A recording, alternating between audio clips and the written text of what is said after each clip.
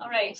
Thank you, everybody, for joining us for today at the Organic Summit 2022.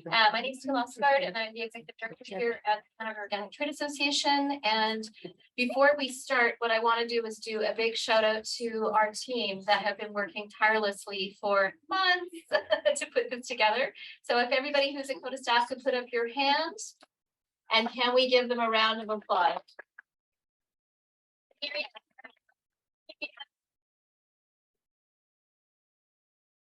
Thanks very much, everybody. And of course, we're excited to have you all here for what I consider almost our think tank moment, where organic comes together and we look at how we can continue to advance the sector. Of course, this is not possible without the generous support of all of our sponsors. So I want to do a shout out, of course, to Beren's, ProCert, Creative Salmon, Fennings, QAI, Yorkshire Valley, and Nature's Path Organic, Cereals, EcoCert, and Omri.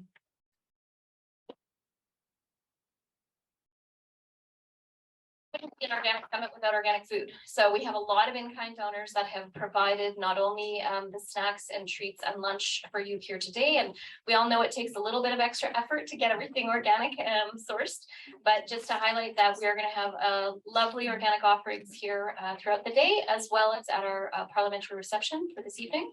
So just to highlight that there is bathrooms down the hall, there is Wi-Fi available with the instructions on the back of the wall if anybody needs them. And just to, of course, highlight that we will have breaks happening throughout the day to give you a chance to socialize with your colleagues here. Also, I just want to, of course, make sure that we are acknowledging that it is great to be gathering here together. We're on the traditional and ancestral unceded territory of the Anishinaabe Algonquin Nation. The peoples of the Algonquin Anishinaabe Nation have lived on this territory for millennia, stewarding the land and the water and all that contributes to life in this region. By acknowledging the original caretakers of these lands and waterways, we're expressing our intention to build an ongoing relationship with the stewards of this place, past, present, and future. And we do recognize the inseparable connection between land rights and food sovereignty and our responsibility to make justice and reconciliation a priority in our work. So thank you very much for everybody joining us today.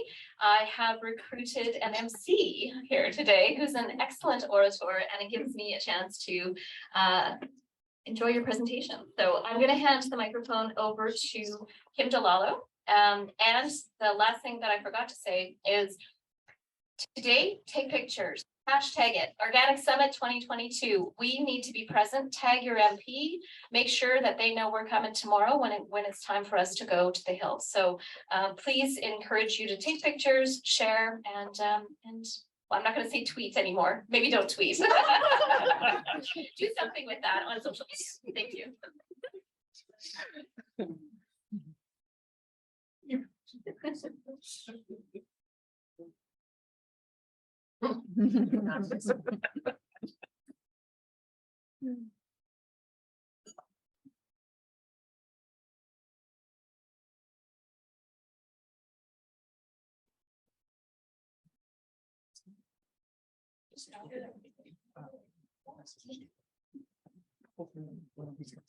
Thank you. Thank you, Sophie, very much. Hi, I'm Kim Jalalo, Member Relations and Business Development Manager here at CODA. So pleased to have you all here, and so pleased to explore everything organic today. So our first speaker will be speaking about quantifying the social and environmental benefit and costs of organic foods in Ontario. This is Yasser Qureshi, and he will delve into the benefits, as I say, about organic. Let's just learn a little bit about Yasser for a moment. In your program, you have all this information, but just to highlight, he has a graduate PhD in Human Studies, an interdisciplinary program with a business perspective from Laurentian University. After completing his BA in accounting, he later graduated with a Master's of Business Administration. And Yasser's research thesis intends to identify the fundamentals of the profitability structure of organic farms. Now, that's pretty cool, right? Profitability structure of organic farms in the province of Ontario with an interdisciplinary focus. It includes small and medium-sized farms that provide organic food directly and indirectly through intermediaries to consumers. So Yasser, welcome, and we look forward to your presentation.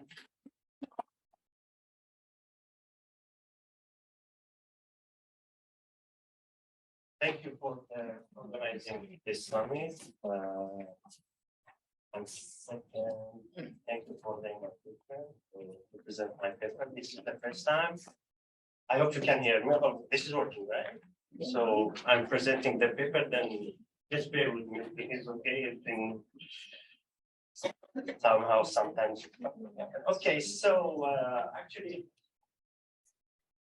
this paper that I publish is based on research that is being done in this. My paper is. Use the microphone Oh, for sure, the people sorry. on Zoom. Okay, sure. So my paper, in fact, it is a review on other research paper. So it's been done in US in 2016. I couldn't just rely on to present my paper as a review, but mostly I use my paper, but I have at the beginning to introduce what went into, okay, on the original paper.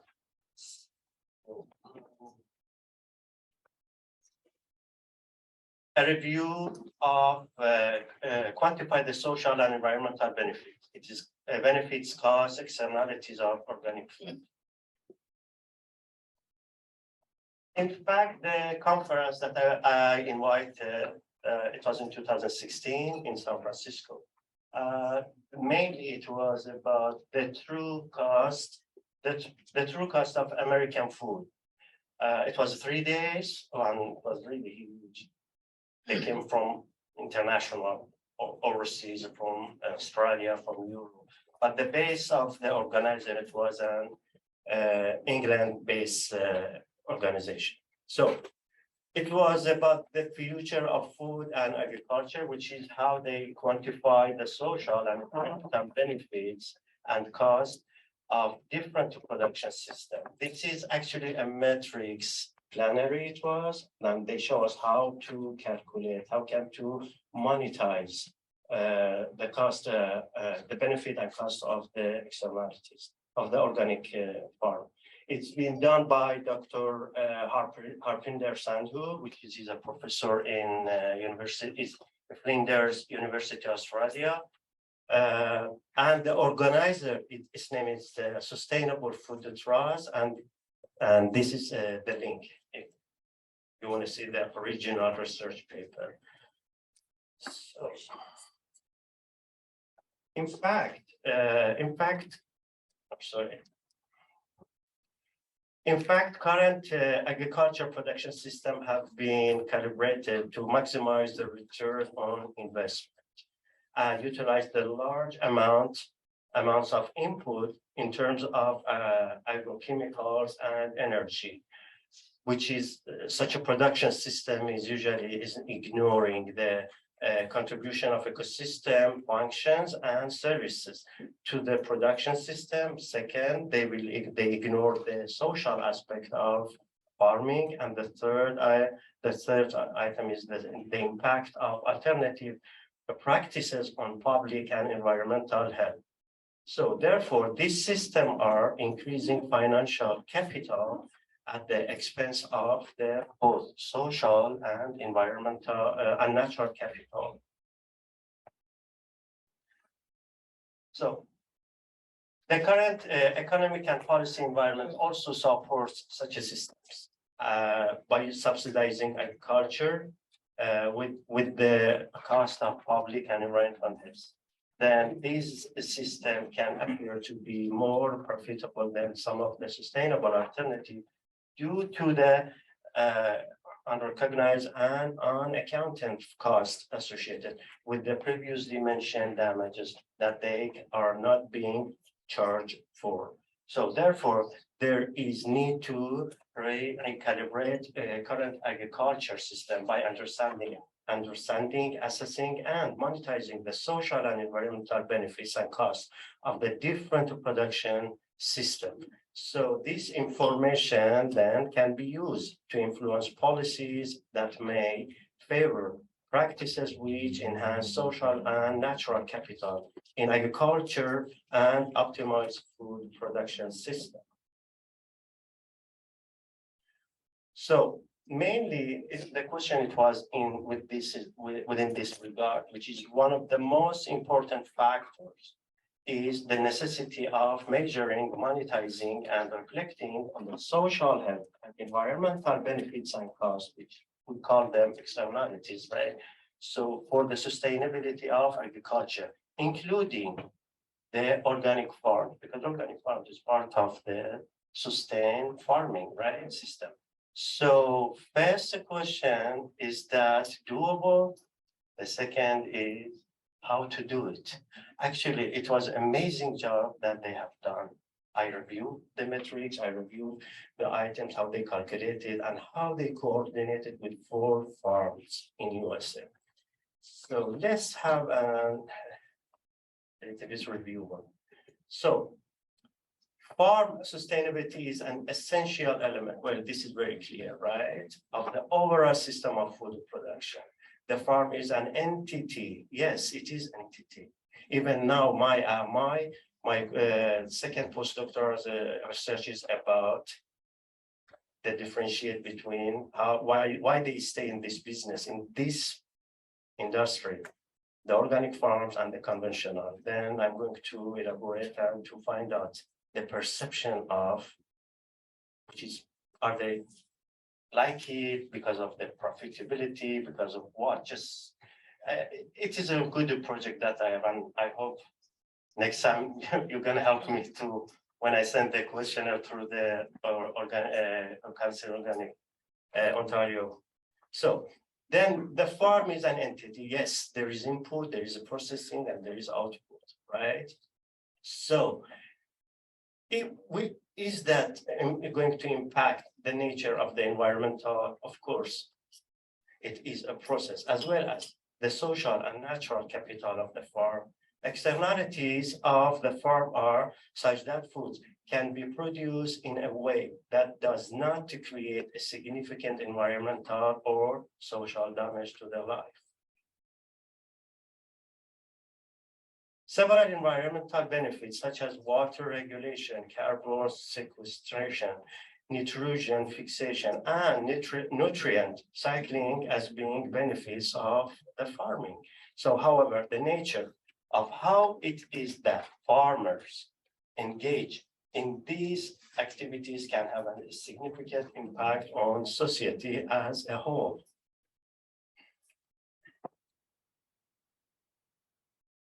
The consideration is very important. The consideration of the total cost of organic food must be discussed beyond the scope of the economic region. Farming is not just about, the cost or the economic evaluation, right? It is more than that, and we have to look at it beyond of the economic perspective. So these issues such as natural resource use and damage, human rights, and animals are critical determinant in the true cost of the food people eat. In fact, the research, it was about how we can have the true cost accounting of food, right? So this consideration may be due to discrepancies or the differences in costing that can contribute to damage in the scope of what is justifiable concerning environmental, economic, or socially sustainable production method. The case of the corn is perhaps one of the amazing examples that it can elaborate that for us. Just look at here. So about 65% of the world maize production come from the US, but only 1% that food will go to the humans, and the rest will process and added to the feed of animals and used to produce goods such as high fructose corn syrup, HFCS. So there is a specific threat that comes from the processing corn into HFCS, because the fructose in high amounts can lead to obesity. Then it is best for a full cost accounting that expresses the negative impact of production. Of course, we have to include that. It is not just about the production cost. There is beyond of that cost and benefits, not just cost, of course. for the organic farm, for sure, benefits is more than the cost. Costs have to expose the cost of unhealthy practices associated with the way that the food system works and how food is stored. This is mainly the goal of the costing of the farming. Subsidize must also consider contrary practices that arise from the production of food waste. Everything, if we process it, for sure, we're gonna have some cost. Like in medicine, side effects, right? So despite efforts to create a model of accounting for agricultural system, determining exact number related to social and environmental costs and benefits is very, very challenging. Yes, it is, despite that they work very hard to provide a good system, good metrics that have to include, calculate and include that benefit and cost of the externalities. So the problem arises from the lack of direct linkage between the production and the supply chain for agricultural goods to social and environmental cost is relatively always, it is undefined. It is very hard to define this relationship, but there is a lack anyway, at least they find out now, there is a, not a link between these two variables. So Sandhu, who invented this design and invented this calculation, believed that it would design an assessment method that could measure cost and benefits in the scope of social capital in terms of the cost of production for agriculture products. Actually, they are now, I'm still in relationship with Dr. Sandhu. Now they are trying to universe these metrics, this scientific calculation that they've been invented. It's been invented by them. So the findings reported that environmental and social benefits depend on natural and social capital on farms. I don't want to go more in detail the farm. There were 4 farms actually that it's been selected and they coordinated very closely and worked together. So in fact, look at this here. This is for corn and soybean farm. Okay, this is sustainable farm. It is not organic. If you look at the production value for the corn, this is the total per acre per year. Okay, 884. Production value for the soybeans, 690. Environmental benefit. From doing this agriculture farming, you can see that the environment is benefited about $89 per acre per year. So how about the social? The social benefits, $134. They benefited per acre per year. So the environment cost, of course, it was there. There should be there. It's not just about the benefit. So they got $219 per acre year. How they calculate that? There is an actually, I don't want to say complicated, but it is a little bit for me as a business. I'm just looking at from the business perspective, right?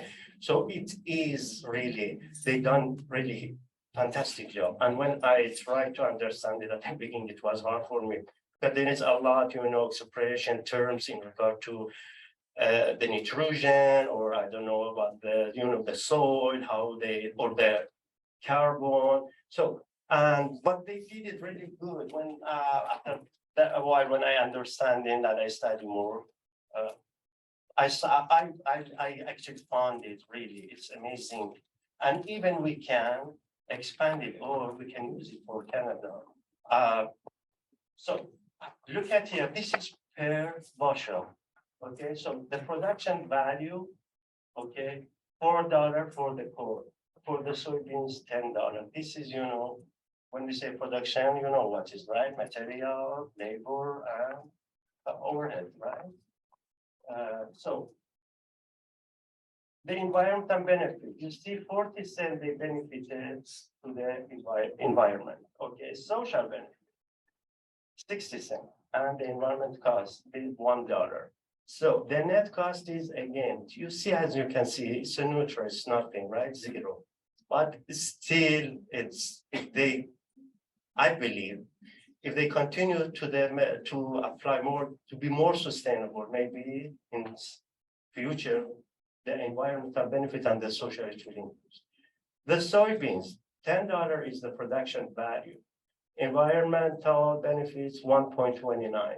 Social benefit, 1.90, and the environment cost is 3.17. Again, it is very, minimum difference. But don't forget that this is per bushel, right?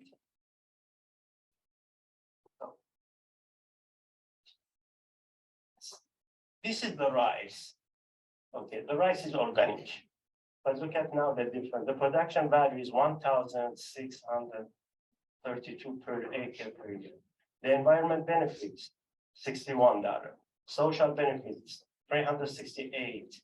And the environmental cost is only 22.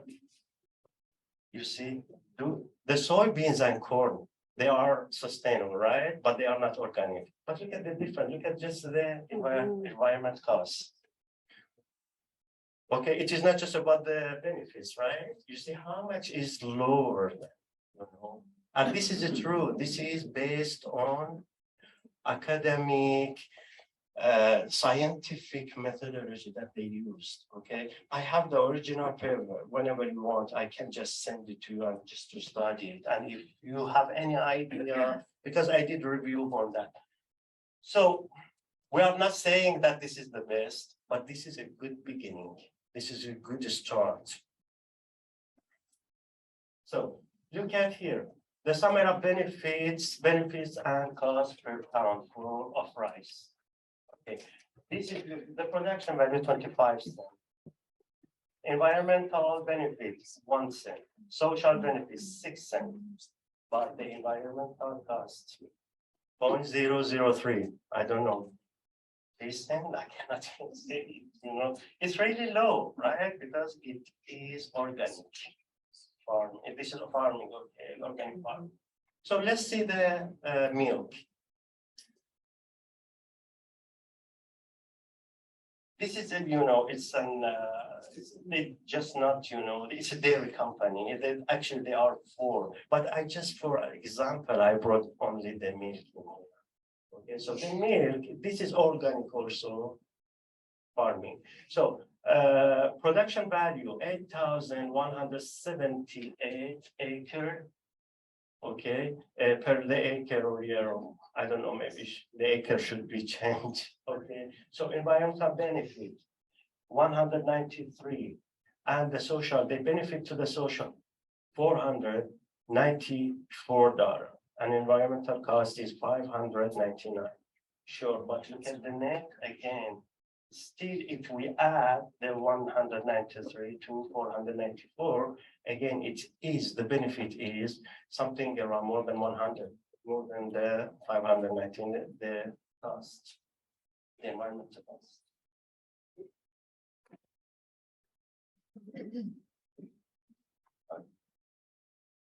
So let's see per gallon, okay? So production value, 3.44. Okay, $3.44. So environmental benefits, 8 cents. Okay, so social benefit, 20 cents. And environmental cost, 0.25 cents. It's not that much, right? Difference, but there is a difference. And it is good. Okay, so look at the net cost is going to be 3.47 if I compare it to the production. Because always, if you want to include, right, the externalities, then you have to compare it to the production value, right? The production value is 3.47, but in fact, the net cost is 347. Now, which price is going to be submitted to be shown to the market? Okay, because this is not sale, right? This is cost, but the sale is based on the cost, right? So look at here. In fact, our cost is less than, or even I can say indirectly, our sales price for the organic farm, because we are not including the benefits and the social and the externalities, it is less than what is supposed to be. So there is some issue, discussable, not actually. One of them is the treatment and nourishment of the animals held in captivity become a part of our food supply.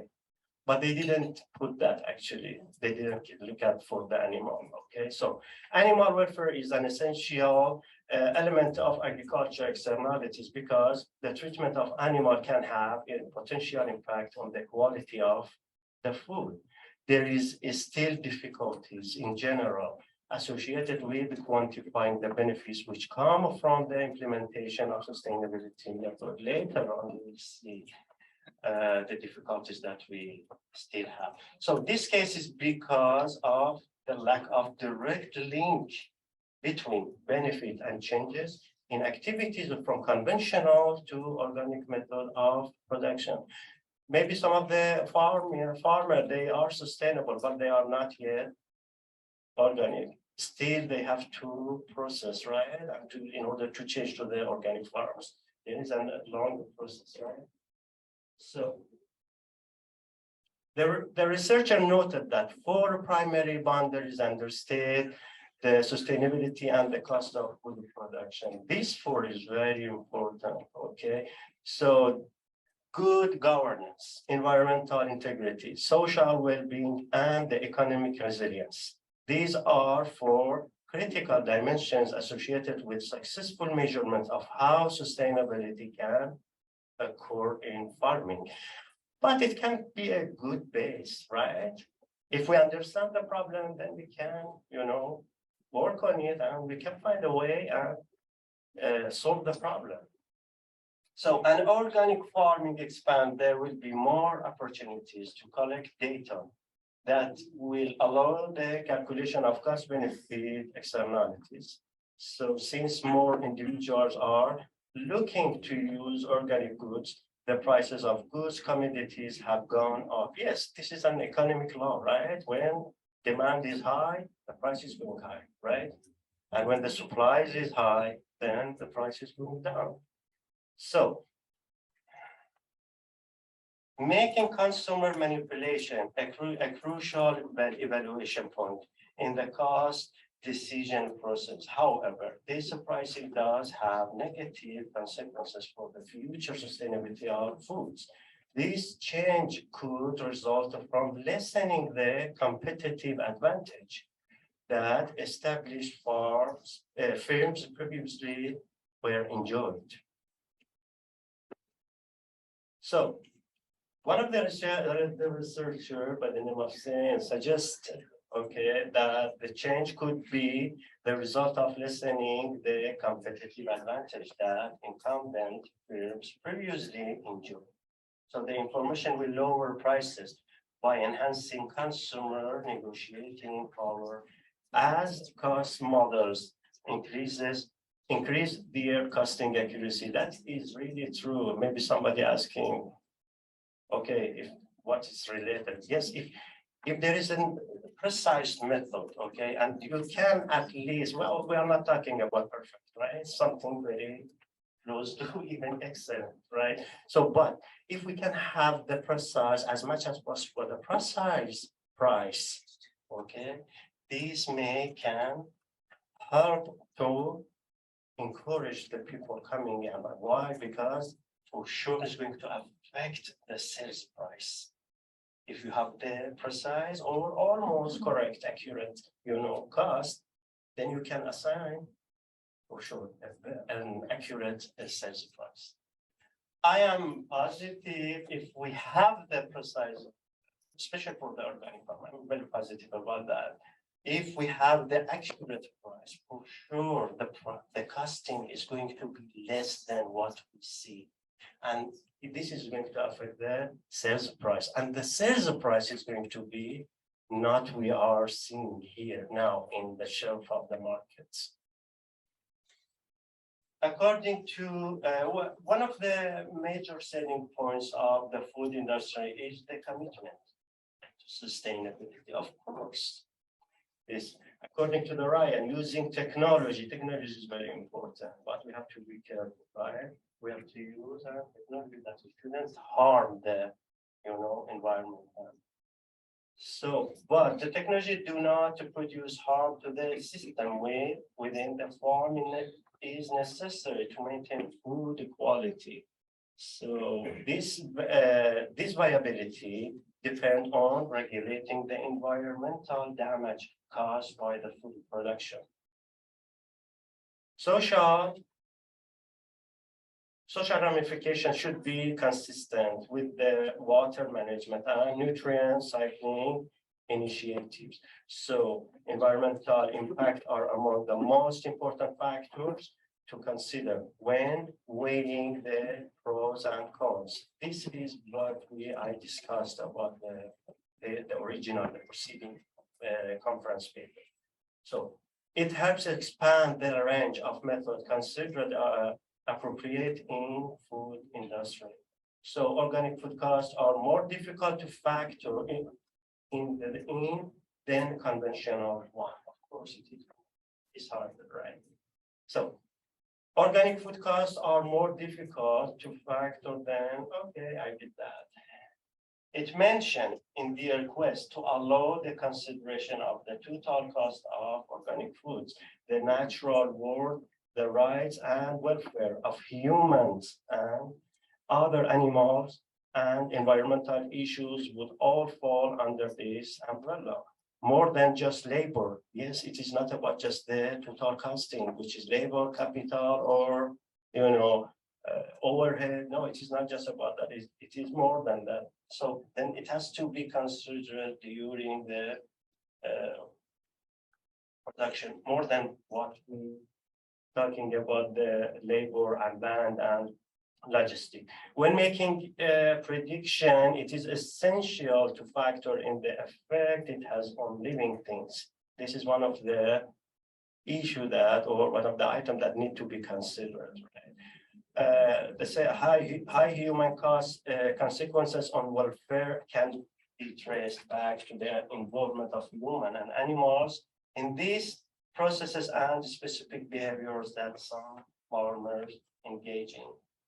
So consequently, unethical procedure affects long-term cost and sustainability. Foods with widespread impacts on the food web are encouraged by these researcher, which is named Nuremberg. So for example, when calculating the price of maize, many factors come into play, right? Including consumption and health results. So argument of the actual cost of organic farming need to consider the product's final destination and the potential detrimental affect consumers' health. So even as this researcher mentioned, shows agriculture system model cannot identify the cost of all inputs. It is very hard.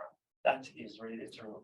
I checked, okay, it is not just about the, what we call sales, variable cost, fixed cost, it is more than that. So current mechanisms are insufficient because of systematic concerns such as a lack of direct costing throughout food supply chain and manufacturing regarding social and environmental gap. I had a paper about why still nobody developed a good accounting system for the farms. One of them is because the farm is dealing with livestock, even the, about product that it is not just manufactured by something and fixed. This is even the grass, whatever, even the grain is live, right? It's growing and then it's like they have a cycle. Like that's why it's really hard to evaluate or to prepare a good, accounting system. So therefore, there are significant difficulties in connecting the dots between the same data and the quantifiable benefit sustainable. Key sustainability performance indicator, yes, that's true. And it is good governance, environmental integrity, social wellness, and the economic resilience. Although they cover some ground, they don't go so far as to evaluate the future of cost benefit analysis models and present them to the public. More study is needed, of course, to articulate the method that can reflect accurate assessment and values of the investment made towards sustainable organic farm. This is why I'm believing in that, and it is just a beginning. We just started to evaluate the externalities, and it is important that how it can be, added to the true cost in order to give the true cost of the farming product, right? So ultimately, sustainable agriculture is geared toward enhancing human and environmental well-being. This is the main goal of the sustainable, or even or more than that, the organic farming. So better result for farming system must be a goal of this scope. Natural and organic foods significantly impact the world, yet there is room for improvement in the method used to evaluate them. So farmer incur high cost of production, necessitating method to bring them up to par with conventional. Yes, we have to bring, it. Don't just leave it away, okay? This is a good, conventional. It can be a good base. We can look at them, we can talk to them, we can use their expenses, and then we try then as much as possible adjusting, and then we can bring the conventional at the level of the convention. I mean, from the market perspective, right? So researchers need to grasp the significance of increasingly sophisticated method of manufacturing made possibly by the technology advancement. Although organic foods have not yet reached the same price point as their non-organic counterpart, this is still, I believe, a huge differences. So the expanding economic benefits of organic suggest that they may one day, of course, we're going to get there. Assessing public knowledge of sustainable agriculture's cost and benefits will be a top topic for studies. So what we need for future, actually, there is a differences between the market price of organic products and their market prices, as I showed you before the table. Okay, whatever we have in show, it's in fact not the true price, not the true cost. Okay, because we haven't yet add the externalities, and externalities is really important.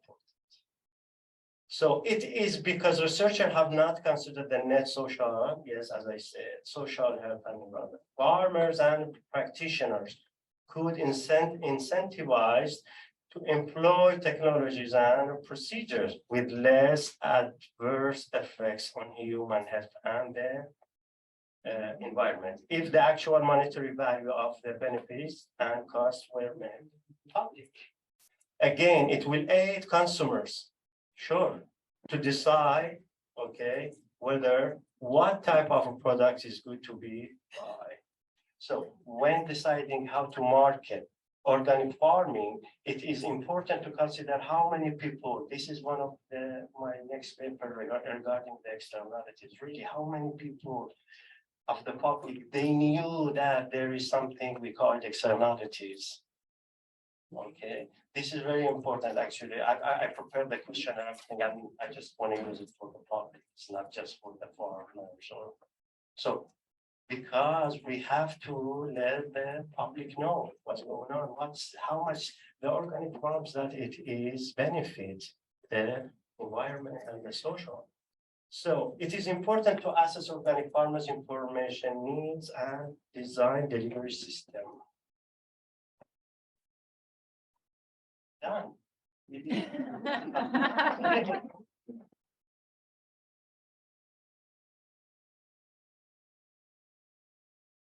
So I just wanted to add something. I'm sorry about that. Do I have 1 minute? Yes, we have time for questions. Good. For question, but I just want to have another comment, please. We saw that there is a specific scientific methodology which is really reliable. I studied that. Okay. So now, if there is benefits or cost, for sure, and then for the organic farm, there is a benefit for the social and for the environment. If we say the production is $10, but when we adding the benefits $2, it's going to be $12. Or if we deduct it from the cost, right, it become $8.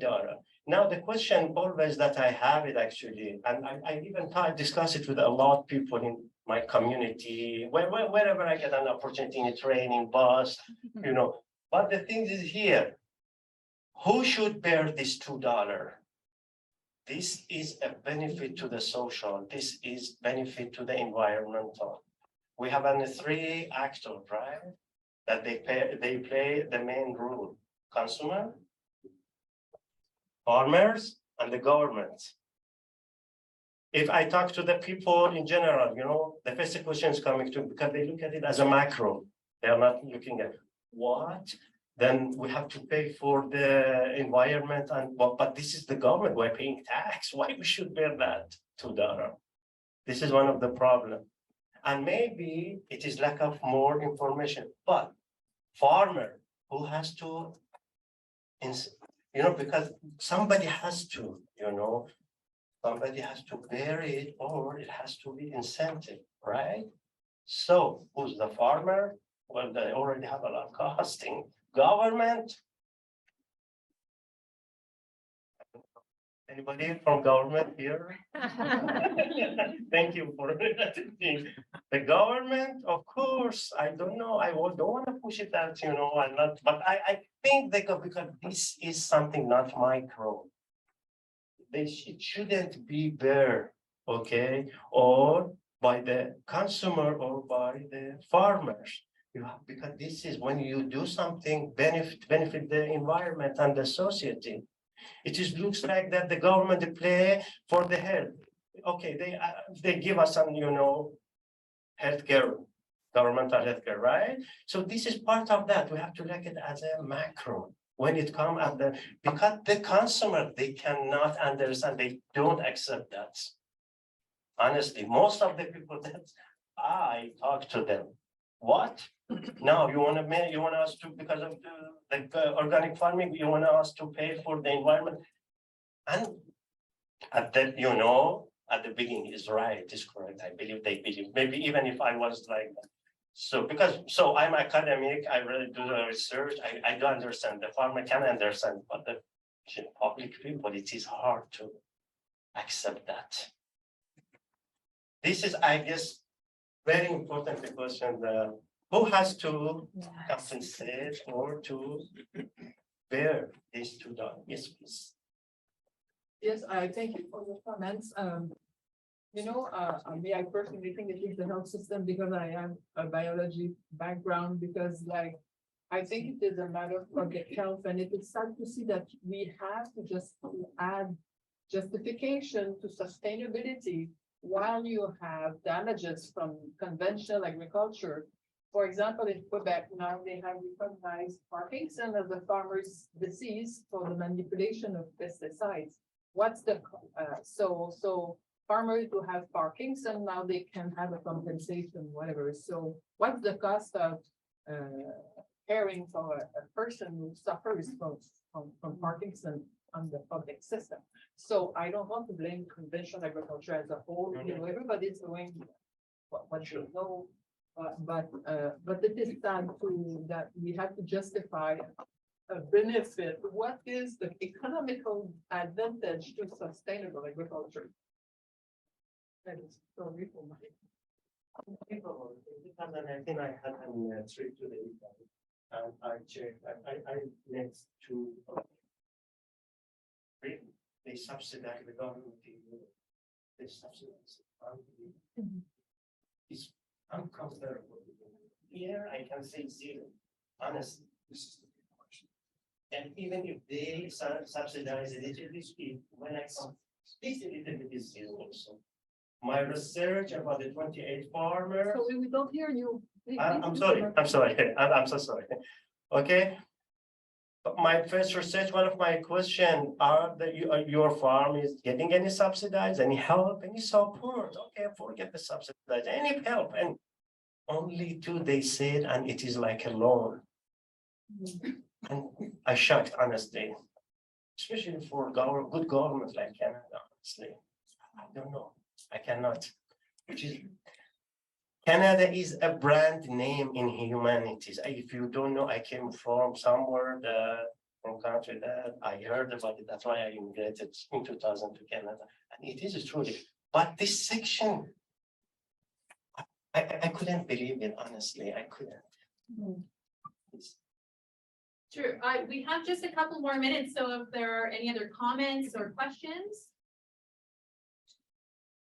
Okay, yes, we have one here. Isn't the real problem that the externalities that pesticides produce are not factored into the price of conventional products on the market? It's not, I mean, I think the benefits of organic agriculture are in some way factored into the price of organic agriculture. It's higher because we protect the environment more. But in the case of conventional agriculture, there are inputs that cause harm. To give you an example, I have a cottage at a lake in Saskatchewan. We had 2.5 inches of downpour in that lake recently. It's a final basin. There's no drainage outlet. That lake received a whole bunch of nitrogen fertilizer, which came off the adjacent farmland. And no one could swim in the lake all summer long. That isn't factored into the price of conventional wheat, conventional oats, conventional. There's no market mechanism to do that. So how do you do that? So do you want me to get it from the conventional perspective or from the? Yeah, because I think that's the problem. Okay, Conventional agriculture, so all of its costs aren't factored in. well, how about to suggest? Okay, in conventional, they don't do that. They, of course, they think this is this is part of my production system. It doesn't make sense for them to ask them, okay, don't use chemical, don't. So this is first thing first, it's very hard. But how to do it? We can use the same as we use here. And the method that they use it for the organic farm, we can. These metrics, these scientific application methods, we can use it also for the conventional. Actually, I don't think I have that, but yes, but I have one example how to calculate, as you said, the nutrition of the soil and the water, the irrigation water, how they, but we can use this. I don't doubt that you can calculate. But the trick is putting it into the market price. Sure, but then, of course, this is the problem that we have in organic farm also. It is doable, but need to be studied, but we can, why we can, how, just calculate it, when we calculate and we have the amount, then let's do. For example, I don't like to use the tax, increase the tax or something like, no, but this is the damage that you are going to, it means you are not adding any value to the product. When we say the profit, the benefit, is going to be added to the cost, in fact. Why? Because it's adding value to the product, right? We can use the same concept, and instead of we're adding it, because for sure they have more cost than benefit, then we can deduct and reduce, we can deduct the cost, the price or the cost.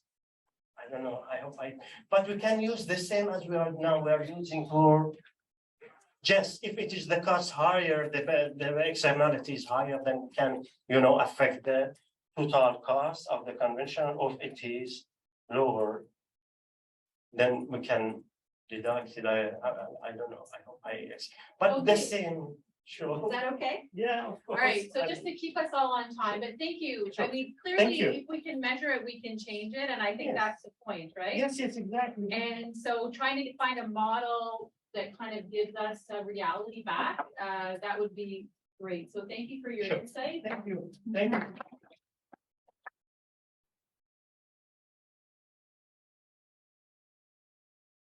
So Sophie's just gonna come up and help us with the presentation. Thank you very much, Yasser. Complicated and very good. So, you know, there's so much going on with organic that, you know, on the one hand, we were talking about the benefits, on the other hand, we're talking about the costs. And Meg Sears is here today to talk to us about glyphosate and the public backlash against Health Canada's 2021 proposal to increase glyphosate residues. You heard Tia talk, those of us who are here in the annual meeting were able to hear Tia talk a little bit about that. So she's going to tell us a little bit about how pesticide regulation transformation discussions reveal a need to refocus on pest management rather than toxicity management of hundreds of chemicals. And she asked the question, can the organic sector lead by example? So Canada can match or exceed European goals for 50% reductions in toxic pesticides by 2030. Do you want to jump in and just bring the so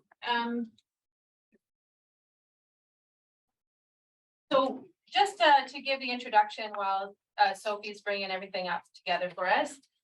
Meg Sears is a scientist leading the national group Prevent Cancer Now, working to make least toxic the norm.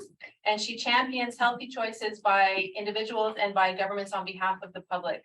Meg brings over 2 decades of scientific and public health engagement on pesticides to this discussion of Canada's pesticide management and the need for more efficient and effective, healthier pest management and pest avoidance with organic practices. Thank you very much for being with us and thank you for doing this great work. Thank you so much. I am thrilled to be here because I think that the people in this room are really, really important for a good future. So I added a little bit to the title of the agency. Is that going to be better?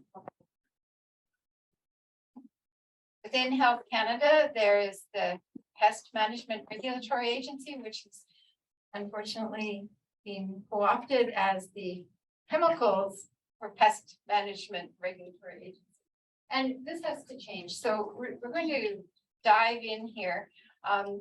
There's a lot of information here. I gather that you'll have the presentation. I've included the references in the slides so that you'll be able to understand that I am backing up scientifically what I'm saying, if it does sound rather outrageous. So I'm going to talk about pesticides in agriculture, and then my first introduction to HOTA, to TIA, and so on, within the context of Health Canada deciding that they ought to increase the amount of allowable glyphosate. So we'll in some produce. So we'll talk a bit about glyphosate and I'll talk about human health, which is a very important externality. It's one of the most important in terms of costs to society. Probably heard about manipulated science. It's alive and well. I will show you some of that. And then why this matters to the organic sector and what we can learn from this. And as I said in the introduction, yes, the organic sector, I really, really will be part of this. Prominent in this discussion as leading by example. So this is work that was done by Christy Morrissey's group, and you can see that agrochemical use has been increasing in Canada from 1991 down to 2016. We've got fertilizers increasing, insecticides, fungicides, and herbicides. They're all going up. There's more diversity of chemicals. There's more volumes of chemicals. And this is affecting our food. At the same time, Health Canada very wisely, and I support this, is saying we should be eating less meat and more vegetable-based proteins. And we'll get back to this because what does that mean in terms of potential contamination of your food? So as I mentioned, in 2021, the PMRA, I'll call them, the Pest Management Regulatory Agency, proposed that we should have more glyphosate allowed in some pulses and grains. And so with Safety Matters and COTA and Sasko Organics, we brought this to the attention of public. Other people were also quite outraged and well, that was the beginning, but right now I just want to take you back a little bit and just talk a little bit about glyphosate because it's an amazing chemical. I'm trained originally in chemical engineering, applied chemistry, biochemical engineering, so I'm very interested in chemicals. And having looked at other herbicides, I said, wow, this is amazing. It's a simple little molecule. It doesn't have any fluorines and chlorines that are going to make it super persistent. Like, what could possibly go wrong? And I've learned since. That was back in the 80s. And so glyphosate really is quite a remarkable chemical. It's the most used herbicide globally. And it has its own category in Canadian pesticide sales because they sell more than 25 million kilograms per year. The next lowest, this is the only way we don't get very many very much hard data on this, but the next lower category is chlorine bleach, which is the only one in that category, which is more than 5,000. So we use more glyphosate than chlorine bleach in Canada, which is rather horrific.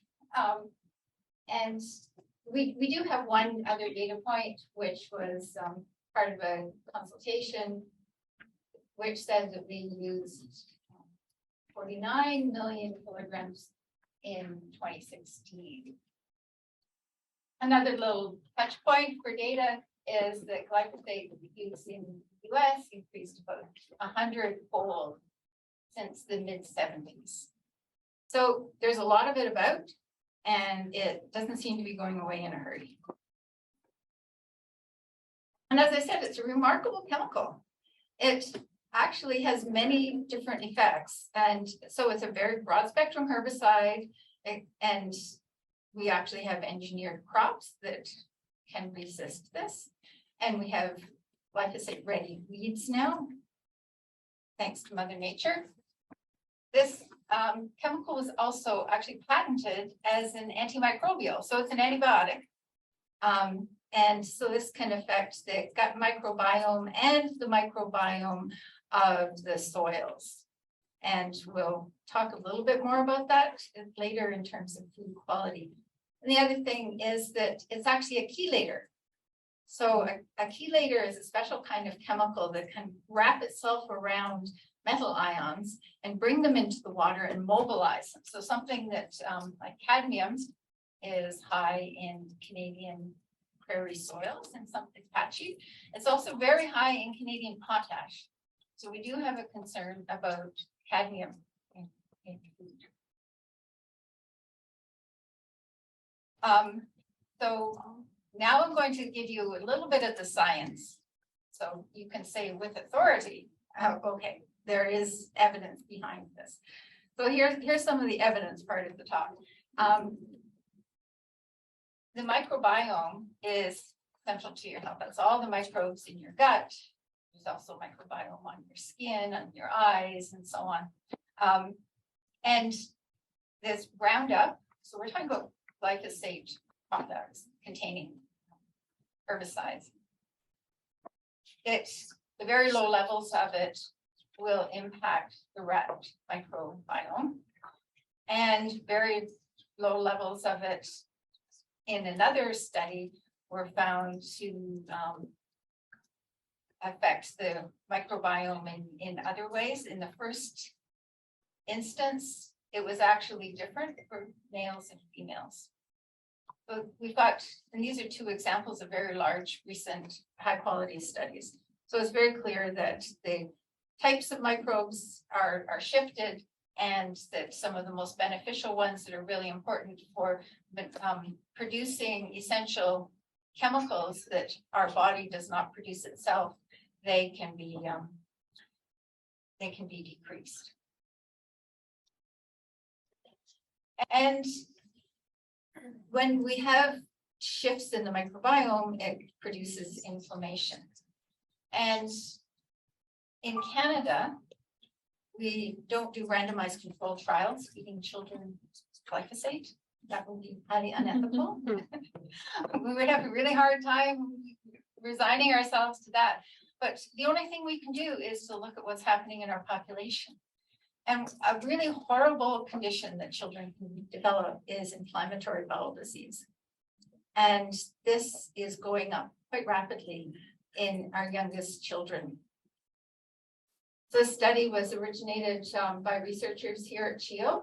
And in this study, from 1999 to the mid 2010s, or to 20, well, I guess it was published later, but the data goes to 2008. The rate of inflammatory bowel disease, the number of children per, standardized to the population, was going up 7% every year. These are life-changing conditions, and it will affect them throughout their lives. Now, it's probably not entirely by coincidence, since inflammatory bowel disease can be a precedent for colorectal cancer, that in our youngest, we have colorectal cancer going up 6.7. It's very close in adolescents and young adults. And this, according to the second study, was despite improved diet and habits and exercise. So they were saying, no, we can't say that all of these adolescents and young adults who are getting colorectal cancer are sitting around all day watching the movies and eating chips. It's not that. There is something that is not what's usually considered to be a contributor to cancer happening in our young Canadians. So was there any reason to believe that this might actually occur? When we looked into the confidential test data that is provided to the Pest Management Regulatory Agency, there are repeated examples in these big tables of data where there's not very much information in these tables of data, but the researchers, the people doing the testing repeatedly stated that there was anal staining in these animals. So there was signs of dysbiosis.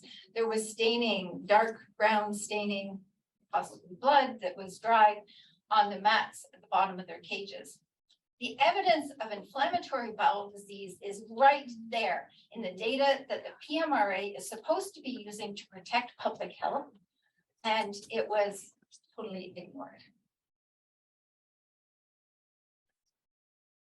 Glyphosate in Canadian research back in 2001,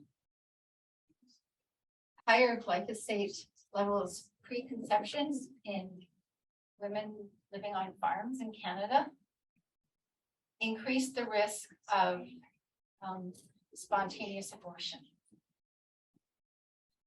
This has been found in a cohort in Indiana, and it's also being found to be replicated in several animal studies, and I've got one animal study here. So we've got glyphosate affecting the microbiome of children, and we're seeing it in rats, and it's also affecting reproduction.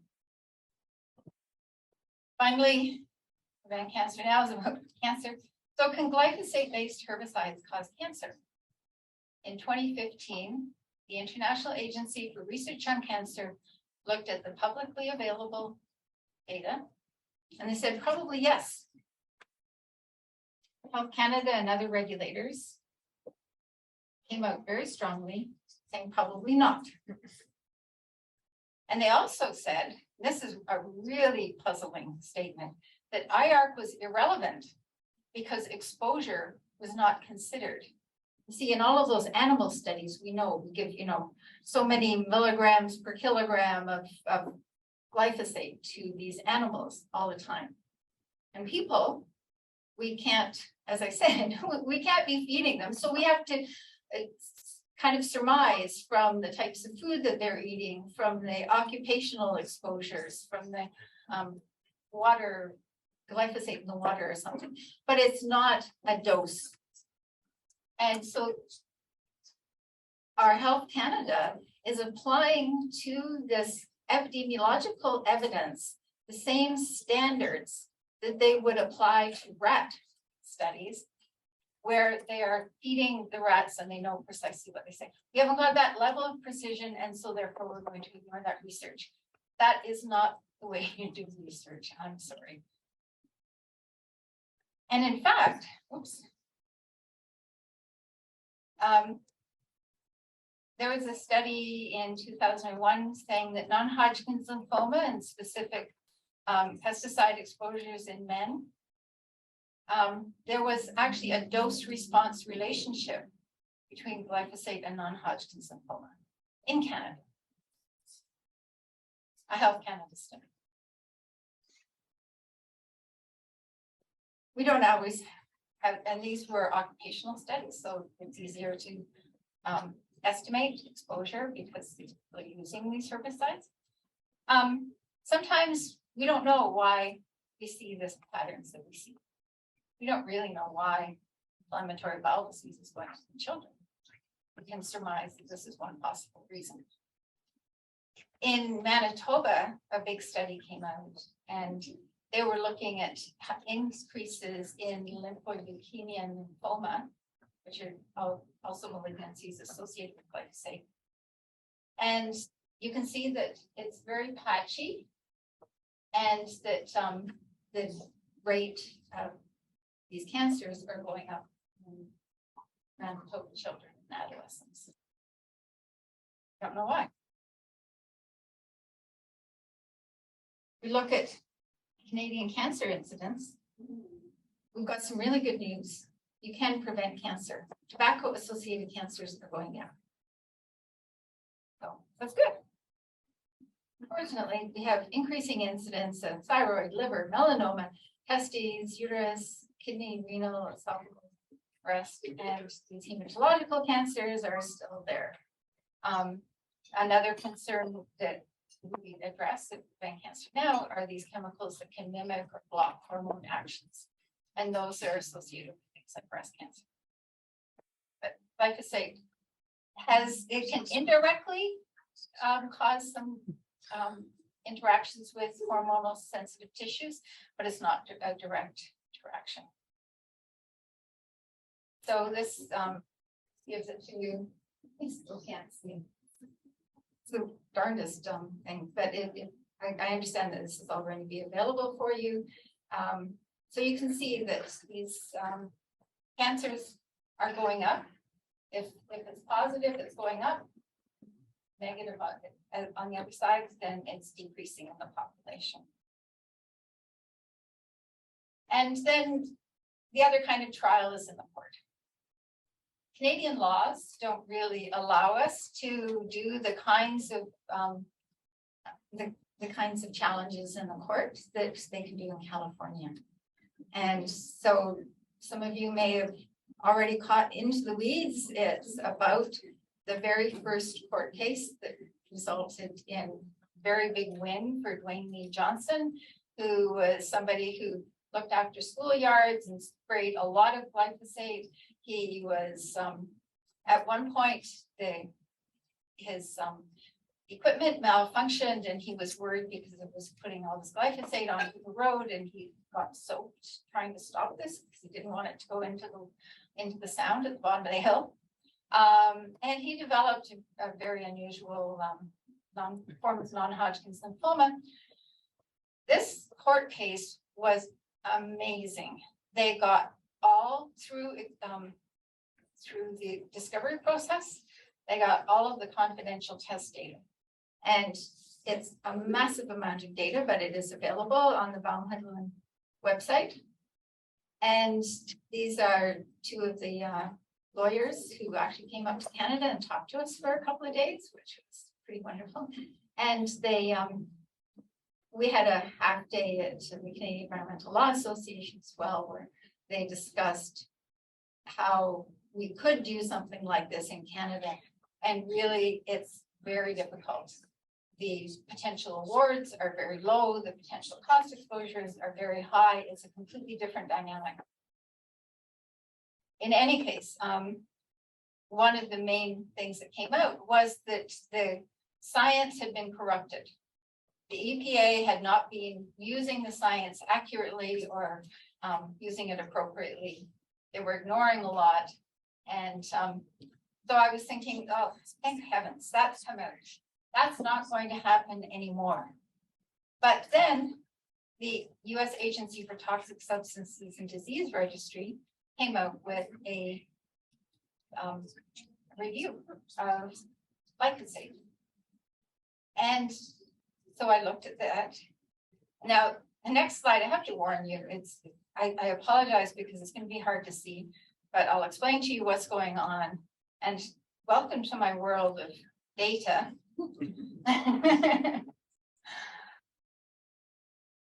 In the final report, data about non-Hodgkin's lymphoma was falsified. I was stunned. When I looked at the first report, you can see at the top here, we have all of the original studies. And the way it works, and it doesn't even show up on this image, that's on the screen. There's a line down here for Unity 1. And if things are to the left of that one line, that means that it causes cancer. You need to have the point estimate and the entire bar over on the other side. And that's what the epidemiologists say that is a positive result. So then what the scientists do is they take all of this data, and the data is all a little bit different. So there's a bit of an art in doing these meta-analyses. So it's worth having more than one group look at these. And all of the meta-analyses at the time of the draft were positive for non-Hodgkin's lymphoma and cancer and glyphosate or glyphosate-based herbicide. It's all epidemiology, it's real people. And then, and I'll just bring to your attention this one study, this Chang and Denzel. Then in the final, you'll see, first of all, that there were quite a few of these meta-analyses that were done in the interim.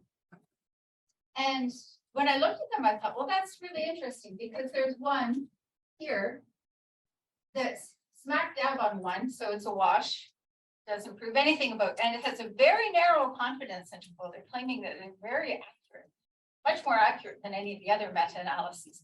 And that was an industry-sponsored study. But then I thought, well, that's very strange because this one, which is the same study as here, is now depicted as being a wash, smack dab on one. That's been moved. I looked up the original study, which is down here on the on the bar here, and no, the original study actually was correctly depicted as being changed in the final, and that an epidemiologist would looking at that would say, well, you know, we've got some that are fairly close to one, and we have one that's, and then we have two that are smack dab on one. This engenders a lot of doubt. This is what doubt looks like. This is a lie. I have no idea why an error was introduced. When you're doing these things, you put all of your information into a big database. There's no reason that would have changed unless it was done intentionally. So I hope I haven't bored you too much with what my life looks like with data, but this is how we end up with pesticides that are hazardous being used around the world. So back to dinner. Whew. Glad we're finished with that part. So we know that we have high cadmium. That so glyphosate-based herbicides do cause compost and trigon-port. And as long as it's not corrupted, the epidemiology said. So what are the other reasons that in Canada we could be seeing things like this colorectal cancer and so on? And so we have the cadmium being high, I mentioned that. So do we have any evidence about our food in Canada? And so there is evidence that was examined by Environment Canada in the 1990s, looking at foods, at plants generally, but also foods and grasses and legumes, both hyperaccumulate cadmium. I have that database. I've got no idea what Environment Canada did with it, but if anybody's interested in Environment Canada information from the 1990s on hyperaccumulation, that's there. So Environment Canada has known it for decades.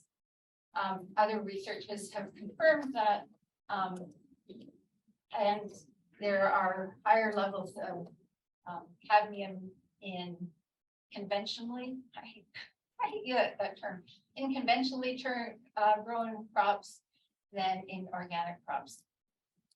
So there's a lot of evidence pointing in that direction. We also know that mycotoxin is much higher in conventionally grown crops. Mycotoxins occur because the microbiome of the soil has changed. And that's really important. So when we're talking about costs, what are the costs to human health of cancers that are initiating in childhood?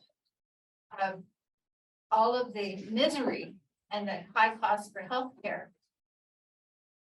And these are very difficult to quantify. We've done a little bit of work at that. We don't have time to go into that today, but there are huge costs. And these are being recognized in Europe. But to get to the specifics, to mention that Bank Cancer Now, Sleep Matters, CODA, and Fast Organics, this is what we actually came together on. So this was the proposal by Health Canada, by the Pesticide Management Regulatory Agency, to increase the maximum residue limits. So that's, what is put on the market from 4 to 10 ppm glyphosate. He's doubling it, going from 4 ppm to 15 ppm in beans and increasing in that, but that's not as important for Canada because we don't sow a lot. And this is really important for the organic sector, because what is allowable in organic food is tied to this MRL. So if we can have 3 times as much glyphosate in conventionally grown crops, then we can have 3 times as much in organic food in Canada before you run into trouble. Unfortunately, Europe hasn't got that memo.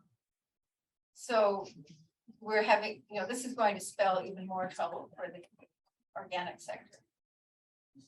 And Sask Organics actually did, maybe a lot of you in this room already know about it. They did a survey back in 2019. They found that pesticide contamination is very common. More than half of the growers had actually suffered financial losses because of it. 20% of exporters had loads tested in Canada, and they passed. And then when they went to Europe, they didn't pass. In Canada, we have no standard for cadmium in food. In other in any other modern jurisdiction, they do. And so Canadian commodities have actually been turned away from Europe because of excessive cadmium contamination. And of course, the possibly have your land removed from organic production for a while. And it was 100% consensus that this was a big problem. Glyphosate was a big problem that has to be addressed. Was it just organic loads that were turned away, or were conventional loads turned away for cadmium? Conventional loads have been turned away. Cadmium.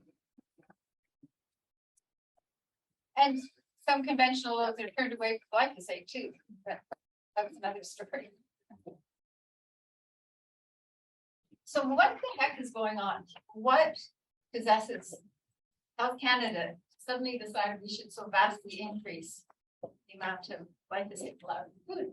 And it turns out that this Codex committee is part of the Food and Agricultural Organization, part of the World Health Organization, and it sets international food standards just so that everybody can get along well. And low MRLs, they're to be avoided because that's a trade irritant. You know, how are we to be so nervy as to say, no, you know, we don't want your pesticide infested food. And there's actually another NAFTA document. So there are very large, this is big international thing. There's a NAFTA document on data requirements for tolerances, and it sets out the guidance, and it notes in that document that test data may not be relevant to Canadian ecozones. So we're actually saw perhaps that's true, because these maximum residue limits, they're based on field trials, and when the MRLs are set, they will basically accommodate the field trial data, because the last thing they would want is to be a trade irritant. This data we looked at, and it's very sparse, it's very scattered, it's very site specific, and most of it comes from the states. So to understand the importance of this, there's a couple of, one key fact is that glyphosate is taken up a little bit like an amino acid, and it goes to the most rapidly growing part of the plant. And so as the plant is setting seed and ripening, that's where the glyphosate ends up. And, you know, I don't need to tell you, but perhaps the PMRA didn't quite understand this, that indeterminate, we're looking at beans and peas. There are some types that are bush and it's one and done. You know, everything ripens at kind of the same time. There are indeterminate ones that keep growing and growing and growing. So there is always going to be some produce on there. There's going to be some pods holding the beans that are young. They're not anywhere near ripe. And what happens is that they set these MRLs for a whole group. So all the peas, or they set them for all the beans. And they base that on 1 or 2 varieties. And then they say it's going to be valid for everything. And this is clearly, agronomically, this doesn't make sense.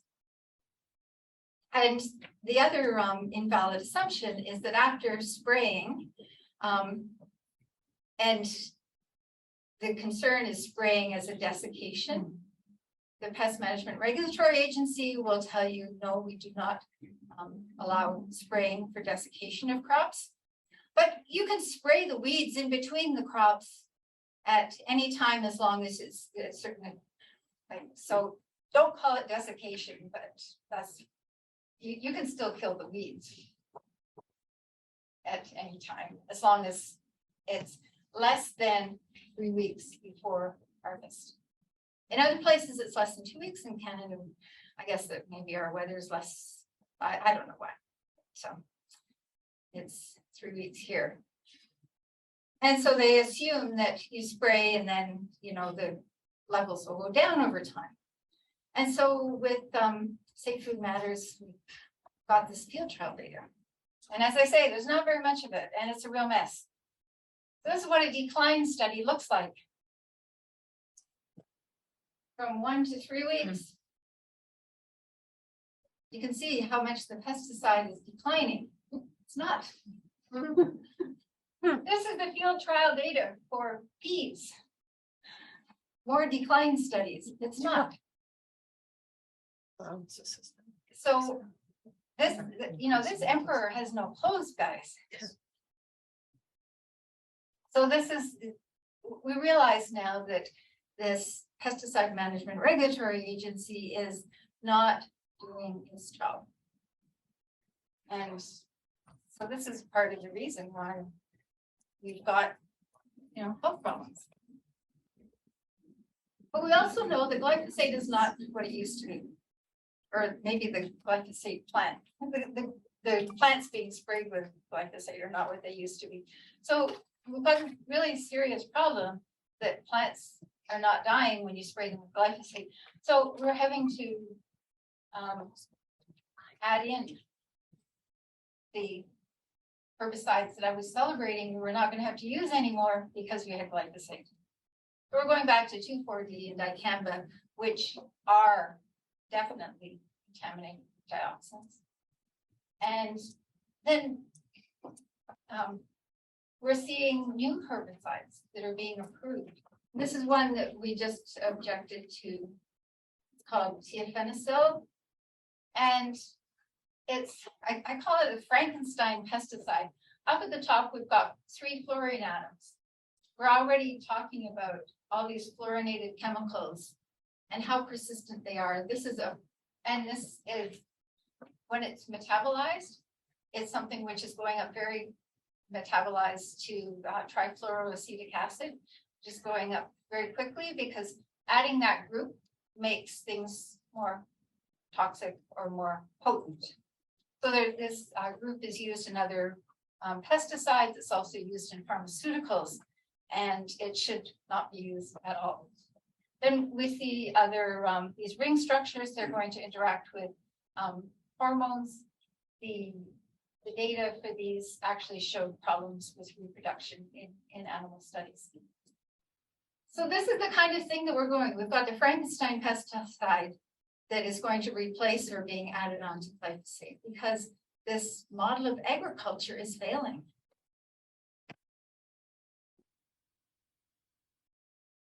So Mary Lou McDonald, who sends her very best regards, she's a wonderful lawyer. So I'm a scientist and she's a lawyer. Between the two of us, we have a grand old time. But she took the PMRA to court because they ignored her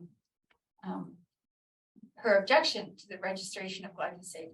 Now, a lot of other Canadian groups also objected, and we all got a form letter from the PMRA. We put in hundreds of pages, zillions of peer-reviewed scientific references, carefully argued information, and we got a form letter back saying, no, there's nothing important here, and that was it. So she was so outraged that the went to court, the Federal Court of Appeal directed the PMRA to reconsider her objections and to follow the guidance of the court. And this is really, the court guidance is excellent.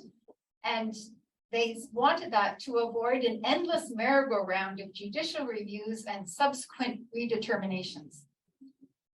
So it didn't take very long for the PMRA to do the usual and shrug off the court direction and once again dismissed the notice of objection. So Safe Food Matters is now heading back to court just a few weeks ago to get the PMRA to consider the totality of the necessary scientific evidence. And Mary Lou said that's a good thing. I ran it by her. That's her image.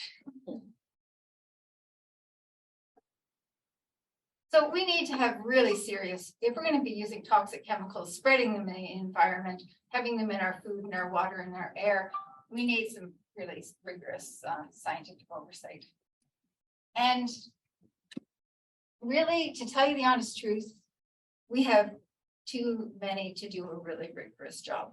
There is very little data. We have never measured glyphosate in humans in Canada.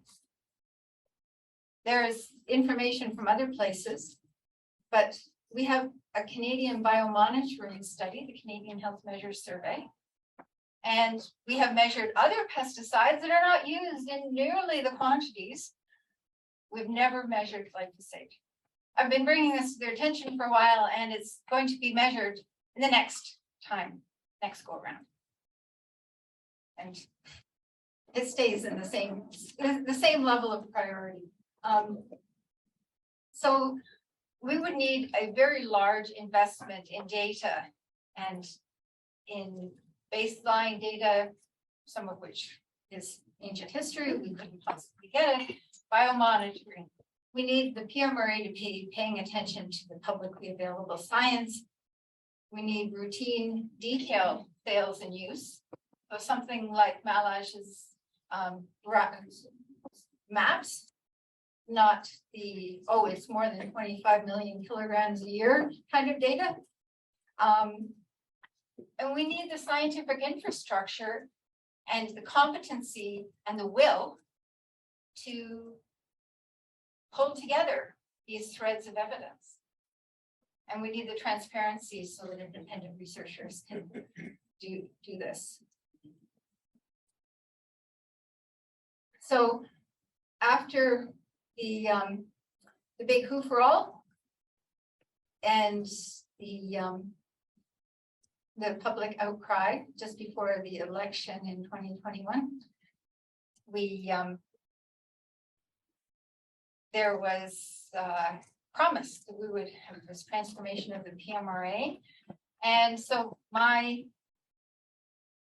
bottom line is that although they espouse transparency, they are not transparent. We did not even receive the documentation about tiafenacil until the day after the consultation closed, in spite of repeated requests over months. We're in court about chlorpyrifos, because the manufacturer, the proponents gave the PMRA no data. They were asked for data to support the registration. They got no data whatsoever, and yet the PMRA still decided to take 3 years to phase this out. Need access to data and so on. And we have to really rethink this management agency that manages. So we have goals. The EU goal is to have the toxic burden numbers and quantities of pesticides by 2030. Canada's going to be hosting COP15 next month. The goal there is to cut it by 2/3. And in Canada, we have no such goal. We are continuing to keep old ones on the market and to new ones, but we really have to focus on least toxic options. And the PMRA and Agriculture Canada need to hear from and learn from this, because you are what ambition and success. And this is the butterfly that came out of its chrysalis.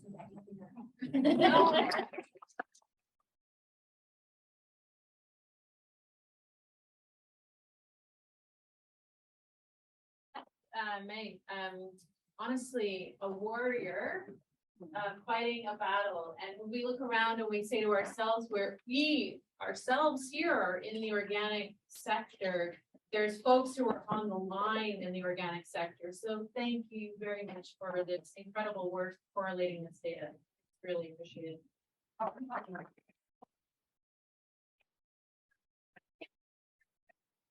I want to do, if I can do anything to help your really, really important work, then just let me know.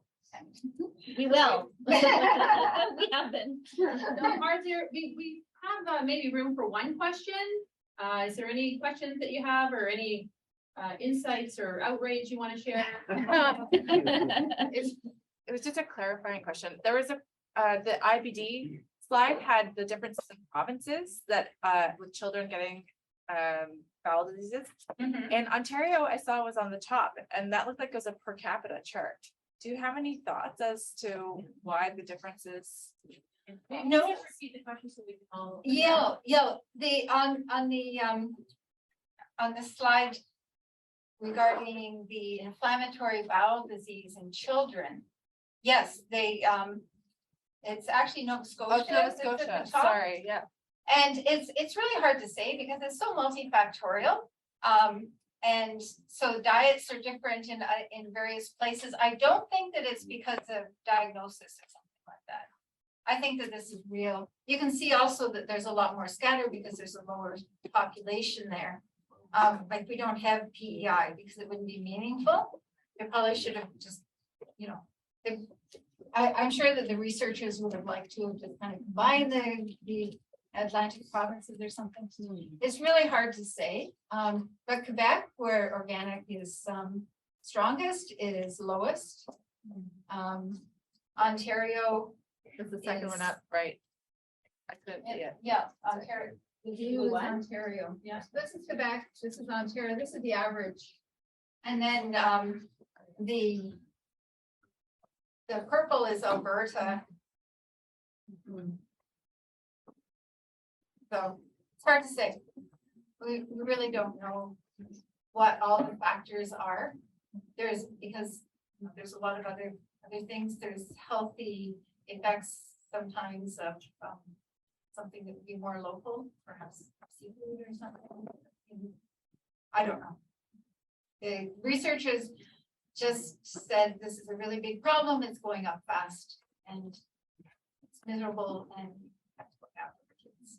And I've asked them about glyphosate and pesticides, and they just say we have not considered that. It's actually quality of food and environmental considerations for health are very, they're not covered in medical school. I work with physicians who are interested in medical health and in environmental health, and they try to have courses and even just, you know, small sessions put into medical schools. They're pretty packed already, the courses, but that's a very big gap in medical education. Thank you. All right, so thank you very much, Meg.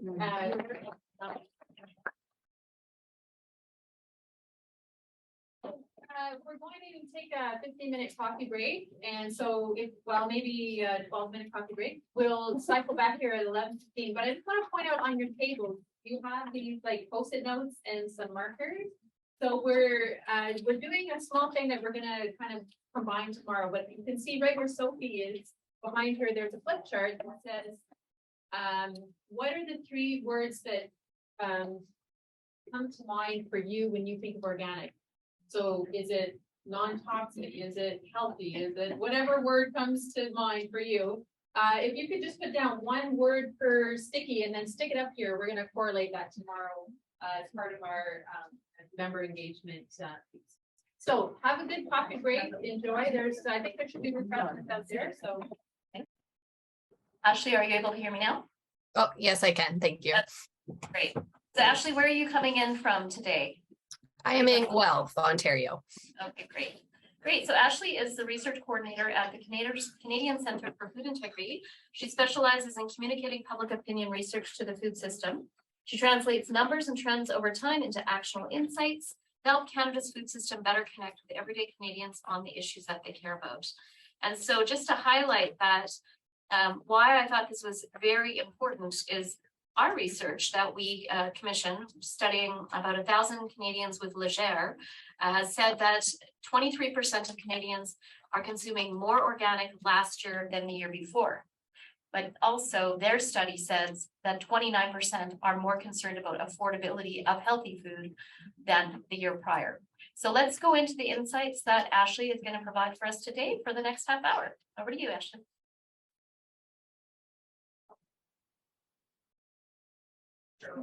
I don't know. She muted herself. Something changed? Are you muted? Okay, there we go. So sorry. All right. Let's start this again. And hello, everyone. Thank you for having me here virtually today as I share with you some of the Canadian Centre for Food Integrity's public trust research results. For anyone not familiar, the Canadian Centre for Food Integrity is a national nonprofit organization with charitable status. Our mission is to build public trust in Canada's food system by leading through transparent two-way communications, resources, and research. When it comes to research, we act as a collaborative coordinating body, and we seek to inform research-based public trust efforts within the food system. And we achieve this in a number of ways. CCFI is increasingly a trusted partner when it comes to research. We've conducted many additional projects ranging from food labeling, sustainability, improving the pipeline of those going into food and agriculture careers. And we leverage our past research to inform new areas. So if any of you have a study in mind, please reach out and maybe we can work together. Our ad hoc research portfolio is continuously growing, but what I'm sharing with you today is part of our annual National Public Trust Survey. The Canadian Centre for Food Integrity's annual National Public Trust Research is uniquely consistent and yet adaptable. We track key questions, and that helps provide a long-term understanding of public perceptions over time, as well as context for emerging food system issues and trends. Along with a commitment to our key tracking questions, CCFI's public trust research remains proactive in addressing current and emerging issues through new research areas and analysis. Today, I'll be sharing some of the top line results from the 2022 research, and this is really just a tip of the iceberg in terms of the data, insights, and key findings available exclusively to CCFI members, of which Canada Organic is our newest member, so the full research report is available to all of you now. Of course, I think our research is very valuable to our members, and it's really more than just a simple fly-by-night public opinion poll you might hear in the news.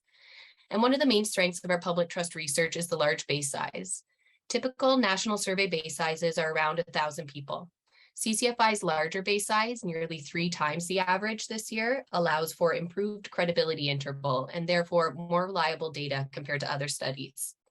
Our large base sizes allows for more in-depth analysis and results of subgroups. We're committed to a reliable base size in every single province. We don't group Manitoba and Saskatchewan or the entirety of the Atlantic together like typical national research. An additional strength of our research is our tracking data.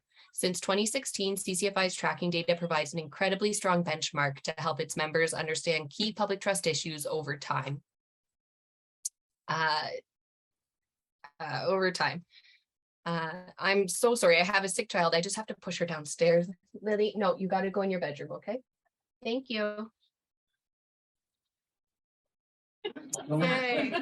It is the season, of course. It's the one day I have something. Okay, where was I? So we know that public opinion concerns don't exist in a vacuum, and our tracking data provides year-over-year analysis and provides our member with an important context on the relative magnitude of key issues. As I mentioned earlier, our member-only data is valuable both monetarily, which is over $300,000 worth of research, as well as strategically. CCFI members are leaders in public trust, and their exclusive access to CCFI research enables a competitive advantage in their pursuit of public trust. Specific CCFI member research benefits include access to all full public trust research reports, data, questionnaires, research webinars, and tailored research presentations. And finally, our public trust research is informed by member feedback and research advisory panel. Our members are encouraged to share areas of interest to help inform public trust research.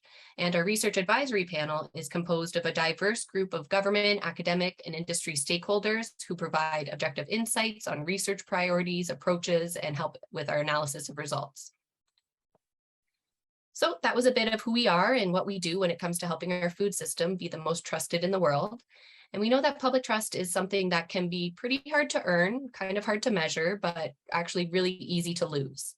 CCFI members represent the diversity of the food system, from government, associations, commodity groups, the list goes on. Our members understand that we all benefit from public trust. So you, our newest members, are part of a forward-thinking group who know that when it comes to the essential pre-competitive issue of trust, We go further together. And that's what our research is designed to do. To be both big picture thinking as well as detail oriented enough to help our members better engage with the consumers they serve. And now for the fun stuff, the research. Our 2022 Public Trust research was conducted online from July 4th to 25th via Ipsos Public Affairs. A representative sample of 2,918 Canadians aged 18 plus were surveyed. Quotas and weighting were employed to ensure the sample's population reflects the overall Canadian population. And again, our large base size allows for a really great margin of error. Plus or minus 2.1 percentage points, 19 times out of 20 had all Canadians been polled. The objectives of our research were to track public perceptions about Canadian food, agriculture, and food system issues, to measure public trust in Canadian food and agriculture and food system stakeholders, to explore consumer attitudes and behaviors on important topics. This year, we fielded a suite of questions as kind of little deep dives on cost of food, sustainability, food labeling, and plant and animal genetics. To better understand key drivers of public trust, this year our study ran an advanced analysis on the relationship between sustainability-related issues and their impact on growing public trust. And throughout the report, and both the presentation today and the report, we use these up and down arrows to signify significant differences between year-over-year results. All right, moving on. So each year, CCFI measures how concerned Canadians are about a wide range of life and food system issues. This year, we looked at nearly 20 topics. These results provide both an important big picture understanding of key issues for Canadians, as well as a point of reference for where food and farm concerns fall in comparison to those. While our annual results provide kind of a quick snapshot of consumer sentiment at that time, our tracking metrics allow us to build a valuable long-term perspective on these issues. So what are Canadians worried about these days? This little picture here is a bit of a clue, and I bet a lot of you could guess what the #1 issue Canadians are worried about. So these are the top 5 issues Canadians have the highest level of concern about, and that means they provided a rating of 8 to 10 out of 10. Overall, pocketbook issues are the top concern for a majority of Canadians. The cost of food remains the top worry among a strong majority of Canadians, unchanged in its ranking for the past 5 years. Food costs being the #1 concern is not unique to our study or anything that you might see in the news, but there are some indicators that suggest this issue is more significant than years past. The large rate of growth in concern, so we saw an increase of 8 points compared to last year, as well as the overall level of concern, which has reached a tracking high level, with 7 in 10 Canadians indicating they are very concerned, illustrates to us that concern about the price of food is not just a blip in public perception, but rather it's the central issue that is front of mind for Canadians. The societal issues that Canadians face is ever changing, and to reflect that reality, CCFI remains fluid in the topics that we track. While some issues like the cost of food have remained consistent over time, the list of concerns we track is continually evaluated and adapted to respond to everyday issues that Canadians are facing. To that end, this year inflation was added and it was ranked 2nd. 2/3 of Canadians indicated that they are very concerned about this issue. Concerns about energy rounds out the top 3 after a significant 6-point increase compared to last year, with nearly 6 in 10 rating this issue as a top concern. Concern for existing cost metrics, so things that we've measured in the past, have grown significantly. Cost of food, energy costs, and the economy have all grown year over year. And other issues that we have tracked in the past, keeping healthy food affordable, has almost always been in the top 3, but it is not. It's been outpaced by other cost concerns despite being comparable to past year's levels. Taking a look just at a couple other key food system issues, half of Canadians are very concerned about the global food crisis and global warming. Concern for the global food crisis is a new metric, and it's clearly top of mind given that it's rated 6 overall. After reaching a tracking high in 2021, concern for global warming and climate change has fallen a significant 5 points, and it's now back in line with past waves. Although concern about climate change has taken a backseat to everyday pocketbook issues, there was one demographic finding that piqued our interest, and that's baby boomers. So those born in 1964 or earlier are significantly more concerned about climate change than the younger two generations after them. So Gen Xers and born between 1965 and 1980, and millennials born 1981, 1996. This was a little bit surprising to me. I feel like baby boomers kind of have a bad reputation, kind of being stuck in the mud, the Karen memes, speak to the manager kind of persona. But when I actually thought about it, I was reminded that baby boomers were at the forefront of many social and environmental issues. They, in fact, were the Woodstock generation. So these Woodstock roots have revealed themselves in a few other climate change and sustainability metrics that I will flag as we go on. Moving on, all Canadians are connected to the food and agriculture system, even if it's as simple as choosing what to eat every day, or as misguided as me spending hundreds of dollars every spring to grow $20 worth of produce that's mostly eaten by squirrels. So these next questions explore food system issues, big and small, and it helps give voice to how everyday Canadians feel about the food they eat and how it's produced. This next question is what I call a CCFI classic, the direction of the food system.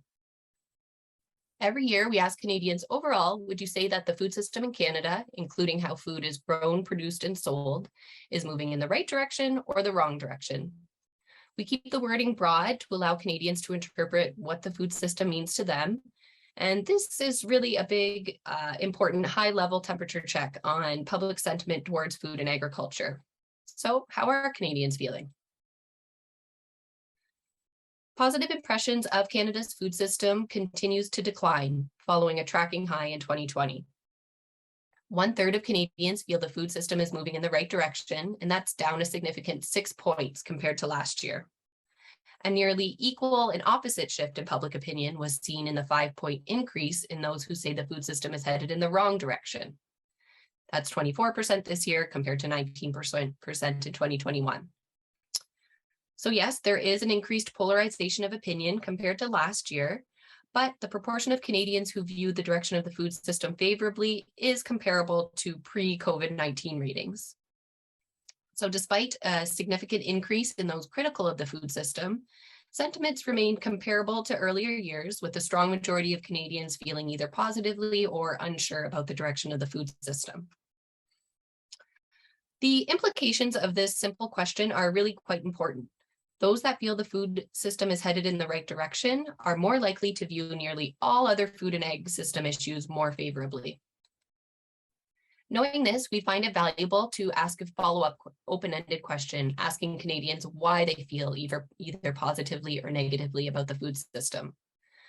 Among the 1/3 of Canadians who feel the food system is headed in the right direction, demonstrating a commitment to transparent, continuous improvement in food production are the main drivers of positive impressions. We have a few verbatim comments here. We see that Canadians acknowledge farmers as innovators while ensuring quality in an environmentally sustainable way, being proud and trusting of made in Canada foods, and knowing that the way we grow and manufacture our food is continually improving. Now we'll look at why Canadians feel the food system is headed in the wrong direction. In a word, cost ×3. The rising cost of food is the overwhelming top reason provided by 1/4 of Canadians who are pessimistic about the food system. In fact, cost concerns are 3 times more likely to be cited than any other issue. Again, looking at some of the verbatim comments, the magnitude and rate of food cost increased, someone concerned about government policies and those impacts on costs, and a desire for improved food security, meaning a more self-sufficient food system, which was the second most common theme. Now we'll take a look at some specific food and ag system issues, both how people feel about them this year and how those opinions might have changed compared to last year. And we'll start with the main issues so far, which is cost and affordability. Most Canadians are more concerned about keeping healthy food affordable compared to last year. After a significant 9-point increase, concern for affordability has reached a 5-year tracking high. While still rated relatively low, the proportion of Canadians who are more focused on cost than country of origin has grown significantly. I know that the devil has many advocates, so I'm not trying to play their side, but in research, the extremes are always the most interesting in the story to be told. And we do see that here in that second statement. I do not care where my food was produced as long as it is affordable, safe, and healthy. Nearly 1 in 5 strongly disagree with that statement, representing a sizable group who actually do feel strongly about where their food comes from. And I read this as a little bit of a proxy for demand for local and support for that Made in Canada brand that was also mentioned on the previous slide. The next grouping of statements falls under environment and sustainability. Due to significant year-over-year growth, both of these metrics have reached tracking high levels. The 13-point growth in concern about the amount of food loss and waste in Canada is the highest increase of all food system tracking issues, with over half of Canadians very concerned about this topic. 4 in 10 strongly agree that Canadian farmers are good stewards of the environment, and that's a significant increase after a tracking low last year. And here are just a couple food production questions applicable to your group today. Just over 4 in 10 Canadians say they are very concerned about the use of pesticides in crop production. That's up significantly compared to last year, but it's not a tracking high. It's actually fallen back in line with previous waves. Nearly 3 in 10 feel food grown organically is healthier than conventionally grown food. That's also up significantly compared to last year. We have only fielded this question since 2020, and this year's result is identical to that first year we ran it. So this is something that we will continue to track. So Canadians, we all know, have faced a lot of uncertainty over the past couple of years. Jobs, health, education, childcare were all in flux. While some events like a global pandemic cannot be predicted, CCFI's annual research sought to develop a forward-looking understanding of what Canadians perceive to be threats to the food system. These results can help the food system and its stakeholders to proactively address and communicate to Canadians about those issues that they're worried about, and to help people feel secure in the knowledge that the food system will continue to provide them with the food that they need. When provided with a list of issues, the top 3 threats to the food system are inflation, climate change, and labor shortages. Climate change and environmental issues are definitely looming large in Canadians' minds. We also asked this question in an open-ended format, and the environment was the top of mind greatest threat to the food system. Secondary open-ended mentions include government and government policies, as well as price gouging. Across this question, we found minimal differences when it comes to gender, marital status, income, education. So that tells us that these issues are pretty universally felt. Because I'm an elder and millennial, I still think that memes are funny, and this is an old one, so young people don't get it. But this is what came to mind when I think about how to reconcile inflationary pressures Canadians face while also worrying about the future impact of climate change. Jason Momoa. Canadians are very aware of the danger of climate change, but not necessarily able to focus on that because they're too busy worrying about the cost of food. And that's what that greatest threats question revealed. Ultimately, this is a call to action for the food system to demonstrate leadership on this front. I know a lot of great work is already underway to ensure the sustainability of our food system. So more than ever, we need to make sure Canadians understand that the food system was there for them for the pandemic and will be front in line in responding to the next big threat to the food we eat and how it's produced, climate change. More specifically, a focused effort needs to be made when it comes to reaching out to baby boomers or our Woodstock generation. Older Canadians are significantly more likely than all other age groups to rate climate change as the top threat to our food system in both the aided and unaided open-ended questions. Now we'll take a quick look at some findings from one of the key issue deep dives, cost of food. Even many months ago, last spring, when we were planning this research, we knew that cost of food was going to be a top issue. So that's why we fielded some extra questions to dig a little bit deeper into what's at play here. We first asked Canadians if they even thought food costs were rising, and unsurprisingly, nearly all, 94% said yes. So most agree that costs are going up, but who or what do they think is driving this increase? Here we ask Canadians to select the attitudinal statement they most agreed with when it comes to why the cost of food is rising. Overall, we learned that Canadians have a strong understanding of the issues driving up the cost of food. Most Canadians, 56%, believe that food prices are increasing due to costs associated with supply chains and producing food. 1 in 5 think the increase in food pricing is due to corporations wanting to increase their profits. Around 1 in 10 believe the increase is due to the pandemic or because the food shortages due to world conflict. So this shows us that Canadians have a pretty good grasp on what's driving up food costs. But again, this is a snap in time, so sentiments and opinions can change. And so we encourage the food system to communicate to Canadians empathetically about the cost of food and what you're doing to keep food affordable for them. Along with attitudinal measures, the rising cost of food has real-world impacts on Canadians and their relationship with the food system. Knowing this, CCFI focused on a couple of consumer habit questions under our cost of food deep dive. And here's one of them. When we asked people how, if at all, Canadians are adapting their behaviors in response to the rising cost of food, the most common response is eating out less. That was cited by over 4 in 10 people. About a third of Canadians are buying less food and wasting less of what they do buy, 33% and 35% respectively. And then we saw slightly fewer report shifts in the type of food that they're buying. So that includes eating less meat, buying in bulk, buying more frozen food, and less nutritious options. Now we'll take a look at who Canadians trust and how we can build our trust with them.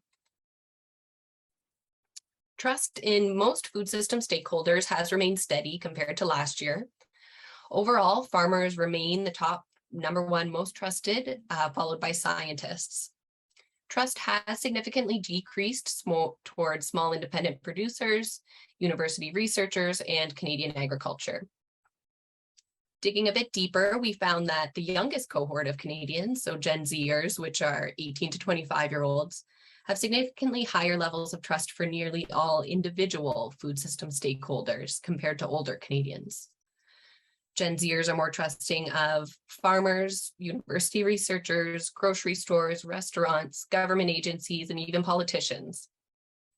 Gen X's, 57 to 42-year-olds, and baby boomers, 58 and older, on the other hand, they have a higher level of overall trust in both Canadian agriculture overall and Canada's food system overall. Like I said, we know trust can be hard to earn, and this year CCFI ran a key driver analysis to gain insight into what food system issues are linked to public trust. So here we see that food safety, providing transparent nutritional information, and the well-being of farm animals are the top 3 drivers of public trust. What this means, there's more analysis in the research report, but the big picture takeaway is that improving public perceptions on those 3 areas has the biggest impact on improving public trust overall. So a 1-point improvement in food safety perceptions will increase public trust by 0.42 points. Again, the big picture takeaway here is that these are the 3 core areas to communicate to consumers to help build public trust. And now a quick look at trust in media. I know this slide is a little bit busy, but the top takeaway is that Canadians are not extremely trusting of media as a source of information about Canada's food system. Government websites and online searches are the most trusted, and yet these top 2 sources have just as many who feel they are not trustworthy. The takeaway from this question is that we need to focus on the messenger over the medium. Utilize those trusted food system spokespeople like farmers and scientists to communicate to Canadians. And this slide isn't included in the deck, but it's in the report. And this year we asked Canadians how often they used these mediums for information about food. And then we looked at any gaps between trust and usage, and there were a few. So some social media platforms, specifically Facebook, YouTube, and Instagram, are heavily utilized by Canadians when consuming food-related information, yet we see that they're not very trusted. About a quarter of Canadians use these platforms weekly, while 1 in 10 use them daily. Knowing this, we need to be where Canadians are and to build trust from there. So again, use those trusted food system stakeholders, transparent values-based communications, and foster a sense of trust on social media platforms.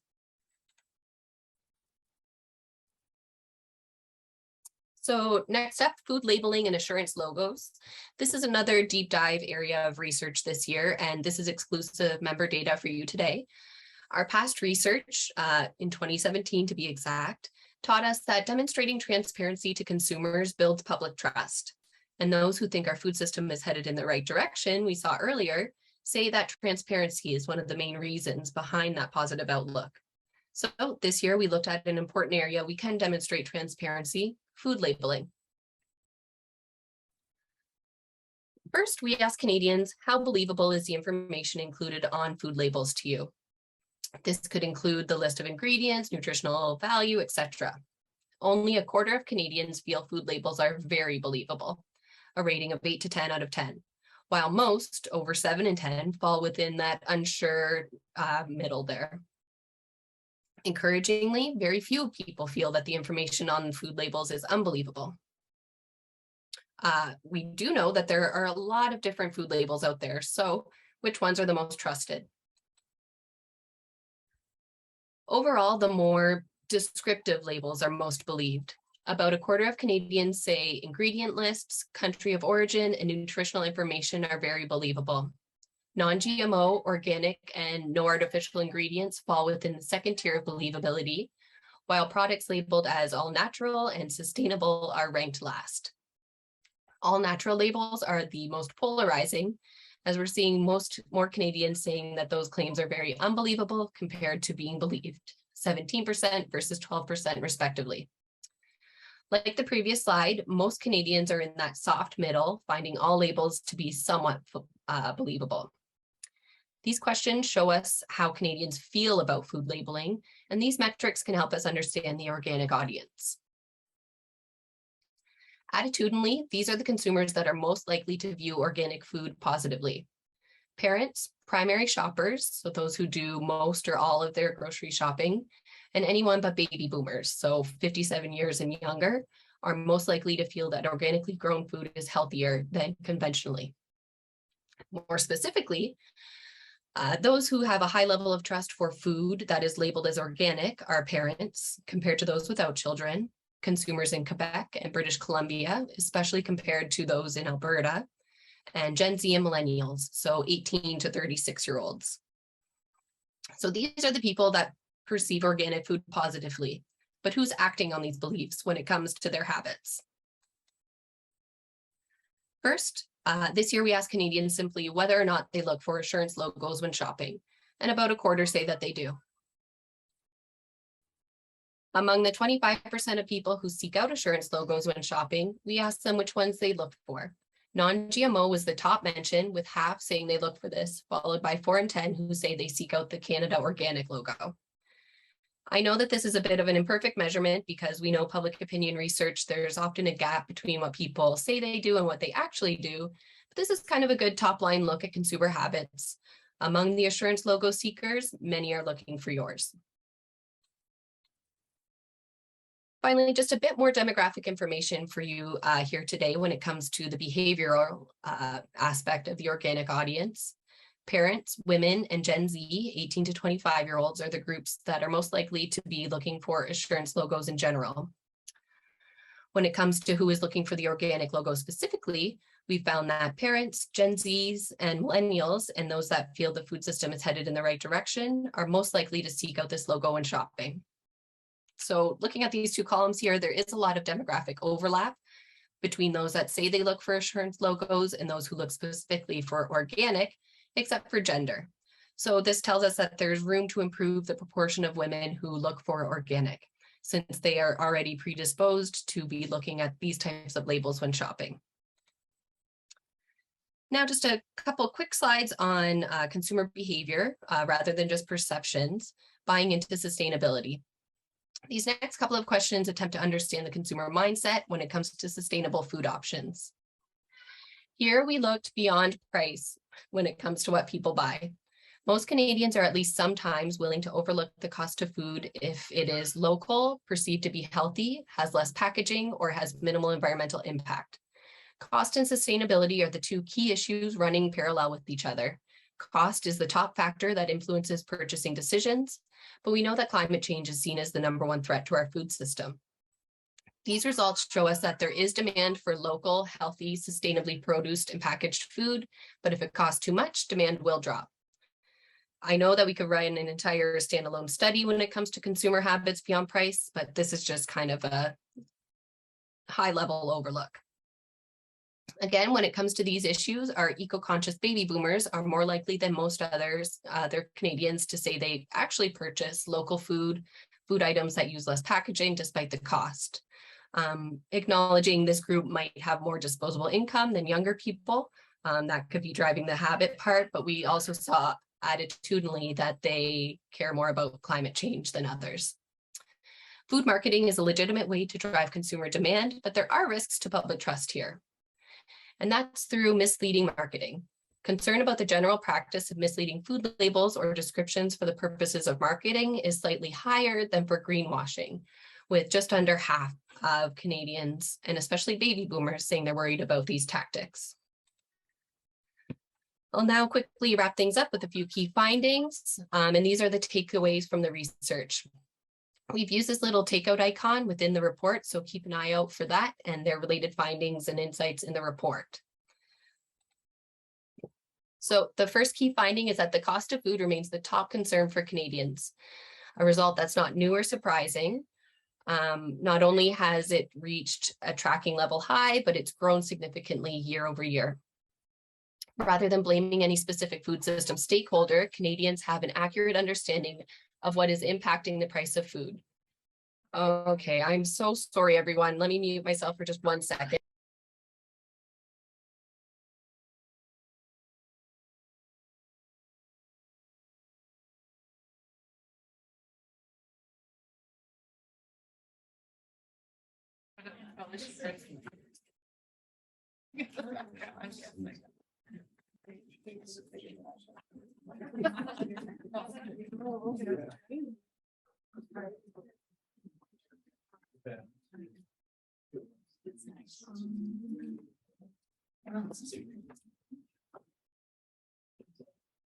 In the meantime, while we wait for Ashley to come back, I'm gonna ask for Deirdre and Nicole to come forward so that we maximize our time.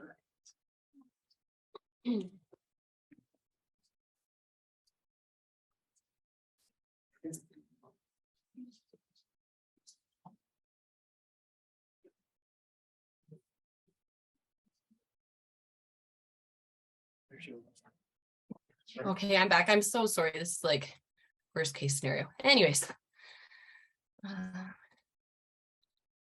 Actually, we're running a little bit short on time, so it'd be great if you could wrap it up so that we can move on to our next presentation, but it's no problem, and we hope your child is okay.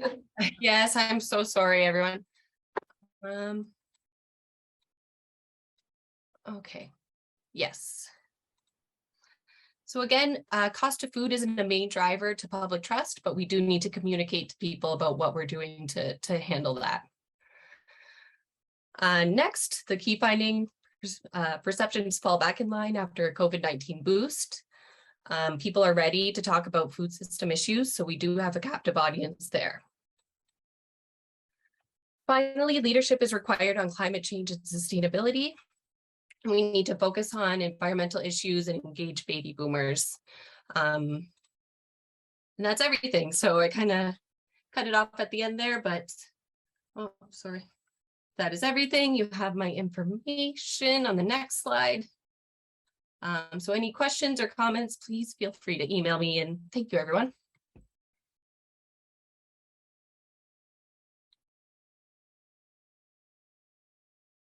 I wish that we Well had done. time for Thank you, questions. Ashley. your contact details, and if you wouldn't mind sending a copy of your presentation. I'm not sure if we have that for the Dropbox yet. But thank you so much, Ashley, and good luck with your baby. Thank you, everyone. I'm so Thanks. sorry. Thank you for your understanding. Problem. All right, take care. Bye.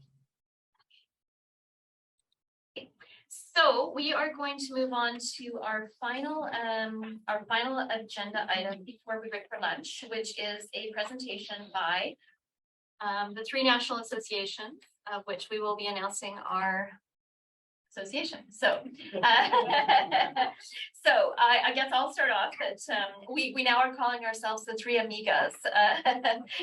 We've been really in dialogue about this. I'll recall when we went and did the standards funding ask for the last standards review, it really brought the three associations closer together. And through that process, we have realized that it is really important for us to work with one voice as a national organic sector. So we have been, we have experience, of course, lobbying together when it came to the standards funding so many years ago, but of course, there's so much more work to do. And we believe that there is an opportunity for organics to be the lead, championing the sustainability goals that are outlined, of course, in the Guelph Statement. And when we are, we receive this amazing research and we understand that the holistic system of organic is here already putting carbon back into the soil and reducing the amount of nitrogen and the greenhouse gas emissions. We are a leader already on climate change issues, and we need to position ourselves with a stronger voice and a leader for this country. So in 2018, we did receive a agriculture and agri-food grant from the Canadian Agricultural Strategic Priorities Program, requesting that the three associations work closer together and work on a long-term funding model to position organic positively for the future, which of course we agreed with. Sharing our common concerns, I'm eager to support the growth of the Canadian organic sector. Canadian Organic Growers, Organic Federation of Canada, and CODA agreed and have been working together for years and are proud to announce our partnership, which is called the Canadian Organic Alliance. This cooperation has been formalized under a memorandum of understanding and co-signed in April of 2022 by our three associations, in which we have agreed that the COA, that's our new acronym, we've got a lovely new acronym for you, will be the primary entity for presenting a unified voice to the federal government and to the public, for developing and advocating for a Canada Organic Strategy and Action Plan and coordinating its implementation, and for ensuring that information is shared regularly and transparently between our three associations. So really breaking down any of the silos that could potentially make it seem like there is not one voice for organic.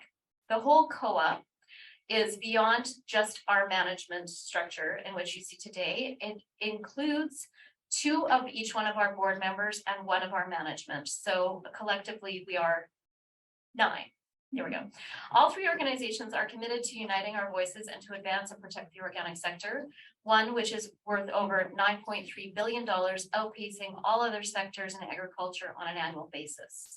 We conducted our first joint organic industry survey in 2020 to assist priority setting for the next policy framework, which is now named the Saskatchewan Sustainable Canadian Agricultural Partnership, or SCAP. We united, of course, to lobby against the GE changes that the Government of Canada is proposing. And here we are today, going into our Hill Day meetings, united as one voice for the industry. We know that standing together will only assist our growers, fishermen, manufacturers, and we need to make sure that their needs are met and continue to compete globally and meet domestic demand for organic. So I'll pass it over now to Nicole Boudreau from Organic Federation of Canada.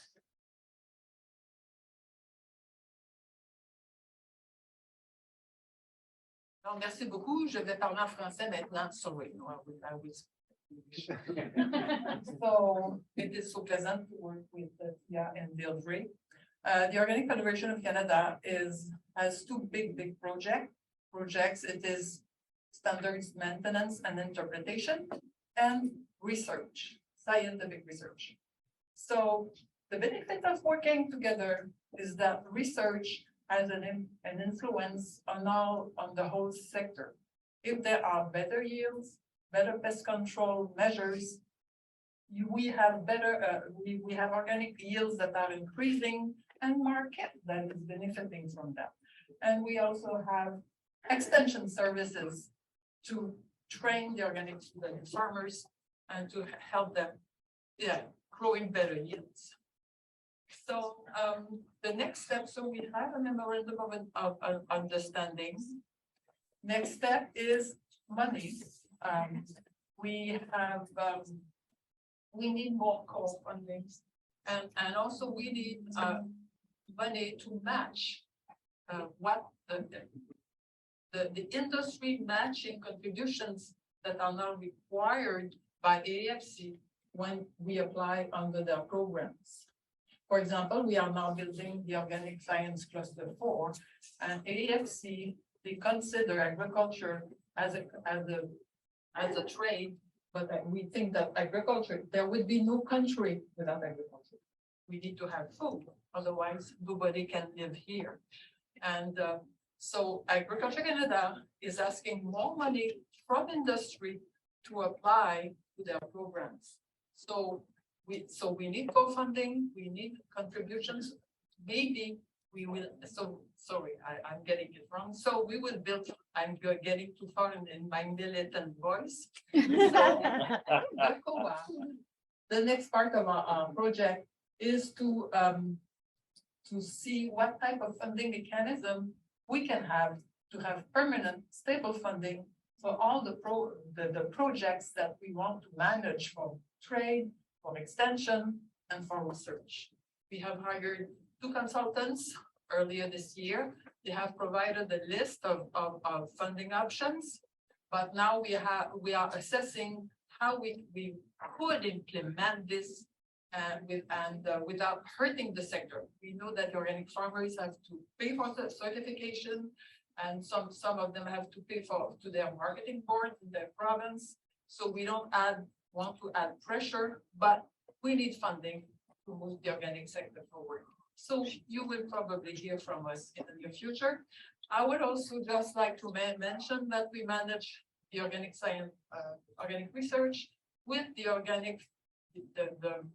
OECC, the Organic Agriculture Center of Canada, and the Dr. Andy Hammermeister would have liked to be here today. I just emailed him. We have Macy Penny Cameron, who is the communication officer now at the OECC. And we have some people, but Macy is here. Thank you. Feel free.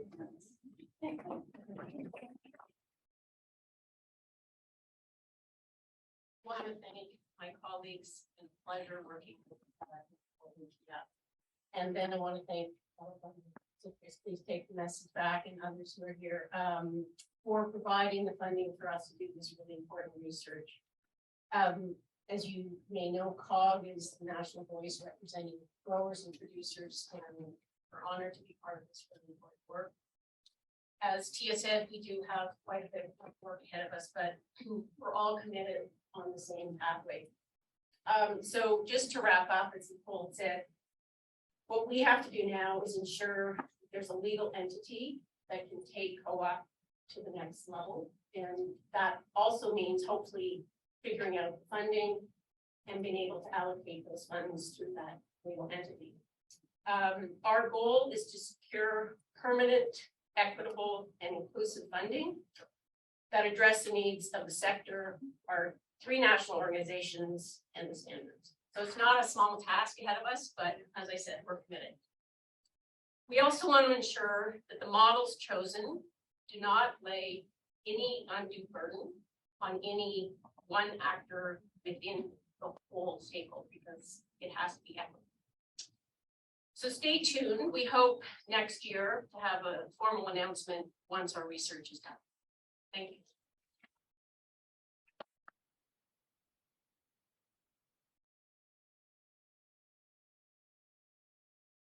So we are going to break for lunch now, and I do encourage you, there is extra tables up there if you want to, go hang out, do something else for a little bit. We're going to meet back here at 1 o'clock sharp. As you can see, it's really easy to go over on our timing, and we do not want to be late for our parliamentary reception and our lobby day training. So I will encourage you to all please come back at like 5 to 1 and enjoy your beautiful organic buffet of our lunch provided by our sponsors. Did you have any other questions? Okay, thank you.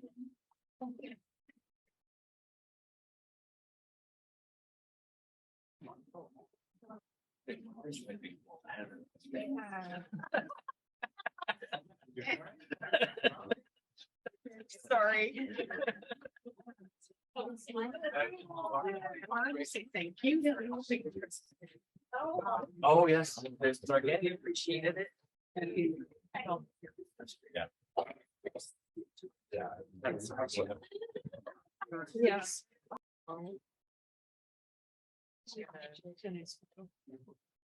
I don't know if you want to do that. All right, so I'm just gonna get the folks in the hall.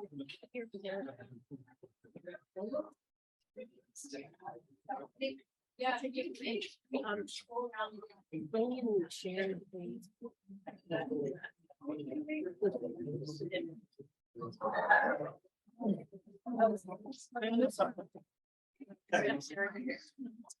I just think.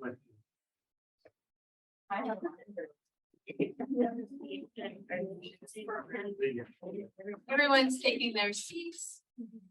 So welcome back. Wasn't that lunch delicious? Yeah. Oh, it's wonderful, wonderful. Okay. All right, so let's get going. So we are in the afternoon now. Thank you very much for your participation this morning. And so we're very fortunate to have the lead auditor of the Canada Organic Regime, Valeria Stekova, who will present on current initiatives happening at the Canadian Food Inspection Agency on the organic file. So the title of her presentation is Enforcement, Fraud Prevention, and Trade of Organic. Of course, many of you would have heard Valeria speak in other times, but let's just explore her background. Valeria has been the lead auditor of the Canada Organic Regime of the CFIA since 2007, and she holds a master's degree in food science combined with an advanced diploma in food safety and a postgraduate certificate in quality management. Prior to her current position, Valeria was involved in the development of the CFIA National On-Farm Food Safety Recognition Program. In addition to overseeing the implementation of the Canada Organic Regime, she has conducted assessments of foreign food safety systems and delivers the CFIA internal lead auditor course. And she told me she has 4 staff working for her now. Yes. Valeria, come along, Godspeed. So that I don't see. Okay, good afternoon, everyone.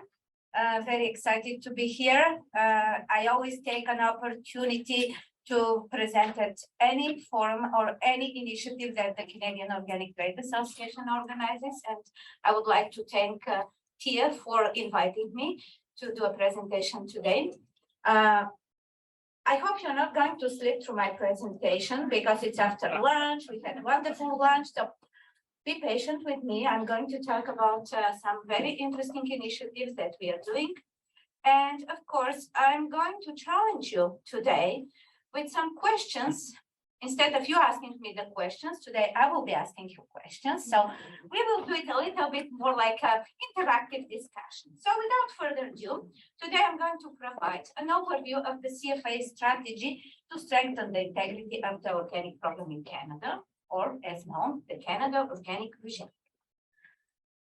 A little bit background on what we've done so far, how long we've been in business. So the organic products regulations first came into force in 2006, for those of you that have been around.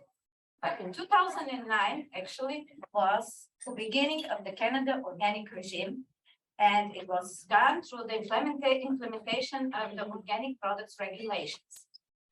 In 2018, organic products regulations were repealed or moved under the Safe Food for Canadians, and now they form part 13 of the Safe Food for Canadians regulations. So when we talk about the organic regulations, they are the same regulations, but they are part 13 of the SFCR. So since 2009, the organic industry in Canada has been growing steadily. We have more and more operators. People know about the Canada Organic logo. I was very pleasantly surprised today to hear that actually the consumers recognize the Canada Organic logo. Before it was all about the USDA logo. Now finally we are getting to a point that, hey, there is a Canada Organic logo, and although it's a voluntary logo, a lot of operators, a lot of producers choose to use this logo. So between 2009 and 2021, we negotiated 7 equivalency arrangements, which actually speaks to the credibility of the Canada Organic regime. It shows, indicates that we have a good international reputation. So we have equivalency arrangements with major trading partners: US, EU, Costa Rica, Japan, Switzerland, Taiwan, UK. Of course, when we signed these equivalency arrangements, we thought about the Canada Organic regime and organic trade in one way. Through the years, we realized that organic trade is not that simple, and it comes with its own challenges. Well, we have now complex and long supply chains. The ownership is very often changed along the chain. There is high demand for organic products. Of course, it comes with higher price and a lot of interest from some players to make money by labeling their product as organic without actually having the guarantee that this is an organic product. The systems as designed initially didn't take into consideration that there will be a lot of international trade, a lot of international movement. So we did not think about all the entities that will be involved in the organic production or the organic trade. And as you can see, we didn't think about the importers and brokers being part of the certification system and why we need to certify them. We had several discussions with the organic industry in Canada. There were proposed changes in the SFCR when the regulations were drafted. And we heard a lot of different opinions about certifying importers and brokers. And most of them were, no, we don't need certification of importers and brokers. So that's how we ended up with no mandatory certification for importers or brokers in Canada. Well, is this the right decision? Is this how we are going to continue to deliver the program? Remains to be seen. It's one of the questions that we will need to discuss, and we will need the input from the organic industry. So, anyway, we do our best in CFA to prevent food fraud, to prevent misleading labeling, to prevent selling product as organic when it's actually not certified as organic. We do this through various means. We oversee the organic imports. We have very strict import requirements for organic products. This is all on our website. We communicate regularly with our certification bodies that are our regulated parties. However, I'm not sure that we do a really good job communicating to the organic industry and especially communicating with the organic importers. And I'm going to talk a little bit about this. There is a reason why I'm saying all this. Anyway, we follow up on organic complaints. There are 2 types of organic complaints we receive. Some complaints come directly to our office and are related to our regulated parties. And when I refer to the regulated parties, these are our operators under the Canada Organic regime, our conformity verification bodies, and the certification bodies. So most often we receive complaints against our certification bodies. And I see some people laughing. Well, there is a reason why. Because we gave a lot of authorities to the certification bodies under the Canada Organic regime. They go, they certify organic products, they verify compliance, and they make certification decisions. Well, some of these decisions are not very popular because the certification bodies suspend certification, they cancel certification, and of course, the industry is not happy. If we want strong organic system, then these actions have to be taken. So we rely on our certification bodies to make these certification decisions. When there are complaints against our certification bodies, and I say our because I feel that they're ours, we work very closely with the certification bodies. And I must say, we trust our certification bodies. We know what they're doing. And they try to do their best. So we rely a lot on the certification. So when we receive complaints against our certification bodies, we work with the conformity verification bodies. It's all internal within our office. And you just heard, currently we have 4 people that are 100% dedicated to the delivery of the Canada Organic regime. But it's not only 4 of us. We have other colleagues from different sections that also support us in the delivery and the enforcement of the Canada Organic regime. So these complaints, no problem. We take care, we make sure that we understand what happened and we deal with the problem. The more challenging part is when we have operators that are outside our system, that are not certified organic, however, take advantage of the labels, take advantage of organic certificate, decide to redesign them, put their name, put a logo on their product without using the name of the certification body. So then what do? We don't have the authority under our office to investigate, to follow up on this type of complaints. So then we use our resources within the CFA. And that's why we established CFA multidisciplinary team to deal with complex organic complaints. And when I say organic, I should have put quotes because they are not really organic. These are usually operators that have their certification canceled, or they use another certificate, change it a little bit, and use it to market their product as organic. Believe me, following up on complaints like that, it's not easy because we have to look and review a lot of documentation. We have to do a lot of work beyond our team's day-to-day work. So that's why we have a lot of colleagues from other sections, CFA operations, trained to follow up on this type of complaints. And as you can see at the bottom, we developed organic label verification training for our inspectors. And when I say our inspectors, these are the CFA colleagues, CFA inspectors. We have specific operational guidance developed for the CFA inspection staff so that they know how to follow up on complaints. So rest assured that CFA is doing much better job than what it used to be because we have more people trained. People are aware of what is happening with the organic products, and they're doing really good job. So we redesigned a little bit our web page on the enforcement as well. Later on in my presentation, I'm going to talk about this as well. So this is a slide that probably a lot of you have seen, and I've talked about it. It was initially introduced, I believe, in 2016 or 2017. And this is our famous AIRS project. Some of you may say, what is this? What is this AIRS? So this is an internal automated import registration system that is designed and implemented by the CFA. So within this system, all the importers have to submit specific type of documentation when they import products to Canada. For many years, we were advocating that the organic import requirements should be included in this system so that we can differentiate between conventional and organic products. So it's very different from the HS codes that you know. The HS codes currently for organic are, I believe, around 69.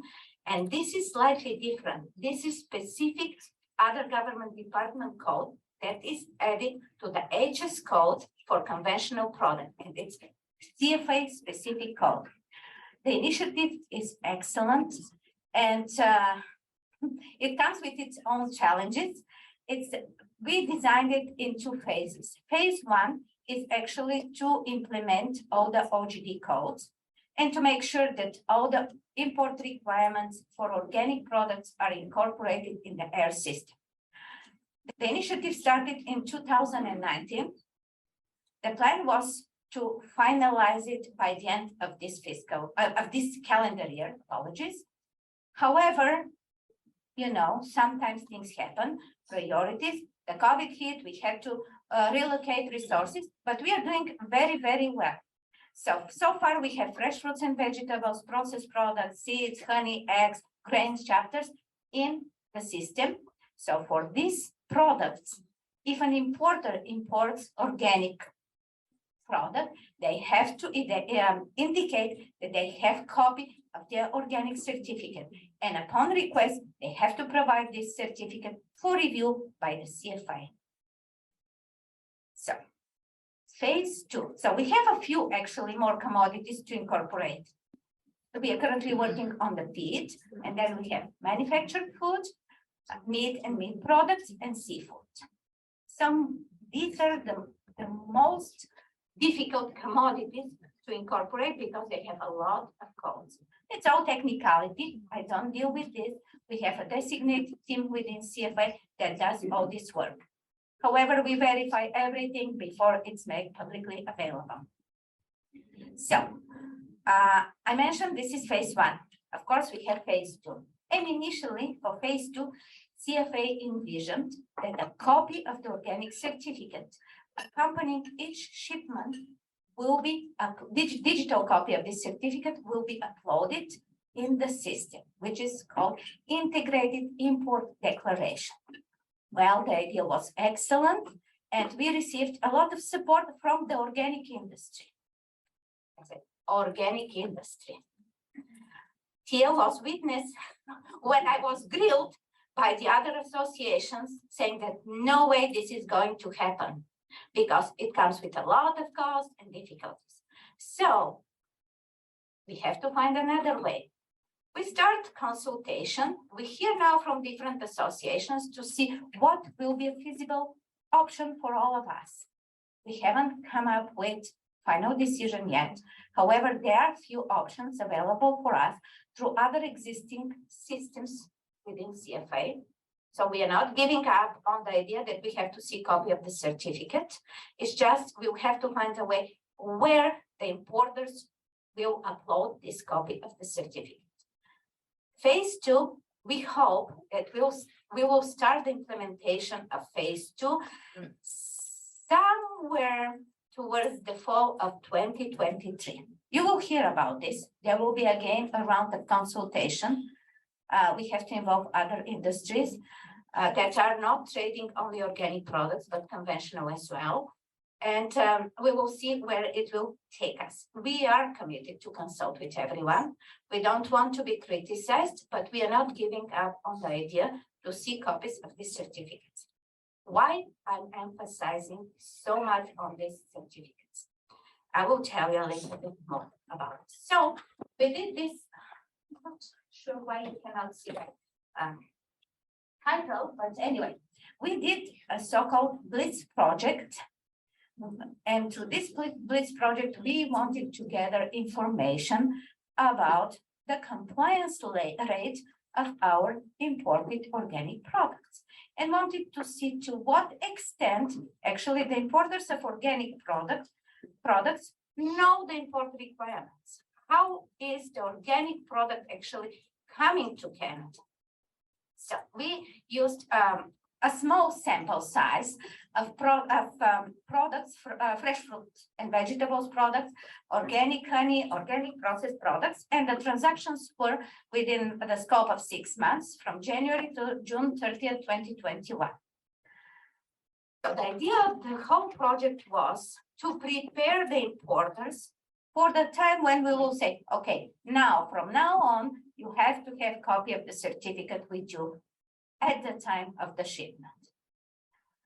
I will share with you some interesting facts from this report. It's almost ready to be published, to be finalized, and I think it will be published.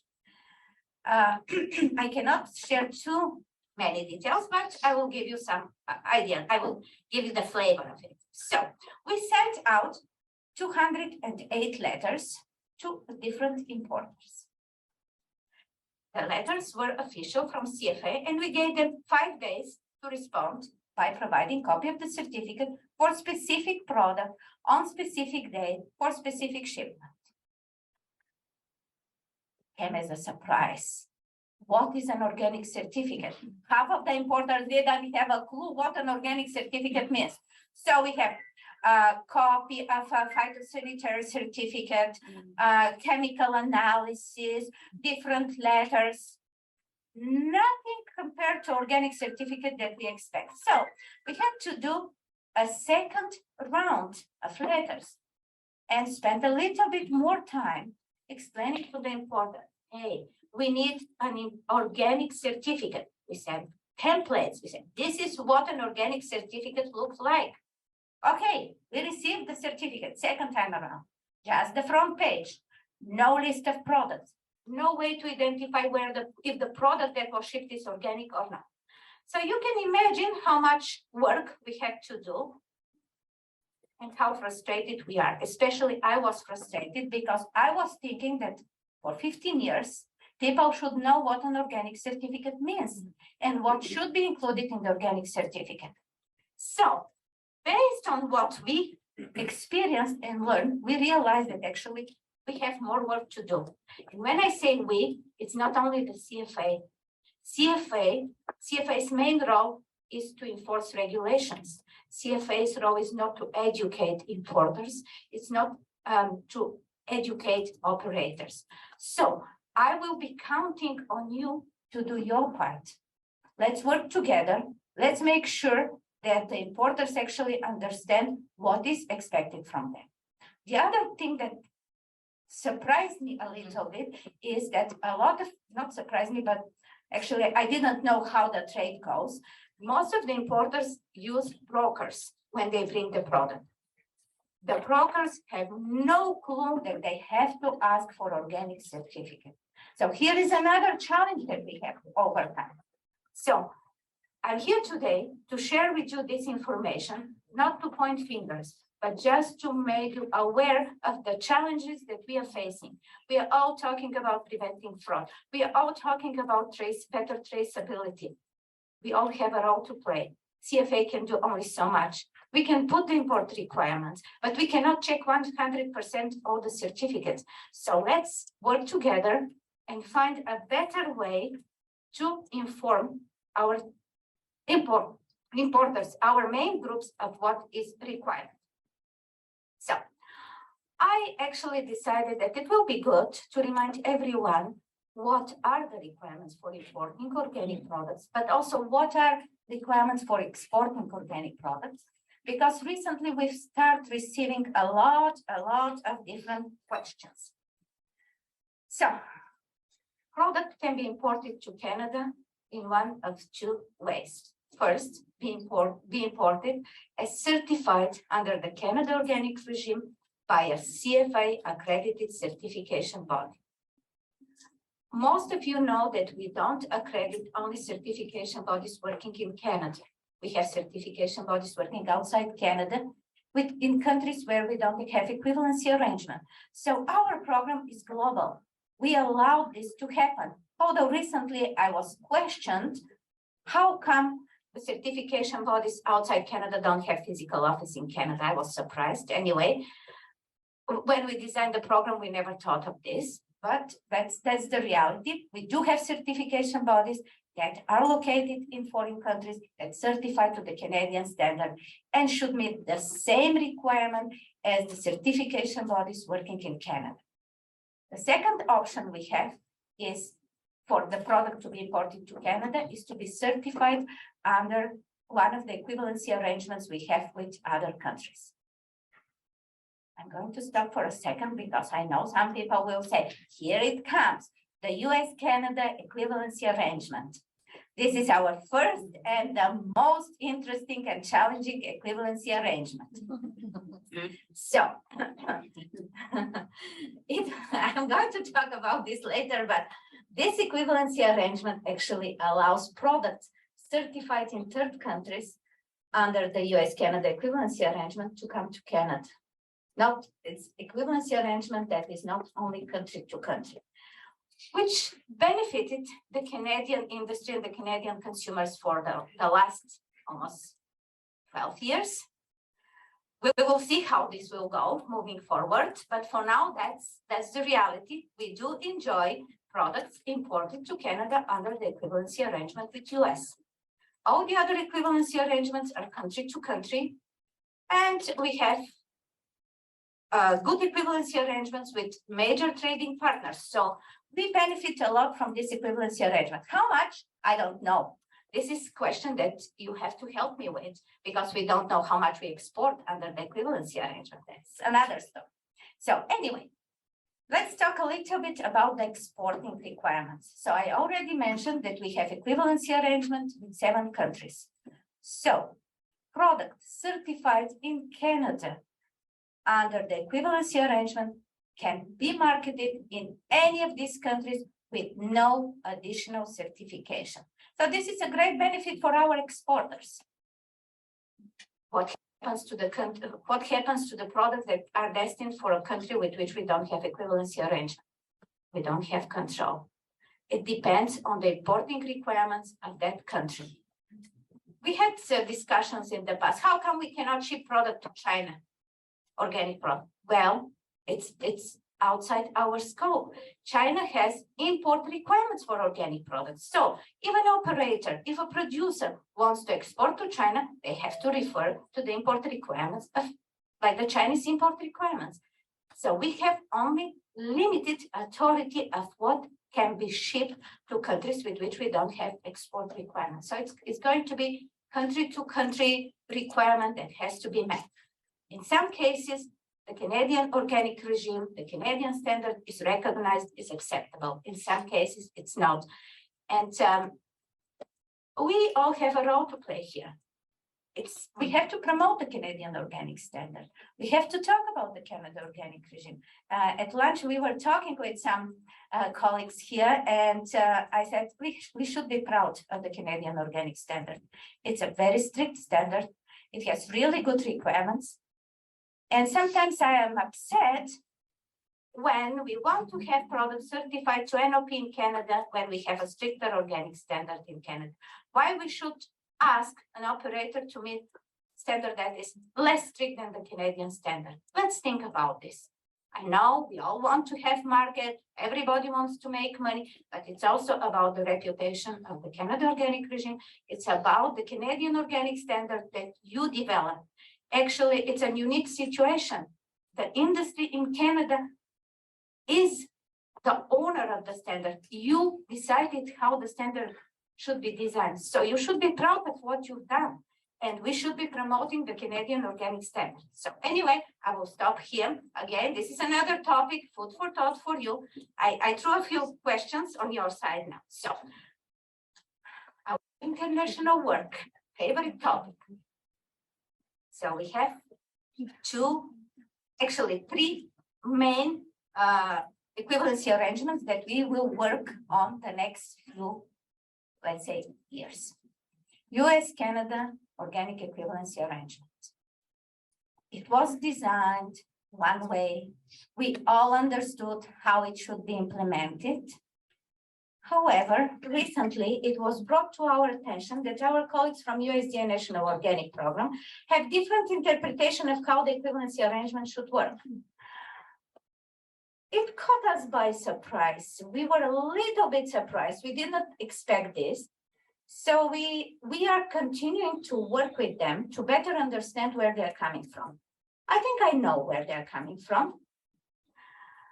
It all came down to, okay, who wants to certify more to NOP versus 4 in third countries? Let's compete and see. We are not going to compete. We are not going to say, okay, the Canadian system is better than the NOP system.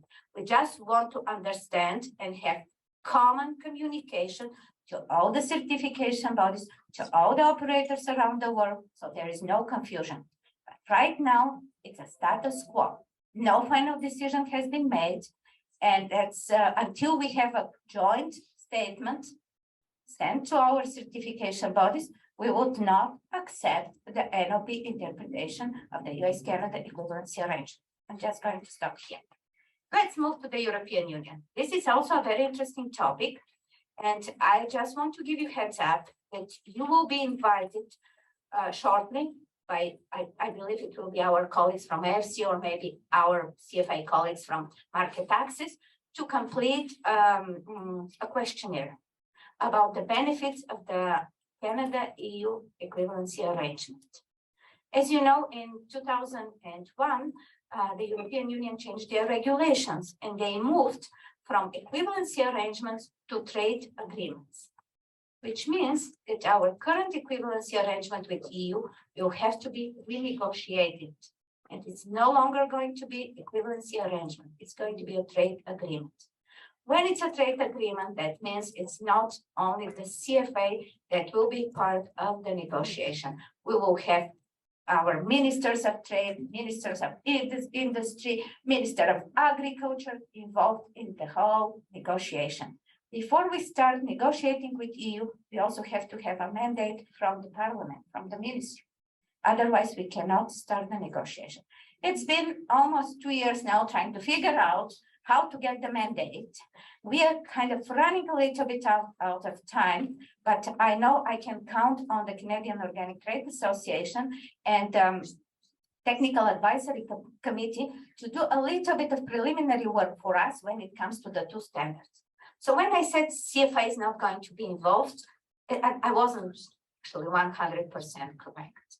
CFA is going to be involved at the technical level when it comes to comparison of the standards, the enforcement, the framework. It's all the CFA work and we are going to do it. When it comes to the negotiation or agreeing on the text of the trade agreement, that's where we will need experts who are going to take over. So by 2026, we have to have the equivalency trade agreement completed. So CFA will be preoccupied with the US equivalency arrangement, with the EU equivalency arrangement. And last but not least, we are expanding the scope of our equivalency arrangement with Japan to include organic alcohol. A lot of work has been done by the Technical Advisory Committee, and we are going to use this work to start the negotiation with Japan. We expect that at least this part will be smooth and there will be a lot of hiccups. So that's what we will be focusing on the next few years. So we are still working on our negotiation with Mexico and South Korea. With Mexico, the things are progressing. We've heard from some exporters that they are very upset that their cranberries cannot go to Mexico. Okay, they are going to go to Mexico. There will be equivalency arrangement with Mexico. It will be slightly different from what you've seen so far on the side of the equivalency arrangements. It will be for a limited period of time, but there will be something with Mexico. It's coming. South Korea, not so promising. We've been sending letters and reminders to our colleagues from South Korea, but it looks like they're not very eager to continue the negotiations with Canada. We've completed the technical part of the work, the assessment, and now it's all in the hands of South Korea's international group. So I don't have good news so far on the South Korea negotiation. So I talked a little bit about how we change our enforcement page. So we are starting to post a lot of information about our canceled operators. It's been actually posted since 2010. So we have around 400 operations or companies that are currently canceled. And we are trying to work with our certification bodies to review this information and make sure that some operators are not recertified and still appear on our website. That's what we realized, that actually some operators moved, nobody notified CFA. So we are trying a little bit to improve the page. We also published all suspended and canceled certification bodies. We also have a really good list with all the information for the certification bodies. We currently have 36 certification bodies that operate under the Canada Organic regime. So if you visit our website, you can see where each certification body operates, what is their accreditation scope, basically what type of products they certify. So when they were initially accredited by CFA, everything that you want to know about each of our certification bodies is publicly available on our website. Some of the certification bodies also provided us with a link to their operators. And if you are interested to know the number of the operators under each certification body, where they are located, you can visit their websites. We have links on our webpage as well. I talked a little bit about our authorities under the SFCR. And here is a list of our main authorities. CFA does have authority to go after operators or products that are falsely represented. And we have several sections within the SFCR that gives us this authority. So basically, we use these authorities when we deal with complaints that are outside the Canada Organic Regime scope. Again, I mentioned the CFA accredited certification bodies have a lot of authorities. Well, with the authorities comes the responsibilities as well. But these are sections from Safe Food for Canadians regulations. And we continue to work with the certification bodies to ensure that they are clear on their authorities and they exercise them appropriately. So here we come to the main slide. Why it's important that we work together. Because we cannot work in isolation. You cannot go and do your own thing and then expect that CFA will be able to enforce the regulations. We have to hear from you. We have to work together. We have to see what will be the best approach to address some of the issues that you bring to our attention. We have to be able to explain to you what can and cannot be done. And I think through the years, our team demonstrated that we are transparent and open, and we are willing to hear what you have to say, and we are trying to find the best way to address some of the issues.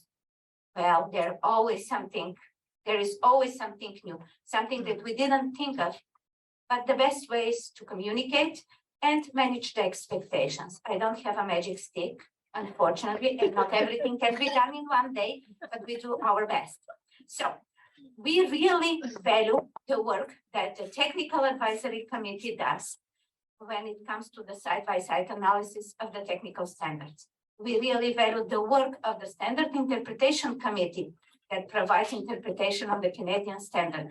These are two committees that are integral part of the work we do under the Canada Organic Regime. We also work very closely with the certification bodies. I didn't mention it here because they are not the organic industry, they are our regulated parties. But all the concerns that the certification bodies have, they bring them to our attention. We meet regularly every 3 months to discuss various issues to see what would be the best way to address the issues. We know that the Canadian Organic Trade Association put together the Organic Integrity Working Group, and they send us lists of recommendations, their wish list. We are going through this wish list and assessing what can and cannot be done. And we are working on some items. Right now, I cannot say too much, but actually we are looking at how we can strengthen the imports coming to Canada when it comes to documentation, traceability. I know that there is an interest in developing transaction certificates for products coming to Canada, but also for products moving within Canada. We are looking at this, and slowly, we are going to introduce some new requirements. It takes time. We cannot do this in one day. We also have to consider what is our legal mandate and what is our authority within the framework that we work with. So, as I said, I wish I can do more, but within the legal mandate, there are only certain things we can do. So, these are some of our priorities. I believe in January this year, if I'm not mistaken, there was another organic summit, and I presented a quite detailed information about what we accomplished in 2021, what we are looking at. This is more like main topics that we are still working on. So the strengthening of the CFA enforcement will mainly focus on food fraud, following up on complaints, complete the implementation of the OGD codes, and stakeholder engagement. As I said, we will have to be more active on the side of engagement, consulting with the industry, hearing more from you, and actually looking for options, looking for suggestions from your side. Third-party oversight, this is quite standard. We have our certification bodies, we have the conformity verification bodies, we have the manual that outlines the policies and procedures that have to be followed. Sometimes we need to develop additional guidance documents, additional clarification. We continue to do our regular meetings with the regulated parties and of course conduct audits as needed. The international work I already mentioned, we will focus on 3 main trading partners, which will be US, EU, and Japan. We will continue the negotiations and also we are participating in an international working group on organic equivalency arrangements, where we learn from other international partners how they deal with various issues. One of the main topics on this group will be traceability. And because we are talking about traceability, I want to share a little bit more information about our recent traceability exercise we did with the USDA NLP. So we did traceability exercise on soybean imported to Canada from India. Well, it's what can I tell you? It's not very exciting. There is a reason I have to pause. Again, it comes down to how much the importers know about the import requirements, how much they care about the products that the documents that accompany the products, and a little bit of how many certificates can a certification body review as part of the inspection. And maybe CFA should start guiding more the certification bodies of what to look for, when to look for certain things. So there is a little bit more work to be done on this traceability exercise. The other topic that is quite interesting that we will be focusing on in the next few years is the grower group certification, which is becoming quite interesting. It's not so much in Canada, but it's more outside Canada in third countries, where we have several operators going as a group, how we verify their compliance, what the certification body should do in cases like that. So quite a few interesting projects. One thing that I forgot to mention is that actually as part of this international working group, US and Canada conducted the first joint peer review or the first audit of the UK organic system. So there will be a report coming out shortly. It was a very good exercise, which allowed me to see how our colleagues from NLP conduct audits versus what CFA is looking for. So another good learning opportunity for the CFA. So with this, I think I'm ready to conclude. A lot of information, probably I took all my time, right? No, you got 5 minutes. Oh, okay. So, yes, so these are the information, this is all the information on the Canada organic regime. I heard that the media is very important, so we try to post as much information as possible on the CFA organic products webpage. Go, review, visit, ask questions. Thank you for your attention.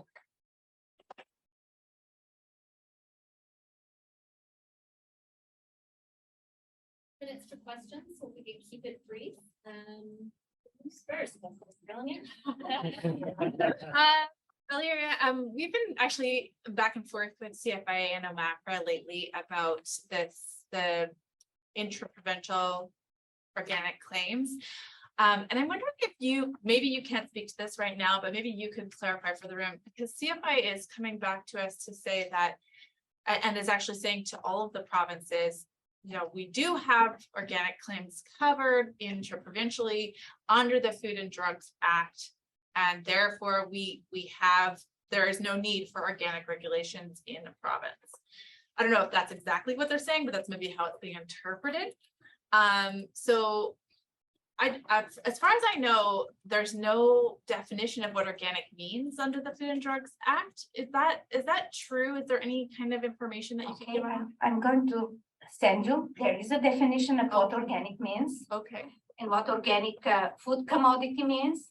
And we do have authority under products that are sold within the province, as long as there is a name of a certification body and the Canada organic logo on the label. If there is only claim organic, the CFA can go and verify how the operator put this claim organic. It has to be justified. There should be evidence.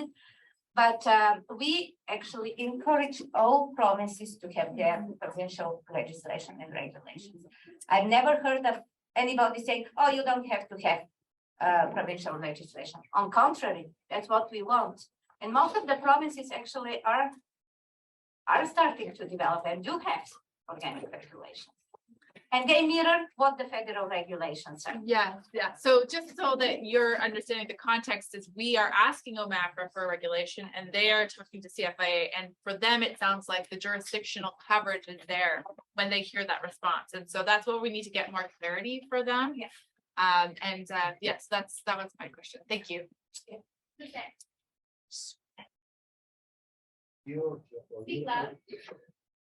So your job or your organization job is begin when you receive a complaint or whatever you are doing the inspection of the importer. You know what I mean? Yeah, okay, yes. The CFA inspectors, as part of their ongoing work, have an annual plan. And under this annual plan, they have percentage of organic establishments that have to be inspected. When they go to these organic establishments, they look at the organic label and they look at the organic documentation. They don't know what organic standard means. They are not responsible for verifying compliance with the standard. If our CFA inspectors find something that is not quite right, they contact us and they say, hey, this is what we found. Can we clarify? That's how we work. Like we used to work in silos. CFA operations, Canada organic regime, everybody does their own thing and we don't care what the rest does. Like the right hand doesn't know what the left hand does. That's not the case anymore. We just open the discussion. We exchange a lot of information. So the CFA inspectors do go on site, do verify, and as part of their annual inspections for other things, they cover the organic as well. Okay, one more question. You said you value the standards interpretation. I know where you're going. I'm wondering why the budget is cut in half for this year and it's going to be zero.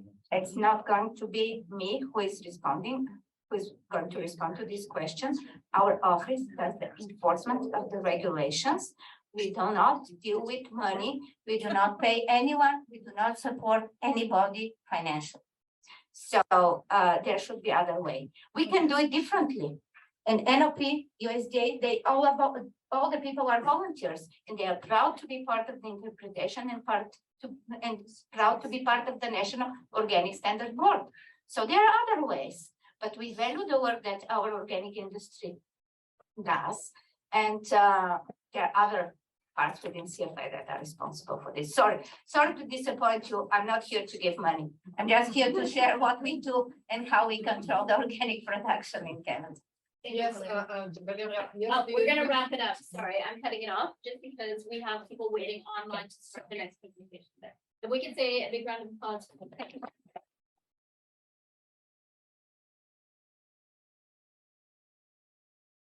Great. So I'll wait for Sophie to come and, oh no, what do I need to do? Nothing, you're doing it all back there? Give me a second. Entering Joanna. So I think that was excellent. I think there is a lot of movement happening within CFIA. I really wanted to ask the question of who are the new people? Who are the 4 people now working exclusively on organic? But of course, we know that there are funding restrictions within CFIA, and I think that's something that we have constantly been trying to impress upon the federal government is we need more resources so that we can continue to be one of the most regarded organic systems in the world with strong standards. And I think it's really great to see that we've got a long-term employee, running the regime with Valeria. What we're going to do now is we're going to switch focus and we're going to say what is happening in other jurisdictions. So we have Joanna Miranda from the Organic Trade Association shortly joining us. Once we can figure out the logistics here.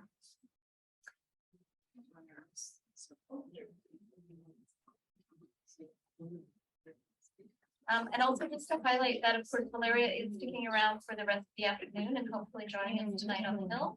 So you can have conversations with her as well. But just to highlight that, you know, it is a partnership that we're doing with our federal government and we're all dedicated to best improvements. Hey, well, Sophie gets that sorted out. Thank you, Sophie, for all your technical support. We have our next speaker waiting online, and that is Joanna Miranda, Organic Policy Specialist at the Organic Trade Association, who will join us to highlight the path that the National Organic Program, the NOP, is taking to strengthen organic integrity in the US. So the title of the presentation is the USDA Strengthening Organic Enforcement Bill. And let's just learn a little bit more about Joanna. She is the Farm Policy Director of the Organic Trade Association, where she develops policy strategy through producer engagement and serves as the lead technical expert on regulatory issues related to organic crops and livestock. So Joanna is an expert in the USDA organic regulations for production and processing, and having over a decade of experience working in the organic industry. So it looks like she's ready to roll. Do you want to we're just going to make sure the sound is there. Do you want to speak? Okay. Joanna, can you hear us? Yes. Hi, good afternoon. How's the Oh, great. audio? Yes, we can hear you. Welcome, welcome. So happy to have you. Wonderful. And are you able to see the slide presentation that I'm sharing? Yes, we can see the slides. So you're side by side. Your image is on one side and the slides are on the other. Okay. So just take it away. All right, wonderful. Well, thank you so much for having me. Greetings from the United States. My name is Joanna Miranda, and I am the Farm Policy Director for the Organic Trade Association. I'm joining you today from my home office in Vermont, so not too far away from where you all are now. And thank you so much for including us in your event today. I'll be speaking on the Strengthening Organic Enforcement Regulation. In my role at the OTA, I served as the lead technical person developing comments in response to the proposed rule, analyzing the content, interacting with our membership on impacts of the rule. And I did that technical leadership in collaboration with my partner, Gwendolyn Wired. So between the two of us on our regulatory team, we handled the bulk of the analysis and response to this very large regulation that will amend the USDA organic standards to strengthen oversight and enforcement of organic production worldwide. Okay, let me get my slides here. So a little bit about the Organic Trade Association. We are a membership-based association for organic agriculture and products in North America. Our mission is to promote and protect organic with a unifying voice that serves and engages our diverse membership from farm to marketplace. And we're the leading voice for the organic trade in the United States, which just exceeded $62 billion in US retail sales. Our membership represents over 9,500 organic businesses across 50 states, all sectors and all steps of the supply chain. Our priorities span across many important areas. We do a lot of legislative and regulatory advocacy. We work on international market development. We do communication and education about organic. We conduct consumer market research, and we work with our sister organization, the Organic Center, to communicate scientific research on the benefits of organic. So today I'll be speaking to you about the Strengthening Organic Enforcement Rule, and we have come to call this rule SOE. So if I use that abbreviation today, you'll know what I'm referring to, the SOE rule. It is the largest regulatory change to the organic regulations since they were first implemented in 2002. And the purpose is to address organic fraud, ensure organic integrity, and protect consumer trust. Everyone in the global organic supply chain will be impacted. So I will be walking us through some of the key provisions, but to start off, I'd like to take us back to the state of organic around 2017 to give some context about how we got here. You may have seen some of these headlines. In 2017, the Washington Post was one of the publications that was reporting on fraudulent shipments of soybeans coming from the Black Sea region into the US. This was a very large case with a lot of public scrutiny, and many operations lost their certification as a result of fraudulent activities. Fraud is not just happening internationally. We see it domestically in the US as well. A very large case in 2019 revealed fraudulent organic grains that were conventional being sold as organic, exceeding $142 million in fraudulent sales. So this is a situation that cannot be ignored. And whenever fraud happens in any place within the organic value chain, it impacts every business that relies on the organic label to promote their products. So the strengthening organic enforcement rule is a direct response to these instances of fraud. And it's also time to update the standards to reflect how much the organic industry has changed since our regulations were first put into place in 2002. We have grown from just a $1 billion industry to over 60 billion. Organic supply chains are more complex, more global, and the price premium for organic products in combination with the increasing consumer demand for organic products creates the opportunity for fraud. And it creates this opportunity where bad actors can intentionally deceive buyers for economic gain. So these examples of fraud reveal that stronger certification systems need to be put in place. There needs to be stronger USDA oversight of certifiers and the operations being certified in order for the regulations to keep up with this growing, complex, dynamic organic industry. So in order to address these challenges, the strengthening organic enforcement rule is one way. That is the government regulation way to do it. And at the Organic Trade Association, we are also pursuing private sector initiatives because fraud cannot be tolerated in the organic system, and we need to address the issue on many fronts.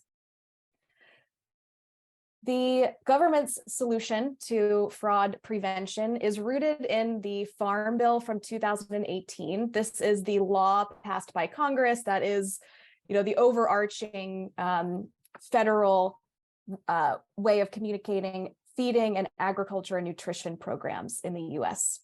So the Organic Trade Association made sure that we started work right away to get stronger fraud prevention measures in the 2018 Farm Bill so that Congress could directly mandate to the USDA which specific fraud prevention measures were needed. So in that law, there were specific regulations, funding, and authorities codified by Congress. It required the USDA to issue final regulations that limit the operations excluded from certification. It required electronic import certificates, and it granted additional authorities to the USDA and certifiers. Along with those policy provisions, it also included funding and authorities that USDA needed in order to implement and enforce those measures. So funding for the NOP to increase its staffing. The Compliance and Enforcement Division at the NOP has doubled with the support of this funding. And also the funding is being used to invest in technology systems, which is needed for quite a bit of the strengthening organic enforcement role. It also established an interagency working group where the USDA staff can work with and share information with Customs and Border Protection, and also the Animal Plant Health Inspection Service that does a lot of the investigations on fumigated imports. So this interagency working group, plus the funding plus these policy mandates from Congress all set the foundation for the forthcoming regulation. So where are we in the process of this strengthening organic enforcement rule? This is the USDA's rulemaking efforts to implement the law from Congress to strengthen organic enforcement. The USDA started right away after the Farm Bill passed with a town hall to collect industry priorities for boosting integrity, and then use that feedback from the town hall to develop and publish a proposed rule. That proposed rule was published in August of 2020 with a 60-day comment period, and the Organic Trade Association with our members submitted extensive technical comments, over 200 pages, working with our task force of members to analyze the rule, identify critical issues, develop comments. And so we are still waiting on the final rule to be published. The USDA is taking in all of those comments submitted on the proposed rule. They have hired experts to build out their team of international trade data systems teammates, and they are now writing the final rule. And this is the time-consuming process. As of this month, we know the NOP has completed writing of the final rule. It has, quote unquote, left the building. It has left USDA and is working its way through the interagency legal review and clearance pipeline. And it is with the White House Office of Management and Budget. This is the last step before publication. So we know it is looming. It will be published soon. We don't know what exactly will be in the final rule, but we know a lot because of the content of the proposed rule. And we know where all of the public comments landed, areas where there was wide support across the sector for provisions in the proposed rule. And we also know a lot from communicating regularly with the USDA and how they are evolving their thinking on provisions within the rule that may have changed since the proposed rule in response to public comments. Once the final rule is published, we expect to see at least a 1-year implementation period. So that's the time for operations to come into compliance with the provisions of the final rule. There may be certain aspects of the rule that could have extended implementation periods, but that's something we'll need to wait to see in the final rule. Okay, so the major provisions of the Strengthening Organic Enforcement Rule, it covers a wide range of topics to meet the primary goal of building consistent certification practices to deter and detect organic fraud, improve the traceability of organic products throughout the supply chain, and protect organic integrity. These 4 provisions listed here are ones I'm going to go into more detail with you today because they have the most relevant impact to you, our trading partners in Canada. So first, I'll start with the expansion of handler certification. The SOE rule will expand the types of businesses that are required to be certified. Currently, there is an exception for businesses that sell or trade organic products, but never take physical ownership of the product. So right now, that means brokers, traders, importers, and exporters do not need to be certified. This is one of the areas that creates gaps in the audit trail and creates the opportunity for organic fraud. So to close the loophole, this rule will expand certification requirements to any operation that engages in trading, facilitating the sale or trade, or brokering, even if they're not taking physical possession of the product. So within the rule, we'll see a revised definition of the word to handle. Handle is the activity, anything that involves handling of an organic raw agricultural commodity from the time it leaves the field throughout the rest of the value chain. And so that definition will be revised to include traders and anyone facilitating the sale or trade and brokers. This is going to be a big impact. The USDA estimates up to 2,000 operations worldwide are conducting these activities, trading or brokering, and will need to get certified. There are exemptions, but they will only be exemptions for operations that only store, receive, and or load agricultural products, but are not doing any processing or altering of such products.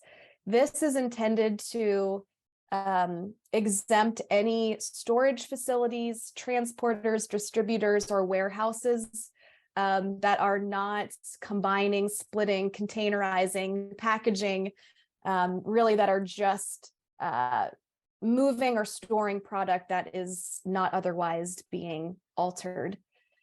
The proposed rule did not distinguish between packaged and unpackaged products, which would be a change. There are also going to still be exemptions for retailers.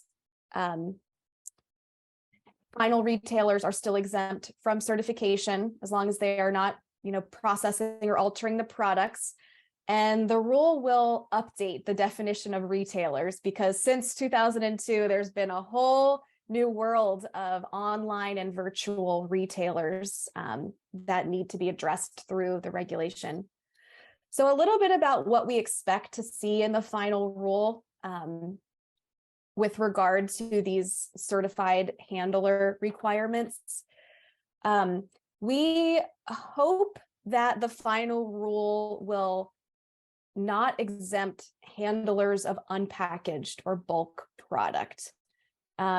We expect that the intent of the final rule is to still require operations that store, receive, or load bulk products to be certified. And so we hope that we see that carried through in the final rule.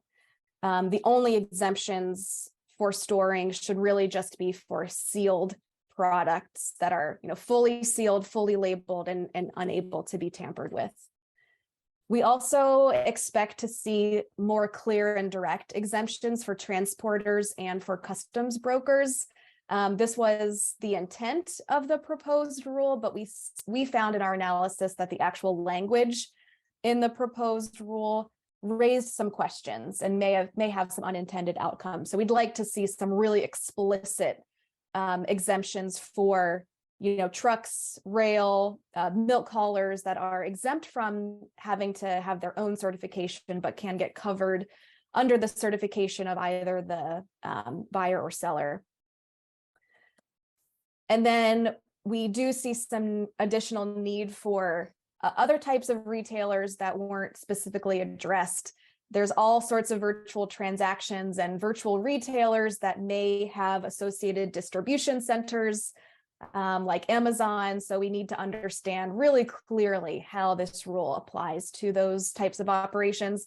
Plus, in the pandemic, we saw how much we relied on food delivery like Uber Eats, and how do those types of operations that may be delivering organic food be implicated. So lots of more opportunity for clarification.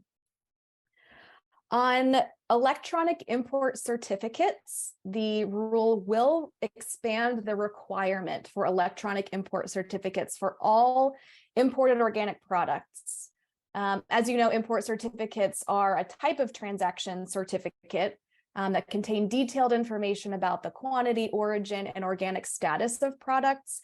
And currently in the US, we only require import certificates for certain countries where the import certificates are negotiated as part of an equivalency arrangement. So the proposed rule will expand that requirement to every organic product shipment from any country of origin. So this would be a new requirement for Canada. There are a lot of questions about how this will get rolled out in a way that it does not slow the legitimate trade of organic products. We know there are a lot of high frequency, high volume trade interactions with our border countries, Canada and Mexico, and we need to make sure that this meets the overall goals of supporting traceability and tracking, but without slowing down our fast-paced trade environment. Certifiers are going to be responsible for issuing these import certificates. They'll have the opportunity to verify accuracy and also verify that the exporter has the capacity to produce or handle the quantity of organic product to be exported. So there'll be this opportunity for a mass balance type of oversight to ensure that any red flags are being identified from any high-risk exporters. We hope that this requirement will improve data accessibility for us and our trading partners. The data will need to be uploaded to the U.S. Customs and Border Protections system, and the USDA is working closely with CBP to establish the technology needed for that system.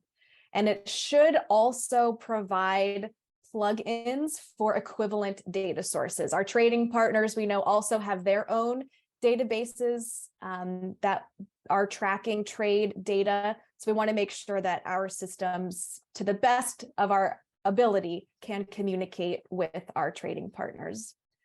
In terms of what we expect in the final rule, we are hearing that these import certificates will be generated within the NOP Organic Integrity Database. Hopefully you all are familiar with that database. It's our publicly accessible version of the database of all of these certified operations under NOP, who's certified, where are they, and what are they certified for. So the NOP Trade Data Systems Department, their staff of 8 is working on developing the technology interface with the NOP database and the customs database. They're also working with certifiers to make sure it gets rolled out in a way that certifiers have the ability to work seamlessly within. And we expect that this technology will also be building out the HTS codes, those import codes for organic products. And through that, the data visibility, we hope to be greatly expanded. Although there are still questions about who exactly will be able to see what data, so that confidentiality is protected. We also expect to see flexibility in what it means to have an import certificate for each shipment. Ideally, one certificate could cover multiple shipments so that there's less, data paperwork, especially for accommodating high volume, high frequency trade for, the same commodity to the same destination.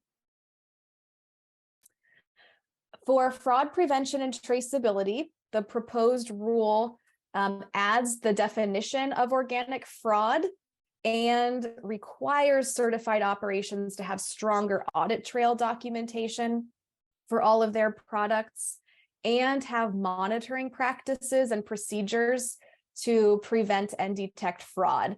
This is basically a requirement for every operation to have a fraud prevention plan.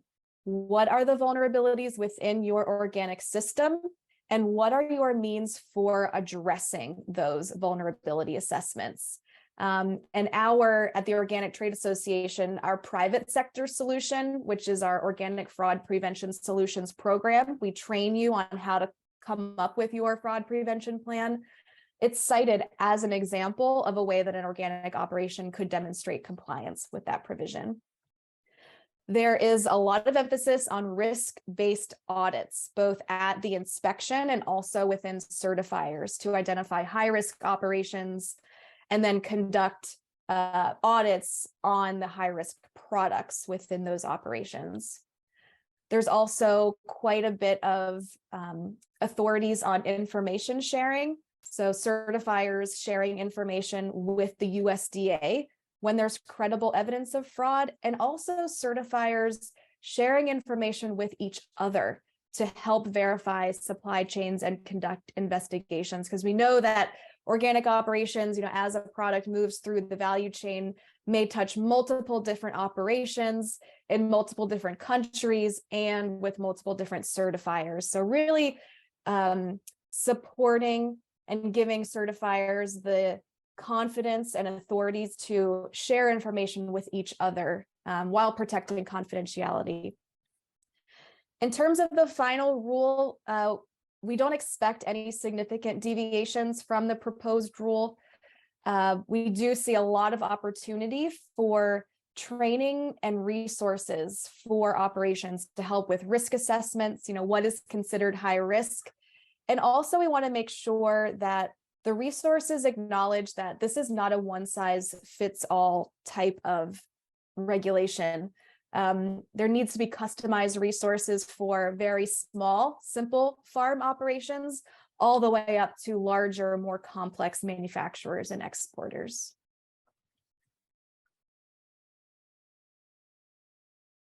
Okay, and then on organic certificates, the rule will require certifiers to generate certificates from the NOP Organic Integrity Database. This means there will be one certificate template for all 80 individual certifiers to generate certificates from the USDA Organic Integrity Database. This will make certificates uniform and much easier for identifying fraudulent certificates and missing data. The mandatory elements on the certificate are to be determined, and we're really closely looking at what they're expecting for reporting requirements to the database in terms of certified products. We don't know yet what the proposed rule will require, what the final rule will require, but we are watching closely for data such as acreage or livestock details, because this is an area where we've got a lot of concerns about confidentiality and the ability to keep data current and accurate, while still trying to meet the overall goals of data transparency. Johanna, we have just. She's still there. Yes, I'm still there. I just electrified myself and the machine. So we only have a couple more minutes, and so I just wanted to alert you to that. And so the information is so dense and amazing. So please just go ahead and work towards a wrap up. Thanks. Wrap up. Okay, perfect. Okay, so this is a quick list of the other provisions within the strengthening organic enforcement rule. I heard grower groups mentioned earlier. It will be covered in the rule and more. The benefits of the rule outweigh the cost. Most of the cost of implementing the rule will come from the new handlers that need to get certified, and then also the time and resources for operations to implement new record keeping and reporting requirements. And then this is information for anyone looking to learn more about how to develop a fraud prevention plan. This is what operations can do now to get ready.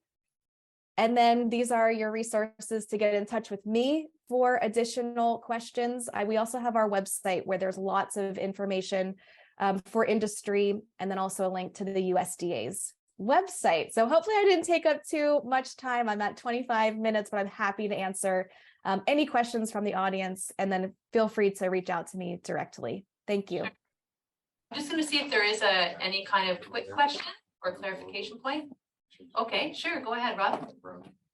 Yeah, it's Rob Walbridge here from SureSource Commodities. I'm just wondering, it sounds like the proposal from USDA is pretty closely aligned with the OTA fraud prevention program. Do you think that those two are going to cover each other off pretty well? Joanna, could you hear that? Okay, yes, great. I did. Will the OTA Fraud Prevention Solutions Program cover well with the rule requirement for fraud prevention plans? And yes, absolutely. That is the purpose of our program, so that you can enroll in our program and get that box checked for compliance with NOP. Super, thank you. I just want to say thank you to the folks who are on the chat. I see a few chats there. The staff will review those and make sure your questions are answered and directed to the right folks. So thank you for that. And the slides will be available. So you'll have everyone here will have all the links and all that jazz. So thank you very much, Joanna. That was really interesting and fascinating. Thank you for making the time today. Absolutely.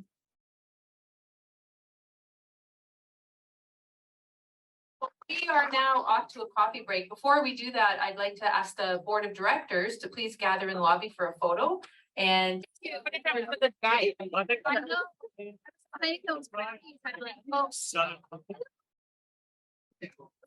to shake your face. That'd be great. So much fun to talk. To be able to talk to you, to build something a little bit more. Yeah, Great. I guess we have work. So. And. Got some folks in the hall yet? I have a check it. I was going to, I checked, I use a lot in my paper. For the literature. I use a lot, paper. Okay, so we're gonna get started and we're gonna welcome two speakers. So thank you very much. While people take their seats. So we are going to be talking about policies and programmatic approaches to organic at the Agriculture and Agri-Food Canada, AAFC. And so we're going to be welcoming Shannon Bennett and also Chris Dickey. So these folks are from different divisions. So let's learn a little bit more about them. So Shannon Bennett, thank you. You're right here. Is the Deputy Director of the Food Industry Division at AAFC. Shannon has worked with Agriculture and Agri-Food Canada since 2002, holding various positions with Public Affairs Branch in Prince Edward Island, Regional Office Directorate in Newfoundland and Labrador, and Sector Development and Analysis Director in Ottawa. Within SDAD, Shannon has worked as sector specialist and led the coordination of industry and government collaboration on the implementation of national livestock traceability system. So we love traceability, so that'll be good. And Chris Dickey, welcome. Chris is graduated from the University of New Brunswick with a Bachelor of Science in Forestry and Environmental Management. Chris spent the early years of his career working as a private forestry consultant and contractor, writing management plans for a variety of clientele and running harvesting and silviculture operations with a particular focus on hardwood management. In April 2022, Chris started with AAFC's cross-sectoral issues group as the organic sector specialist. So welcome, and we look forward to your contribution.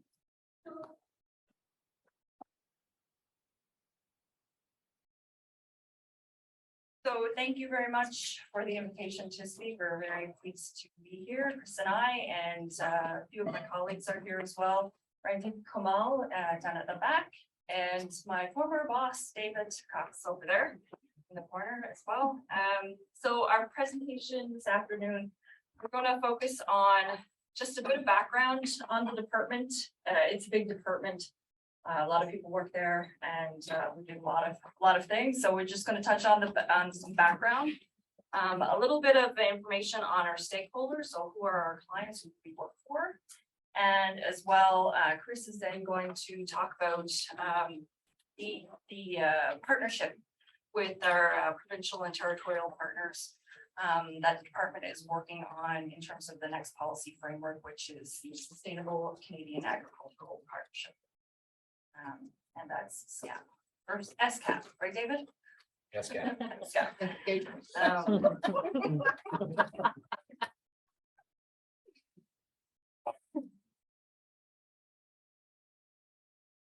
So first, in terms of AAFC, and we have our mandate there.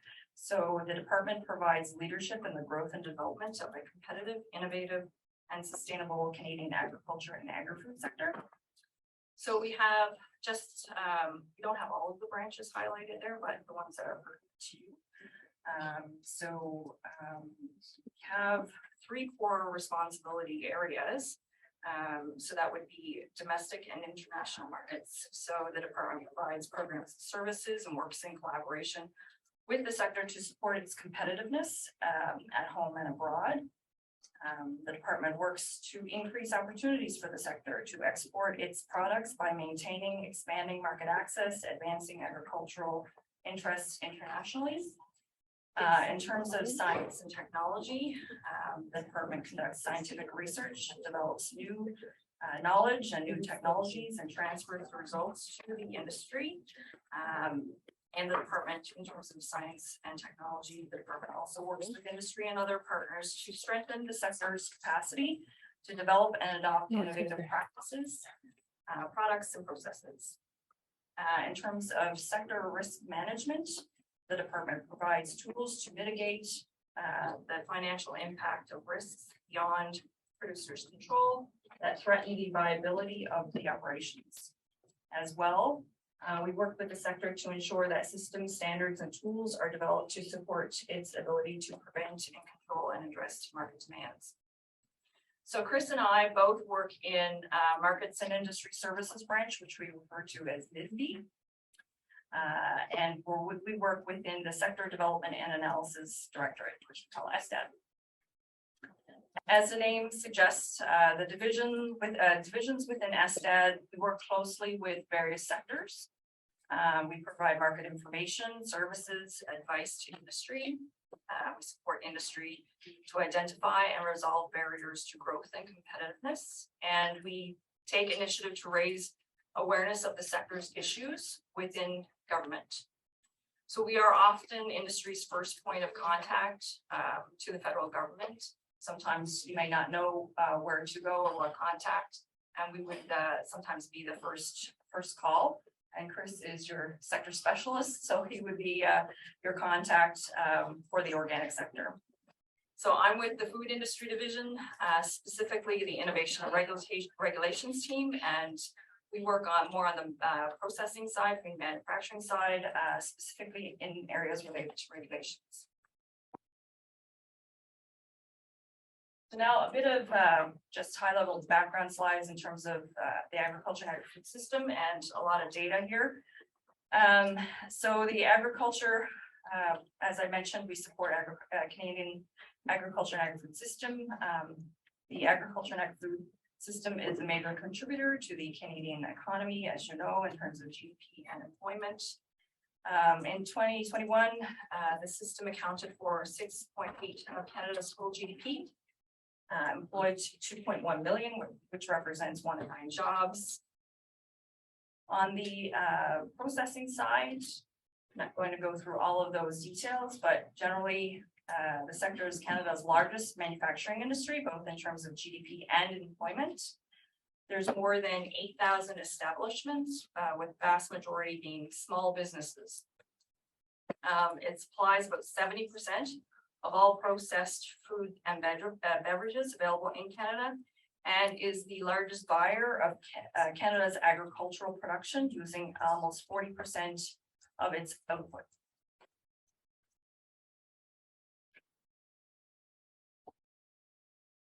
So moving on to the organic sector, and we thank CODA for the use of these data points. There's more than 5,600 organic farms, 7,300 organic operations, 8.1 billion market value, 608 million in organic exports, 832 million on organic imports, and 14.9 annual growth since 2017. So we're going to switch gears now to talk about the sustainable agriculture policy. Thank you very much. Well, I'm going to say it's an absolute pleasure being in a room full of adults. I started in this role about 6 months ago, and I come from a very hands-on background. Spent 10 years running an NGO focused on private forest landowners in New Brunswick. Worked in agroforestry. I've run my own agribusinesses, and it's been really challenging trying to connect with the industry from the comforts of my own living room. Wore pants most of that time. Wearing them today. It was fantastic. So it's almost like a fresh start being here. So I've been trying to have individual conversations through the day with you folks. I'd like to continue doing that through the rest of the day and tomorrow. And really just getting a flavor for your industry. You know, I've been pretty heavily exposed to numbers of the industry, mechanics of the industry, certainly the players, you know, working through organizations like CODA, COG, and the Federation. So being able to stand up here and actually connect is fantastic. So what we wanted to present on here really is about where does policy meet organic? And in the case of AFC, that happens with the policy framework. So the next policy framework in this case, as Shannon mentioned, is the Sustainable Canadian Agricultural Partnership. So we'll go through a little bit around the genesis of that. Where did it come from? How are these priorities determined? And then talk a little bit about what you guys might be able to expect going forwards.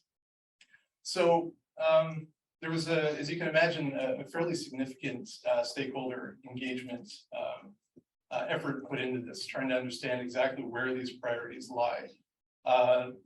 Through 2021, there was a significant number of folks engaged nationally, and that really culminated in the Guelph Statement, which I think you guys are all largely familiar with.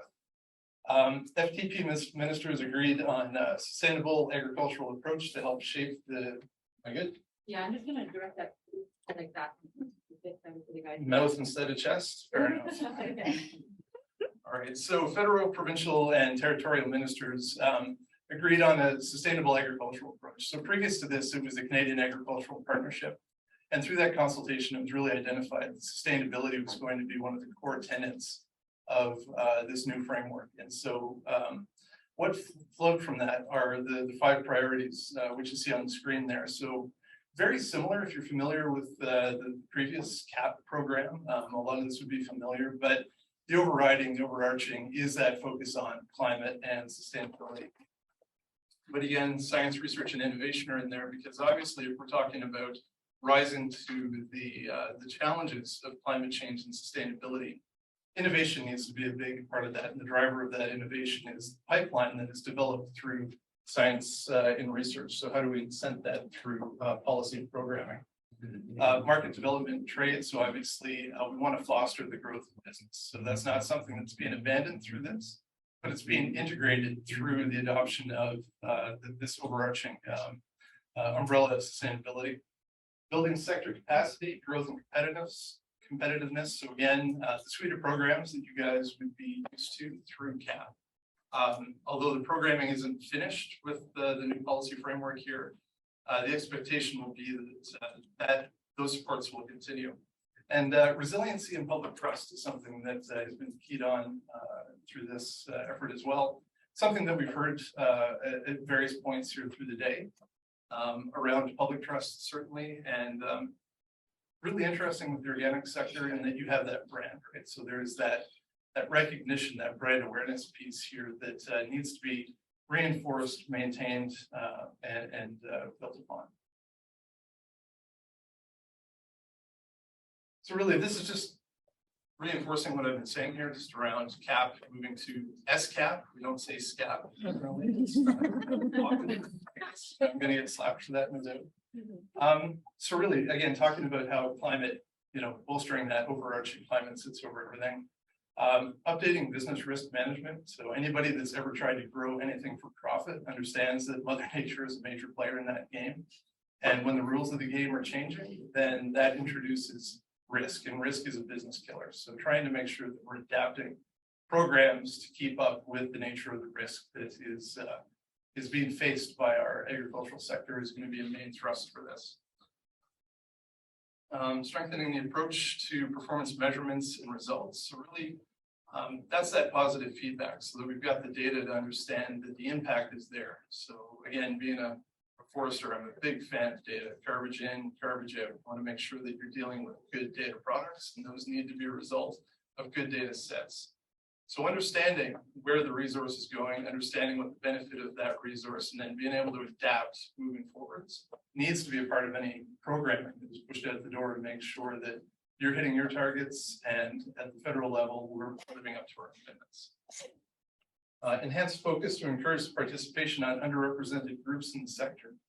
I'm sure you've all looked at the organic census of agriculture and some really interesting data in there around participation. And the organic sector does an amazing job of engagement across underrepresented groups, it's an excellent entry point into agriculture where you've got a very defined market and you've got a niche with a tangible economic benefit. So I think if we're talking about engagement, I think if we're talking about decentralization, there's a real strength here that is being recognized, or there's a tool for recognizing that through the new SCAP. And then again, as I mentioned, enhancements to science and innovation. We're facing challenges, and those challenges require solutions, and those solutions need to be not only developed, but they need to be commercialized and then put in the hands of the end users. And so that focus on science and innovation will continue. Certainly the cluster program, the organic science cluster program, we've got a representative in the room here. Fantastic. Through a lot of the work that I did through the NGO that I ran in New Brunswick, a lot of that had to do with fostering applied research on behalf of various industries. And I was absolutely blown away. Actually, I should lie. I was in a room with Andrew Hammermeister, so you guys are number two. He actually took me up for sushi, which was fantastic. It's those sorts of programming. And I was blown away by what has been achieved for the organic sector there, as a model for what has been built on that agri-science program. And a barometer for what can be done in terms of sustainable agriculture. I think it's really interesting. And so there's the ability to refocus around science innovation and the identification of those solutions. This is a huge touchpad. Hands off, man. And then again, focus on market development, trade, and then getting into general issues around business, labor, mental health. And certainly, I can't help but think, and having been in agribusiness myself and understanding a little bit around the mental health component, we're moving into a time of extreme pressures for the producers and for the consumers. So I really don't think that we can ignore the mental health component, the human component in agriculture. And then again, looking at sustainable development and competitiveness through the framework. And so there is a federal Sustainable Development Act. And so this is a means of trying to find that policy coherence that ties in some of these larger federal initiatives and brings it down to the level, a sector level, an industry level through this CAP program. So this is just a little bit of an overview of what CAP was. And I'm sure many or most, if not all of you, have familiarity with the programs within this. But it was a $686 million on the front end, and then anyways, down in here, there's another 400 and so on. So it was a $1 billion program that broke down across all of those different lines: agri-science, agri-innovate, agri-marketing, agri-assurance, competitiveness, diversity. And the expectation, although the programming details haven't been worked out yet for SCAP, and those negotiations are ongoing with provincial and territorial governments, something similar to this, with that alignment with those 5 pillars, is what to be expected for the SCAP program going forwards. So this is just a prettier way of representing my ramblings, trying to describe this, where you've got the 3 pillars of sustainability. You've got environment, social, and the economic, and the intersection of those. Some examples of long-term outcomes, and really that's what we need to be looking at. The types of issues we're talking about is the long term. You need short and medium term contributors to those longer term solutions, and that's what is trying to be established through this next policy framework. So looking at things like improved sector environmental performance, adaptation to climate change, reduction of GHGs, all those higher level outcomes. But we need the projects, we need the sector engagement to achieve those, and hopefully this will be the policy mechanism to allow those to happen.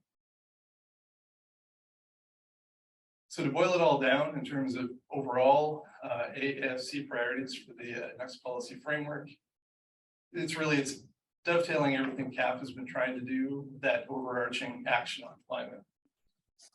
Taking a look at increasing efforts to enhance supply chain resilience. I mean, every day it seems like there are stories in national media about challenges that our national food supply chain are facing right now, whether it's being able to get romaine lettuce, whether it has to do with breakdowns within procurement supply. So that's where resiliency at the larger level, but then also the ability to deal with some of the spot type issues that result from climate change is going to be rolled into the type of programming associated with this.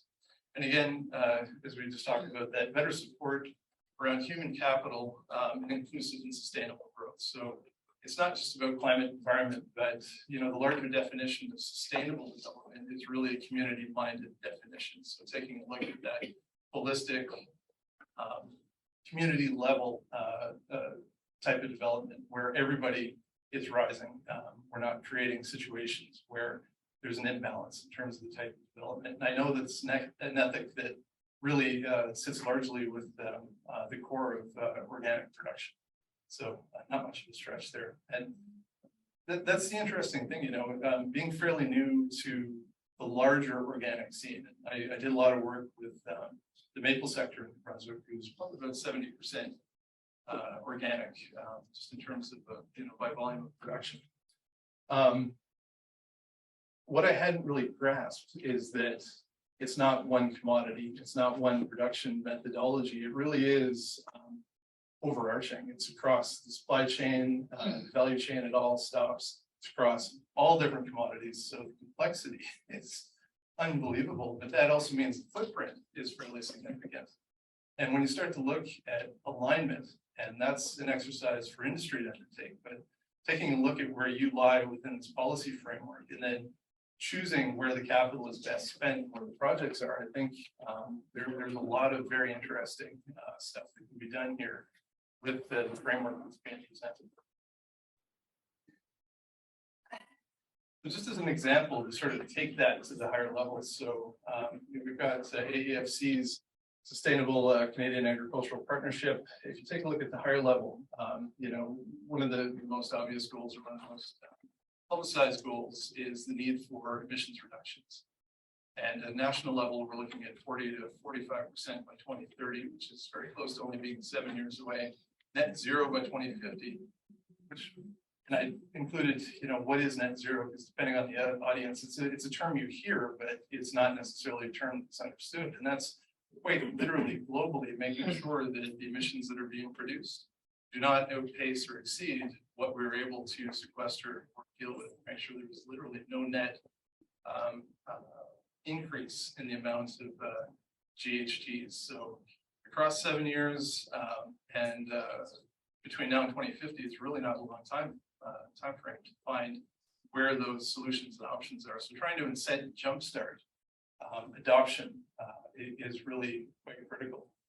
And again, these are targets that are legally mandated. We have the Canadian Net Zero Emissions Accountability Act, which defines exactly what those targets are, and it operates on a 5-year annual plan. We're currently operating under the 2030 emissions reduction plan. So this is about finding what David likes to call policy coherence. I think it's a great way to describe it, to make sure that all these different policies are aligning to drive towards that that desired state, that desired outcome.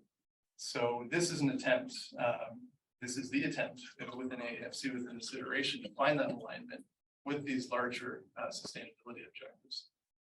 So the intention is that SCAP will help farming and food sector achieve these goals. And keeping in mind that 10% of total emissions identified to date do come from agriculture. With the understanding that certain people in the room here might be contributing to a higher level than others in terms of, the immediate state of reductions. We have things, the emissions reduction related to chemical fertilizers, well, default, right?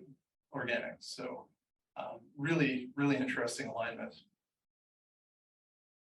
So there is a new program that we wanted to put in front of you because it seemed very relevant. And listening to the presentation this morning, I love full cost accounting, mass balance. It's something that I've looked at multiple points within my career, depending on what the focus was. And taking a look at the ancillaries, the ecological goods and services that are provided, and I wouldn't say by default by organic, because they really are by design.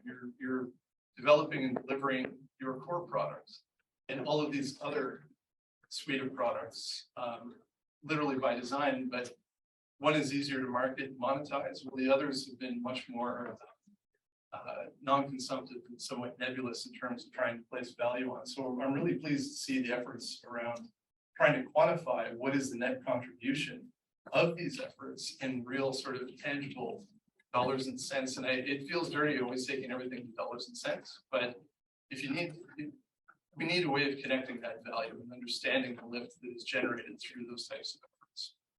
So this program, it's been agreed to by federal, provincial, and territorial ministers, is the Resilient Agricultural Landscapes Program, RALP. What a great acronym! That SCAP was fantastic. Support ecological services provided by the agricultural sector to help meet climate change outcomes, or SCAP. The new $250 million program will establish based on nationally consistent principles tailored to regional needs, which I think is fantastic, and conditions to be cost shared as FCAP is probably all familiar, the federal, provincial, territorial cost sharing program. So while the program details and approaches are currently being worked out with provinces and territories, RALP can be used to complement similar ongoing provincial initiatives, PEI, alternates, land use services program, Quebec's programme de rétribution des pratiques agro-environnementales. My kids would be very proud that I got that.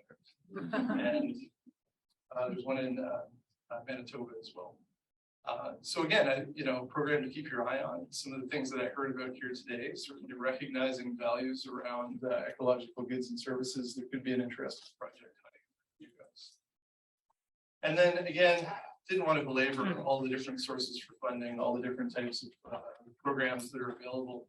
There's a fantastic online tool. It's called AgPal. And so you're probably all familiar anyways, but this would be the best portal to start aligning your priorities, your projects with available funding programs. I think that's probably enough talking about policy as the last speaker part of the session. I'd be happy to take any questions, and then what we're going to do is we're going to, being the new guy and really not having access to you guys in any great way, Tia very generously offered up some time just to sort of open the floor. I have questions. There's a lot of stuff I'd like to know about what you guys do and how you do it. I'd be happy to field questions as well about the presentation or anything else, with the caveat that I'm the frontline guy and I probably don't have all the answers, but one of the important roles that I do play is as that conduit. So I'm happy to collect information. I'm happy to make sure that it goes where it needs to go and that it gets noticed. So any questions about the presentation at this point? Yes. I'm always the one who has questions first. I'm sorry.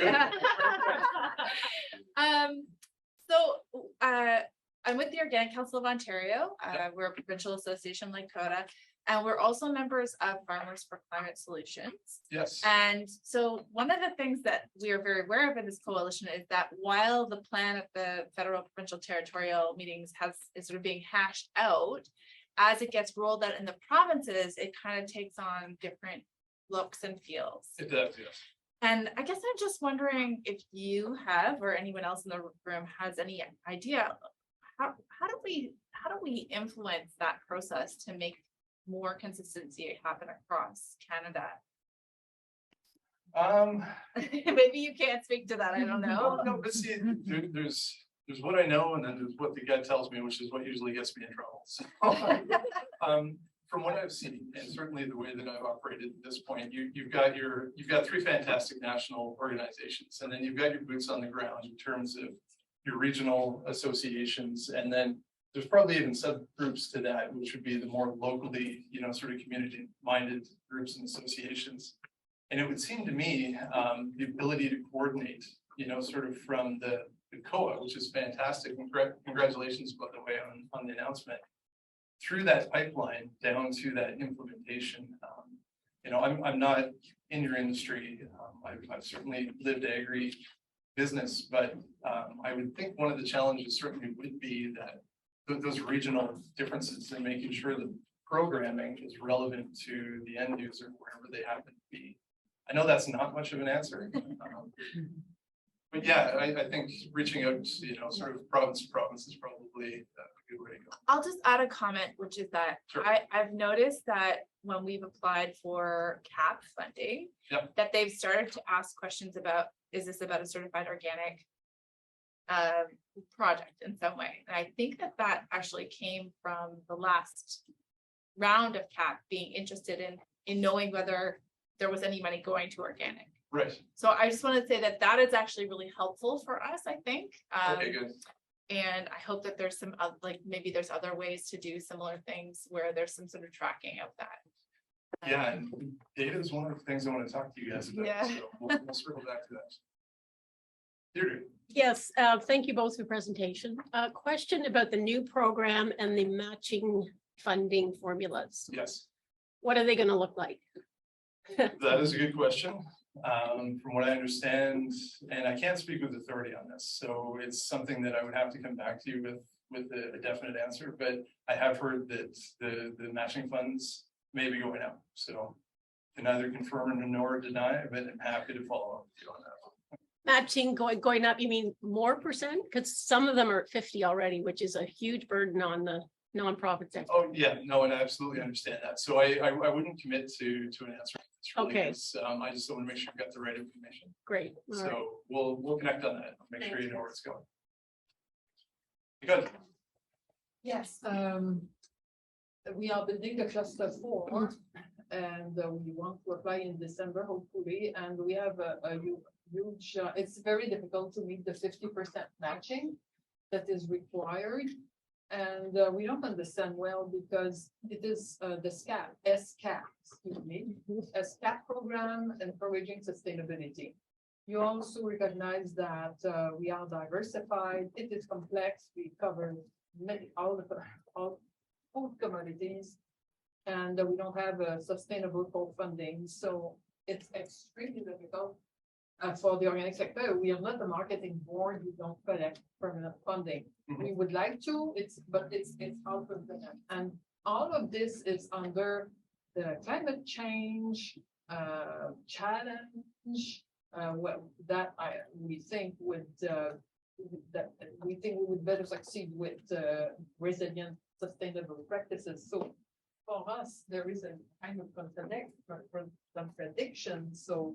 And agriculture, we think that not just organic agriculture will be facing so much problems with climate change, and AFC for the cluster it is 50%, except for 15% of the budget that would be 70%. It is hard on farmers who are facing challenges, and especially for the organic sector because we are not a marketing board, and we are a young industry. Yeah.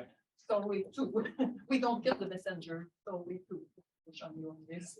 No, I completely understand. I get what you're saying, and I understand the challenge. So what I would say, Nicole, is it's something that we can talk about. It's something that if you want it represented internally, it's probably not a bad idea to do so. Bring that challenge forward so that it's recognized. Because again, that's part of what I want to talk to you guys about is barriers. Do you see yourselves within this? What are the likely barriers so that we can take that information back? Would have made an excellent submission last year with respect to SCAP, but it would be nice to follow that up with a little bit more granular operational type detail around how do we foster better uptake? Yes.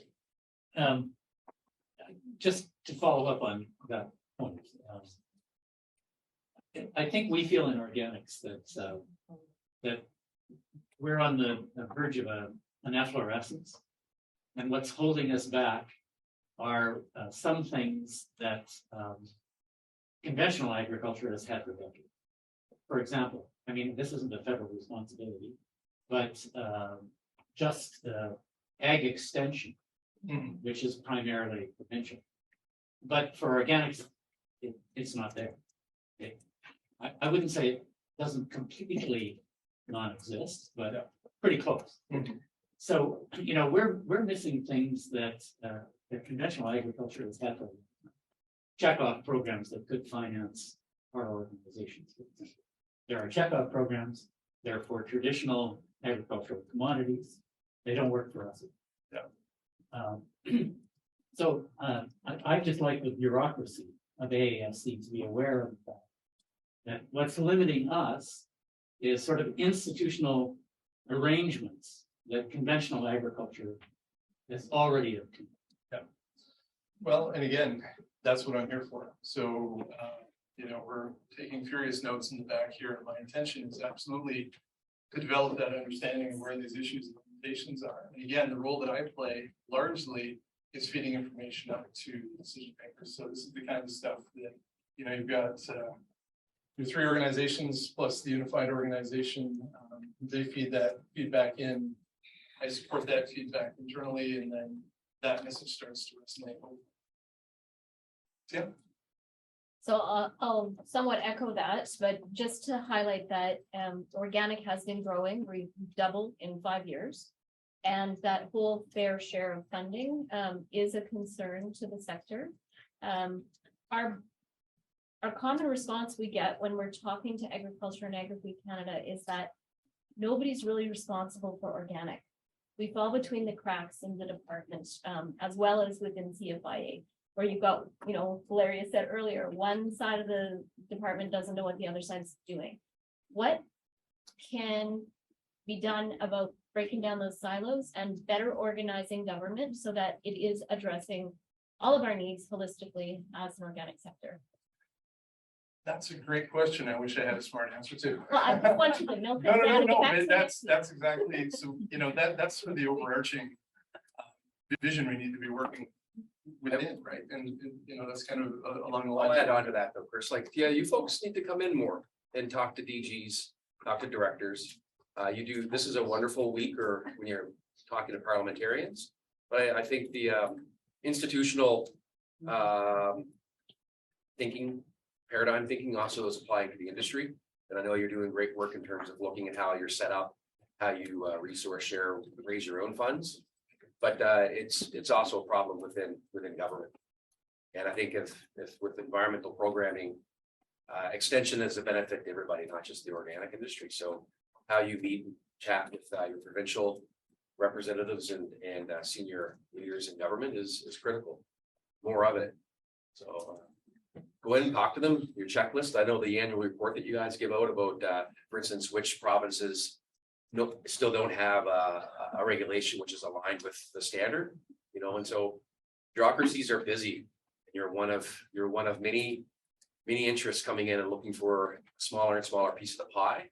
So reminding your upside on the public benefits of agriculture and organic, climate, the environment, income for farms, and also what the barriers are. It's constant.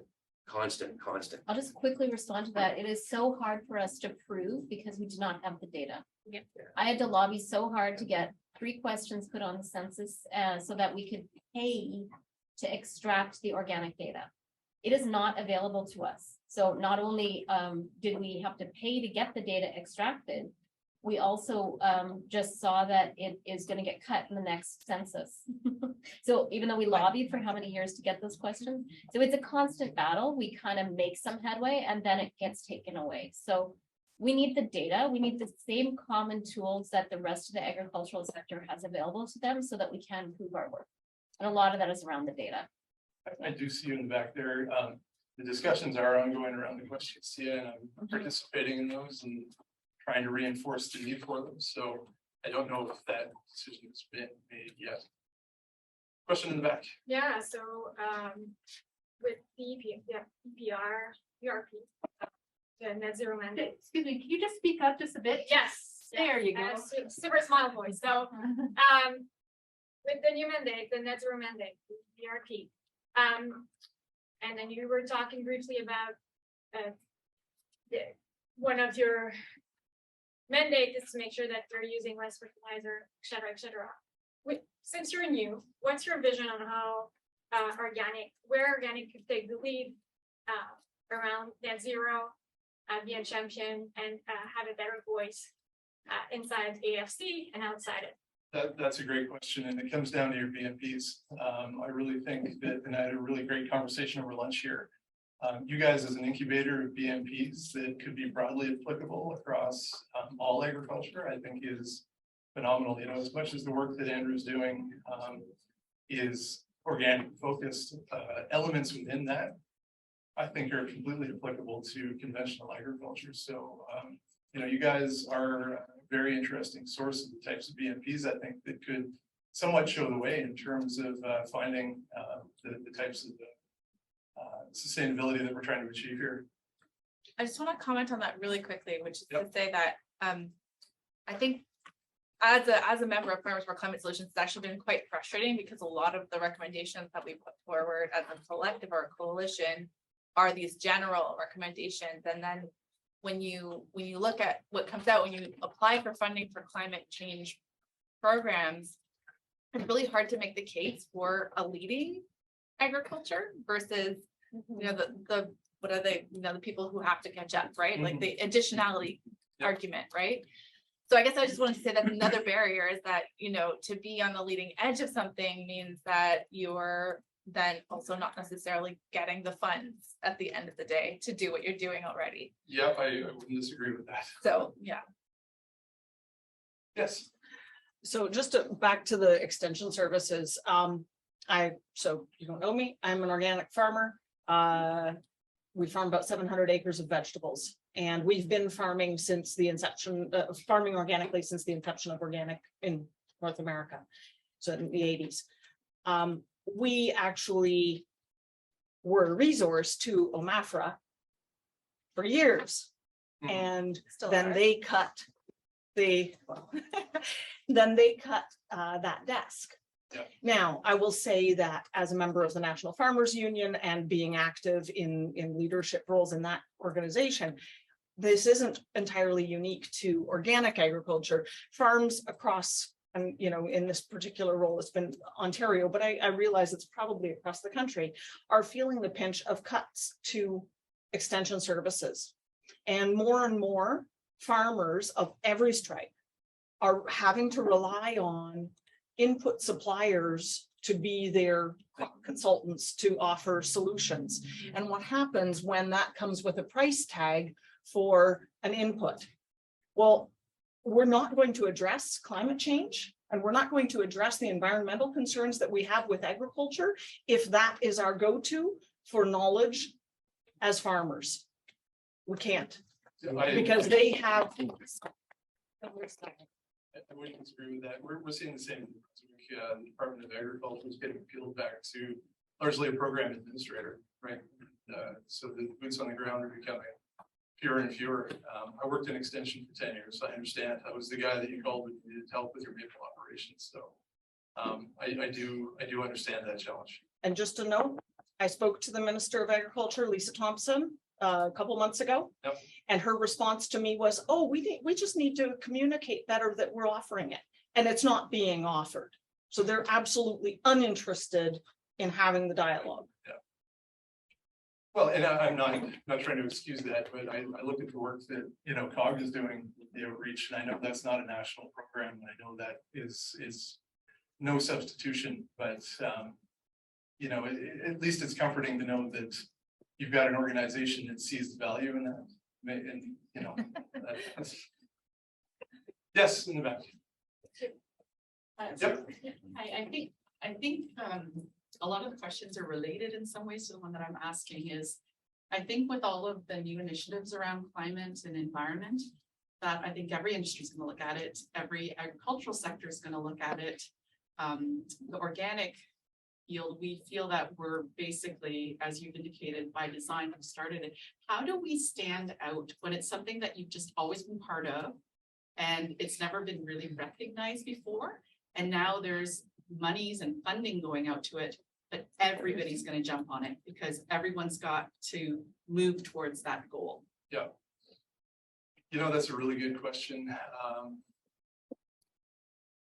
There's a self-identification effort or activity that is going to happen across agriculture within the primary producers, within the supporting ecosystem, tech providers. I think you guys are there, as you said, right? I think you understand where the opportunities are, or at least where the alignment is. I think a good part of that is going to be trying to decide where to spend your capital. And I don't mean that in terms of money, but where is the best bang for your buck in terms of organizing those projects or programs that will result in that greater lift. In terms of getting recognized or noticed, I'd have to pass that question to David in terms of, you know, how they come through the door, because I really don't have the background in terms of how that operates. Yeah, how do you get into the door? Which way? Like, how do you? Well, if they're putting a project together, you know, what's the best way to come about? Because pitching it? I I mean, feel like there's gonna be a lot of projects, like all these things are. Yeah. It's just in my 20+ years in the department. You gotta rely on folks like Chris who, you know, informally say, hey, I have this idea. You know, where's the best place to fit it, and check terms and conditions. Programs managers and officers that you deal with, whether it's BRM programming or the Fed only agri marketing or agri assurances, that type of stuff that you guys have leveraged before. You talk and you build through your representatives, you build a good project plan. And it's always important to be aligned with public policy. And so you know, and this industry does suffer from a us versus them paradigm, but I think you're no longer us versus them, you're quite in the them. Because of your great environmental practices and economic upside. So the other thing I would tell this group is your biggest assets are yourself. Like, you've managed to create a standard that's in regulation. It enables you to differentiate in the marketplace. It enables you to protect your investment. So that's why tracing and stuff is really important to prevent fraud, but also data and revenue generation. And so but you guys you live in a home called organic that is in some respects much better off than other smaller scale operations, which really struggle to get that type of attention. I think the big challenge for you folks is it is being strategic. Like, do you have an acreage goal for Canada? You understand what the acreage goal would mean in terms of farm income, environmental benefit. And then, you know, you have certifiers that, you know, they're part of your industry. So how do you get them to work for you in getting the data that you need? And it doesn't have to be government, you know, government sanctioned. When you start with, if you've got 8,000 certified operators, can you get 25% of them to contribute towards data collection goals? And any type of data, whether it's StatsCan or not, is going to be aggregated, and you're going to get a snapshot of what's possibly going on in that data, whether it's on farm income or farm production or on exports or whatever. And you can control that, and you're in much better shape than many other organizations.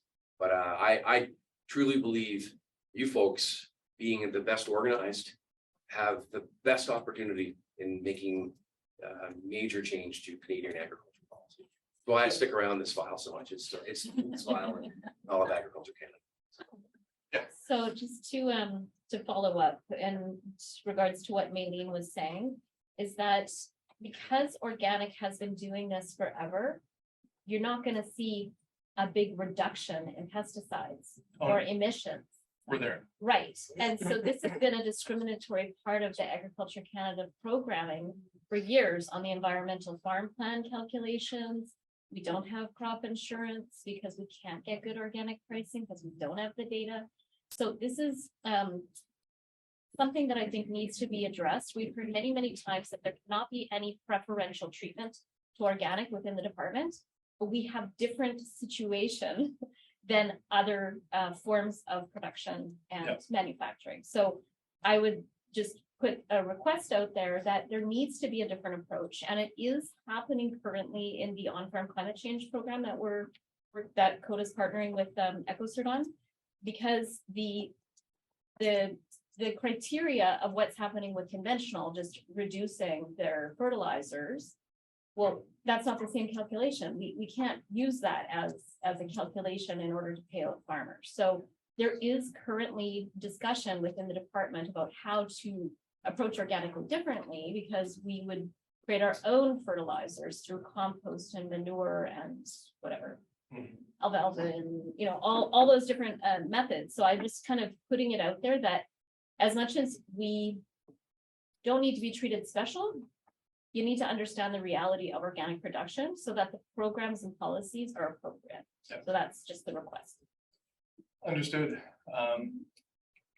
Sorry, in the back, yes. I heard what is here, mentioning regarding us setting goals for the industry in terms of growth, in terms of targets, measurable metrics that the government can use.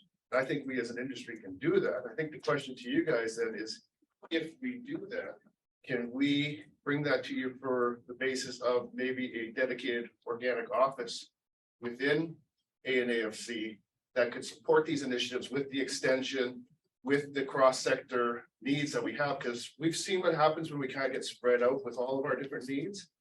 You know, with the roundtables, we got many voices on many roundtables, but only a single on any one of them. So our priorities are not the main priorities of those boards. So if we can get a dedicated organic voice or an office, if we give you a target, can we use that to leverage that with you?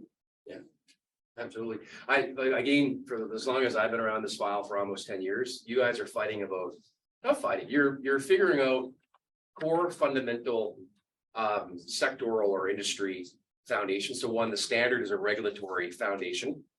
Data is how you understand yourself. And then, you know, how you fundraise, how you develop engagement strategies. That has to come from, like, I would never, if I was you folks, I would never give up on that standard for anything. That standard is the most valuable thing that you've given the country. And its potential still hasn't been leveraged, because from it creates certifying bodies and ability to have, you know, that there's 8,000 or so. So if you got $10 out of each one, that all right off the bat, that's a very a modest budget, but it's a budget. You got $100 or $500, and you start working in $4 or $5 million operational budget, which can then be cost shared for programs. But also you've moved from, you know, arguing with the government about who should pay for the standard, right? Regardless, the outcome is what's important, is that the standard is nurtured and looked after, and there's tons of benefits for private and public in that.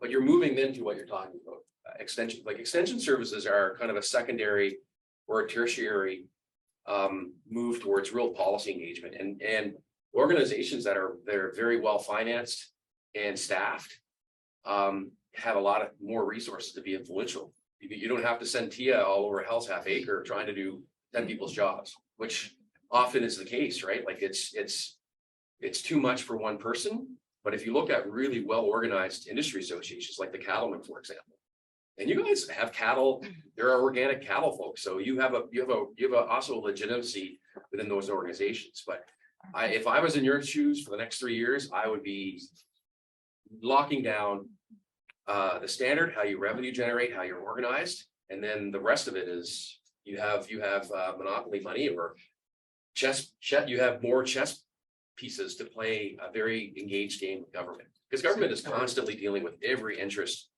some that supports you, some that's not, in terms of who's getting what. We're getting tight on time, and I see 3 questions. I'm gonna go over 1, 2, 3. So, number one, I'm a farmer. I pay all kinds of checkoff fees. They don't serve me. Yeah.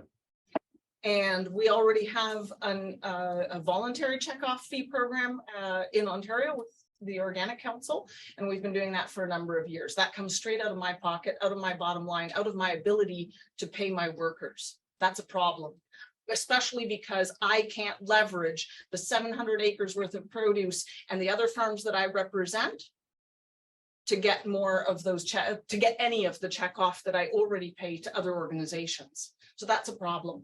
I don't know how you solve that, but I'm putting it out there. That's an issue. Something that, you know, just to throw out there, organic farms, it is scientifically proven that we have higher biodiversity on our farms. We have more water retention capacity because we're more likely to have fence rows. You're awesome. You are. That's a service we're offering the country. How do we go about making that something that we can actually get support for? Because that is a dollars and cents, and there's data out there that can actually give you, so there's been some work at the municipal, sort of looking at it from a municipal infrastructure and asset management perspective. So there's some good data that tells you, you know, an acre, half acre, whatever of certain types of natural infrastructure sequesters a certain amount of carbon, holds back a certain amount of water from runoff, et cetera. So what programming could we look at to compensate farmers? And again, this, you know, can remove that barrier of us versus them. Because if you meet a biodiversity threshold, if you meet a water retention, carbon sequestration threshold that is set by scientific guidance at the government level, what could that look like in terms of essentially tax dollars paying for that service? Because that will begin to offset the subsidies that go towards oil and gas that are a hidden subsidy to chemical agriculture. So I wish we had another half hour because I love you to speak. Whatever, guys, like, what data you have. Oh, sorry. Nicole, just for a sec. Yeah. We have 5 minutes left. Okay, So just consider that, maybe make it a short question or comment, Yeah. and then we'll kind of wrap up. and I'm around tonight, tomorrow, anytime you want to talk. I'll chat. Yeah. What is calling this a sustainable program now, a switch to from ASF to sustainable farming, and now, you know, you're asking us to pay for standards review while the EU, all the other jurisdictions we're competing with, they pay, the government supports that. So you pretend. I'm not asking No, you to no, no. pay, I meant What you said, the you- country pays, whatever, whoever pays. You the pretend outcome you is also, it is a sustainable program. So you want us to collect funds along with the farmers, to again, prove that they are sustainable. There is a program that is supporting best management practices. If you are certified, you should get the money right away. No, you have to fill another form to prove that you have best management practices. If you are certified, you should get it right there. So you want the certification. No, I never said that. What I'm saying is that organizations that have the means at their own disposal to control their funding, to control their data, don't have to go through the policy conundrums of getting it from someone else. So if you have to constantly go to someone like me, who has to brief up and explain why the public should invest heavily in your industry, that has all kinds of obstacles, opportunities, challenges, etc. So if you look at the unionized labor movement, of which I'm part of in terms of being a public servant, I pay a fee every paycheck. Whereas my union, it's negotiated a series of benefits over 70, 80 plus years. It also represents us when we engage management on issues of how workers and management interact. Without that ability, right, if that union didn't have its own ability to raise funds, it would be significantly less capable of getting the outcomes. Yes, sir, has been extremely patient. If possible, if there is a 1 minute, 2 minutes. Yeah. Okay, but it's really a good, fantastic discussion. But one actually comment that I have, I believe that the problem is not just what we are talking about. I think the main problem, the impression that I'm getting from this discussion is the government still, they have not considered the organic industry as a macro level. You know what I mean? Yes, I absolutely know what you mean. Yeah, sure. So then it looks like, okay, you do that, you do that, you do that. Okay, and at the end, we are here, sure, let's see how it goes. I think first thing first, the thought, the vision, how can I say, the perspective of the government has to be changed about the industry of the organic. And they have to look at it at the macro level. I'm not talking about detail because the government, they are not doing with detail, of course. Retailer or no. Then after, if this mind, if this perception is changed, I think then the government, then the industry of the organic they can get more support from the government.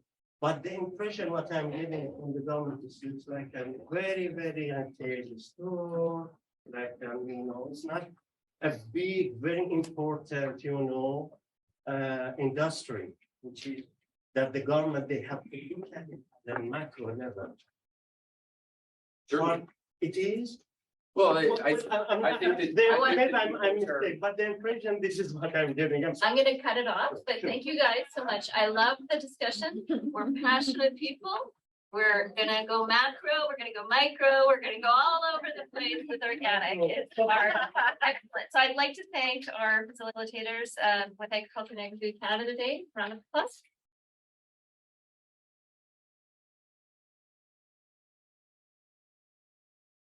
All right, so because we are moving on to the next step of our program, we are reminding everybody of where we go from here. We are, of course, going to be having our reception at Parliament Hill. Hopefully you all are registered.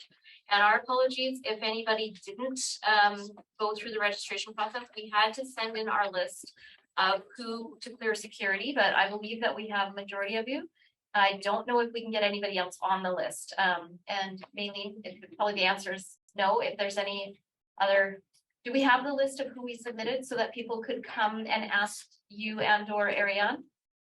Or Ariane's probably gone to Parliament Hall already, huh? Yes, okay, but Maylene is there just in case if we need. So just a reminder for everybody as we go on to Parliament Hill, which we're not doing quite yet, is that you need to have your government issued ID with a photo on it, and it will take time. We've been through this before. Usually we're trying to leave by 5. The event starts at 5:30. We'll go till 8, and we will be doing a series of different speeches. The event is co-sponsored by the Green Party, the Liberal Party, the Conservative Party, and the NDP. So we're going to have speeches by each one of our MPs who has graciously agreed to host the event. In addition, we'll have Senator Black who's coming, and there'll be one lobby meeting with the 3 national associations on Wednesday to follow up. For the next portion, I'm going to invite Maylene to this stage where she's going to tell the full audience about what we're going to go and ask for tomorrow at Parliament Hill. And then we're going to basically close down the Organic Summit for anybody who's not planning to lobby with us. And then she's going to do a training. So, but just to highlight that it is, it's nicely, come to the event, enjoy beautiful organic food and wine, but now you got to listen to us a little bit more before you get there. And the entrance is 197 Spark Street. Maybe Gordon, would you be able to write that on the back wall? 197 Spark Street. It is the Wellington building that we're going to. But I believed that was true, that we have to enter security through 197 Spark Street.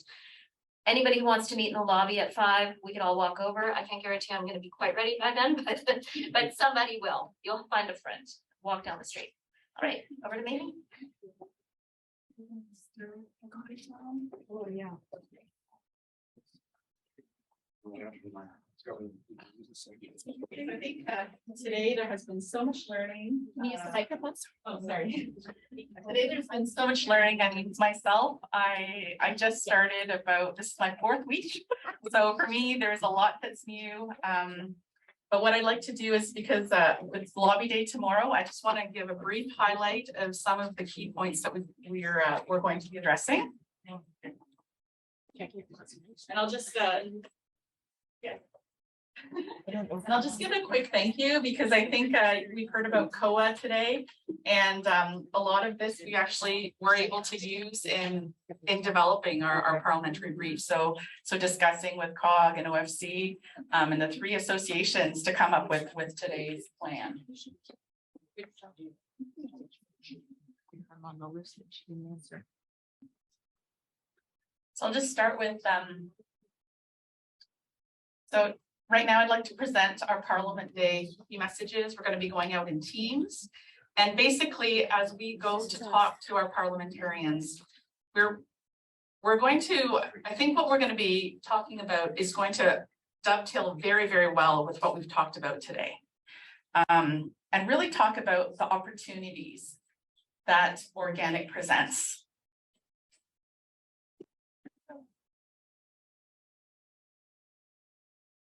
Okay.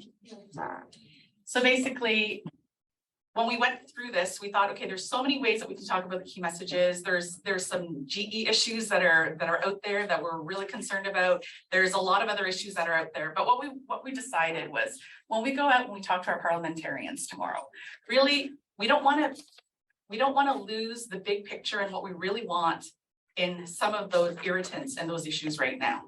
We still have a longer term goal.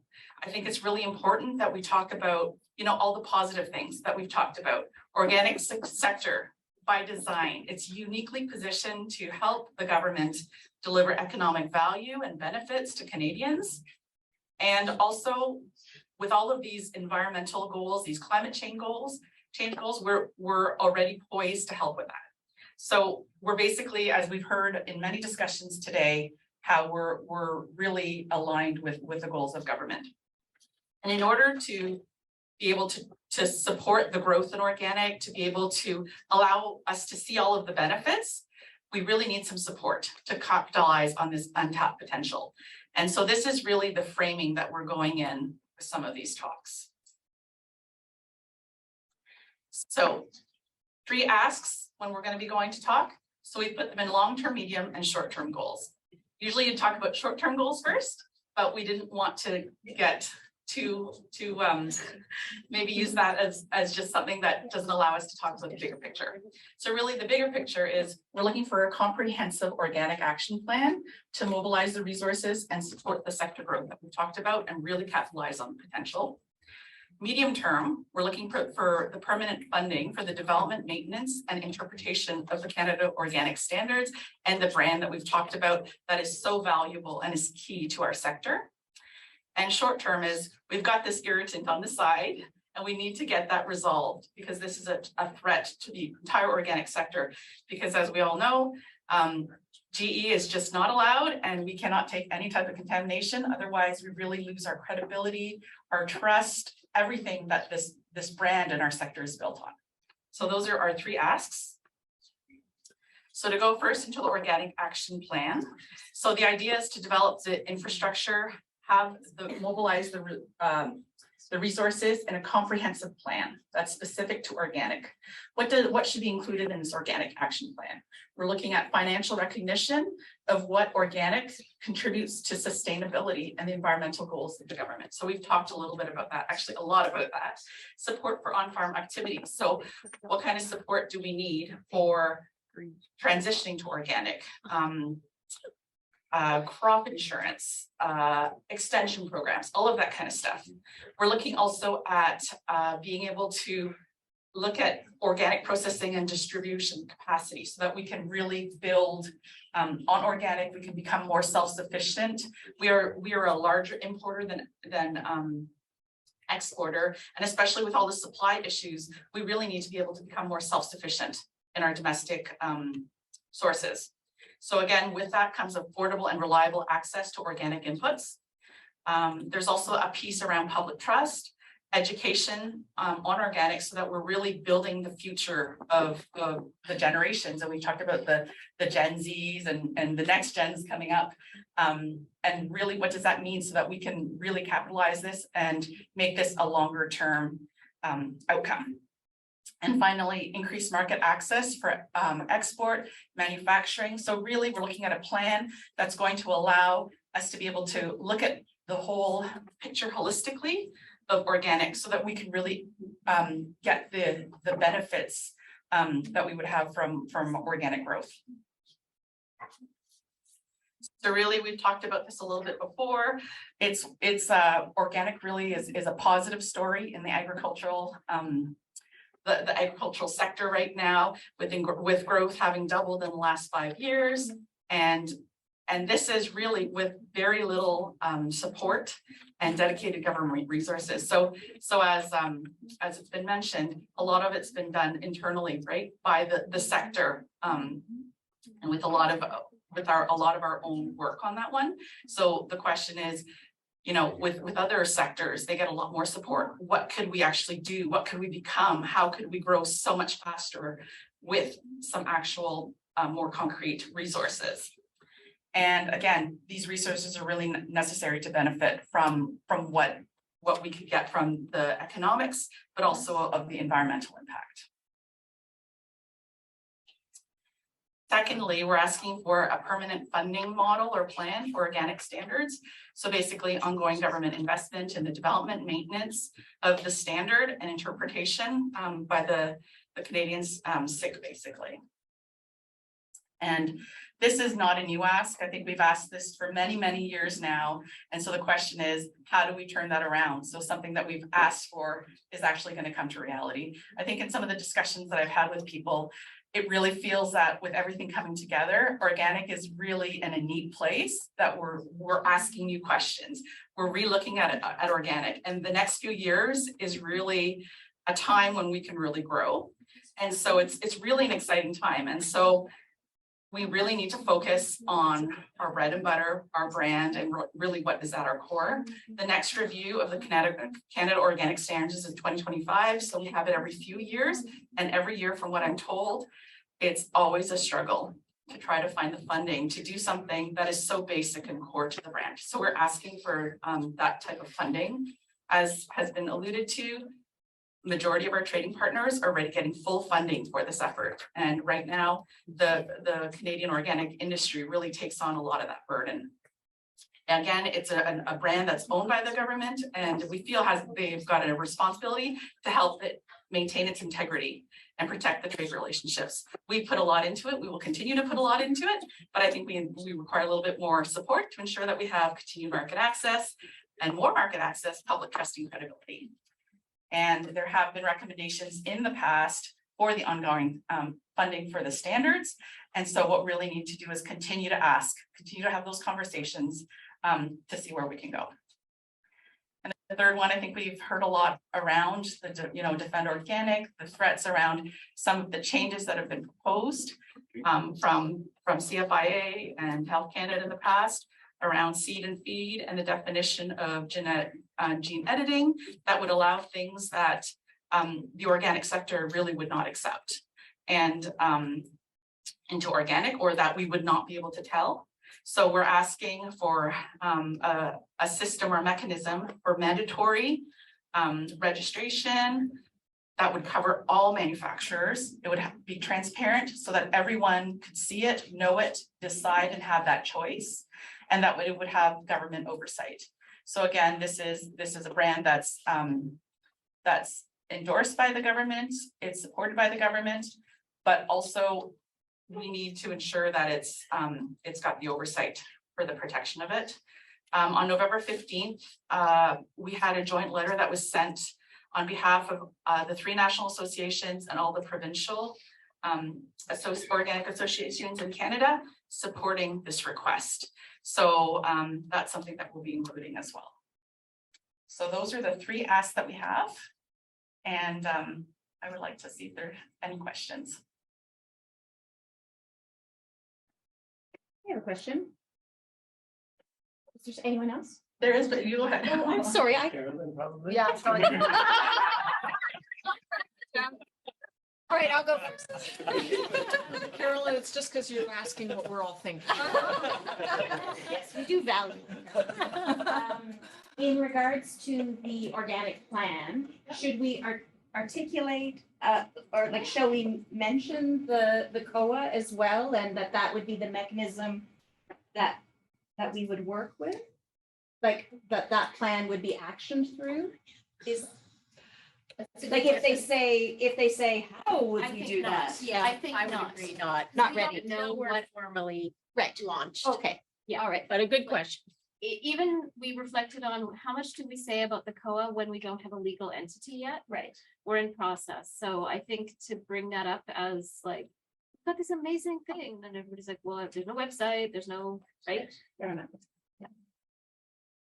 I think, Carolyn, did you want to go first? Sorry.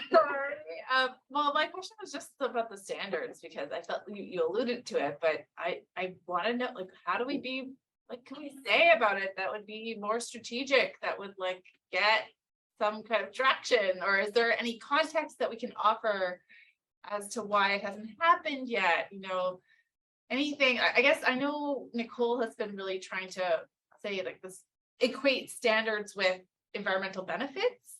I don't know if that's the right approach. I don't know if that's. One thing that I've been talking about with EPA is that there's been already 2 standing committee recommendations by federal MPs, and we've not seen action by government. What is holding them up? I think that's strong, right? This has been a conversation. We're spending all our time talking about how to raise $700,000, but we've got $9 billion industry, and it's resting on these standards. So even if we can use the economic argument, like it really is something that needs to get addressed. Then related to the action plan. So I think one of the questions that we might get back from MPs is why is it the government mandate to create an organic plan? Do you have one? How is it related to trade, etc.? So what are the key messages there that you want us to deliver? I would say that there has been a benchmark established for Europe, and that we would like to have a benchmark for Canada. We are meeting as the organic sector, and we'd like to know whether there's an appetite to actually call out an actual organic benchmark. We actually talked about whether we should say 10%, 15%, whatever. We need to do work ourselves, I think, first, and that's where, for anybody who was in the AGM portion of this, we have set out some trajectories in regards to total land mass, acres, number of farmers, etc. That is what needs to be fleshed out. And I think that really it's just the question of, is there an appetite that if we come and present an organic target, will the government support it? Okay, and when you, sorry, I'm just trying to delve into the details. I'm speaking on the right term there.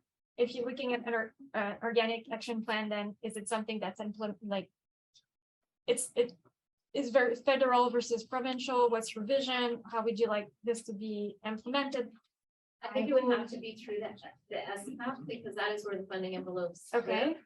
But essentially what I brought up earlier is that we need to have programs that are going to encourage organic transition and programming and extension services. So it's like, how can we look at the existing envelopes and get that qualified program funding? Because it's always going to be the SCAP, right? It's the only place where money is available. And how do we make sure that there's not discriminatory policy that disqualify organic from qualifying?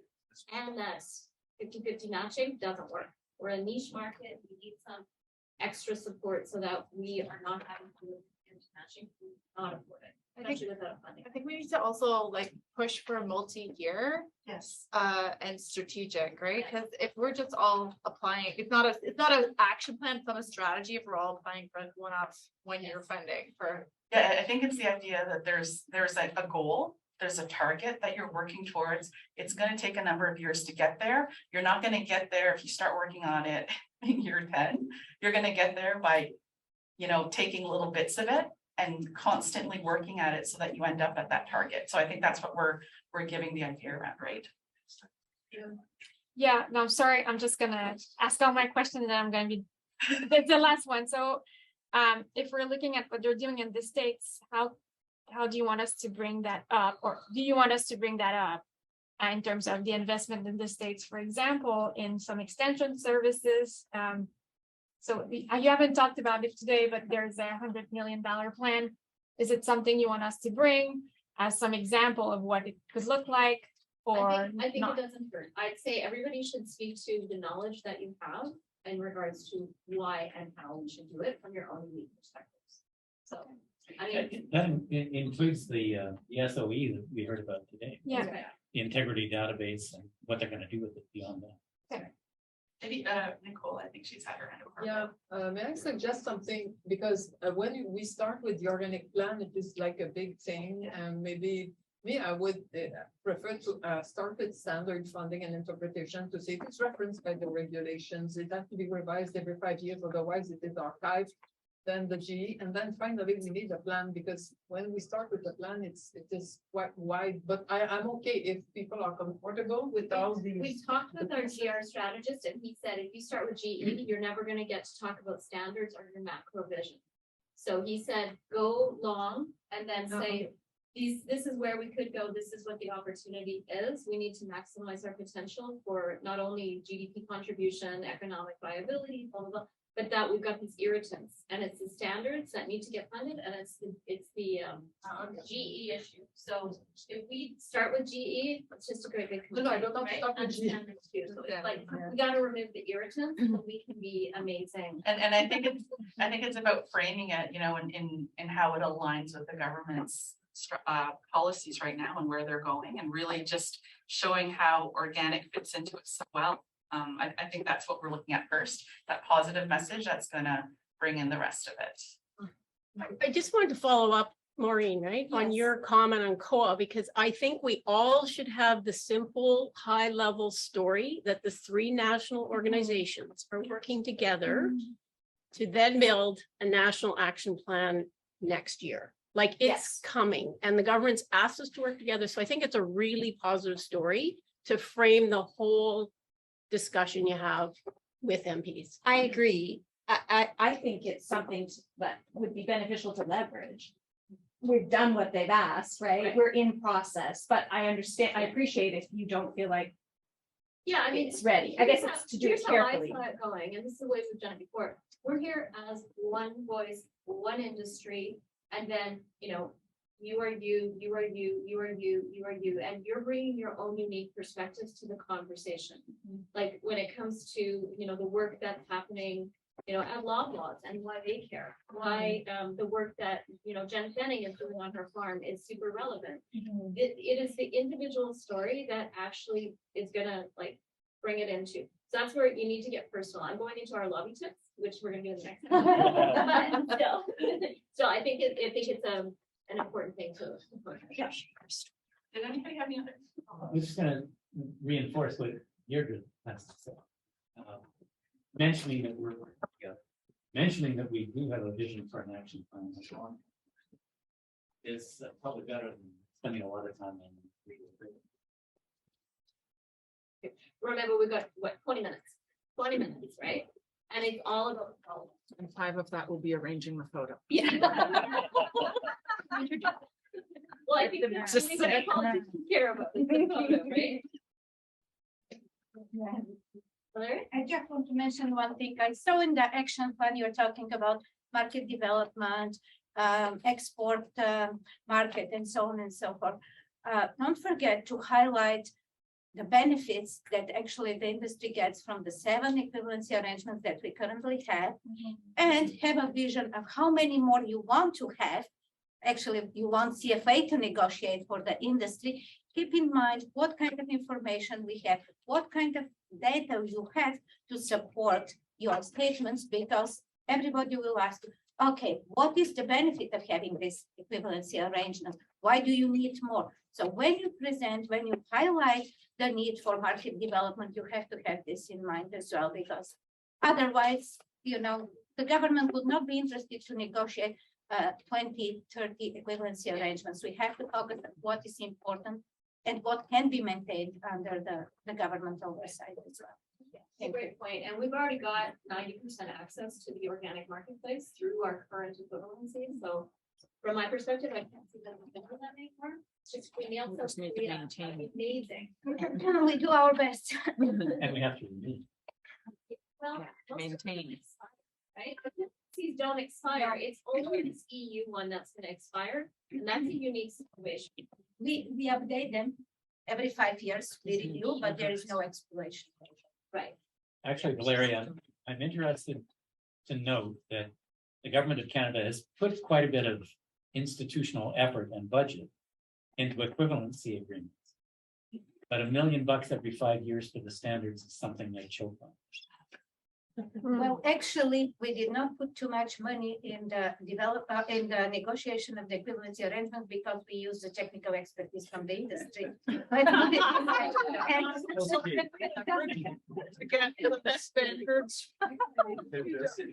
Yeah. I'm not here to negotiate paying the standards, sorry. So I guess, are there any other questions around? So that's really our key messages for Lobby Day. I think with that. Yes, so just to highlight that for anybody who won't be lobbying with us, you can pay attention by following the hashtag. He'll say 2022, because everybody's going to. But what we will do now is we'll shut down the Organic Summit. I really want to again thank all of our sponsors, all of you participating, and the lively discussion with all of our amazing stakeholders as well as government representatives. We do appreciate your feedback. We will be doing this every year. We always. So in your kit, if you wouldn't mind pulling out your evaluation, leave it on your tool, and you can fill that in. And then what we're gonna do now is, for anybody who is gonna be with us tomorrow on the Hill, maybe move up here, so that we can actually get into it. And what we're gonna do is kind of identify all of the tips and tricks and the do's and don'ts for lobbying, as well as identifying who the people needs are, so that you know. Talking. Thank you everybody for coming.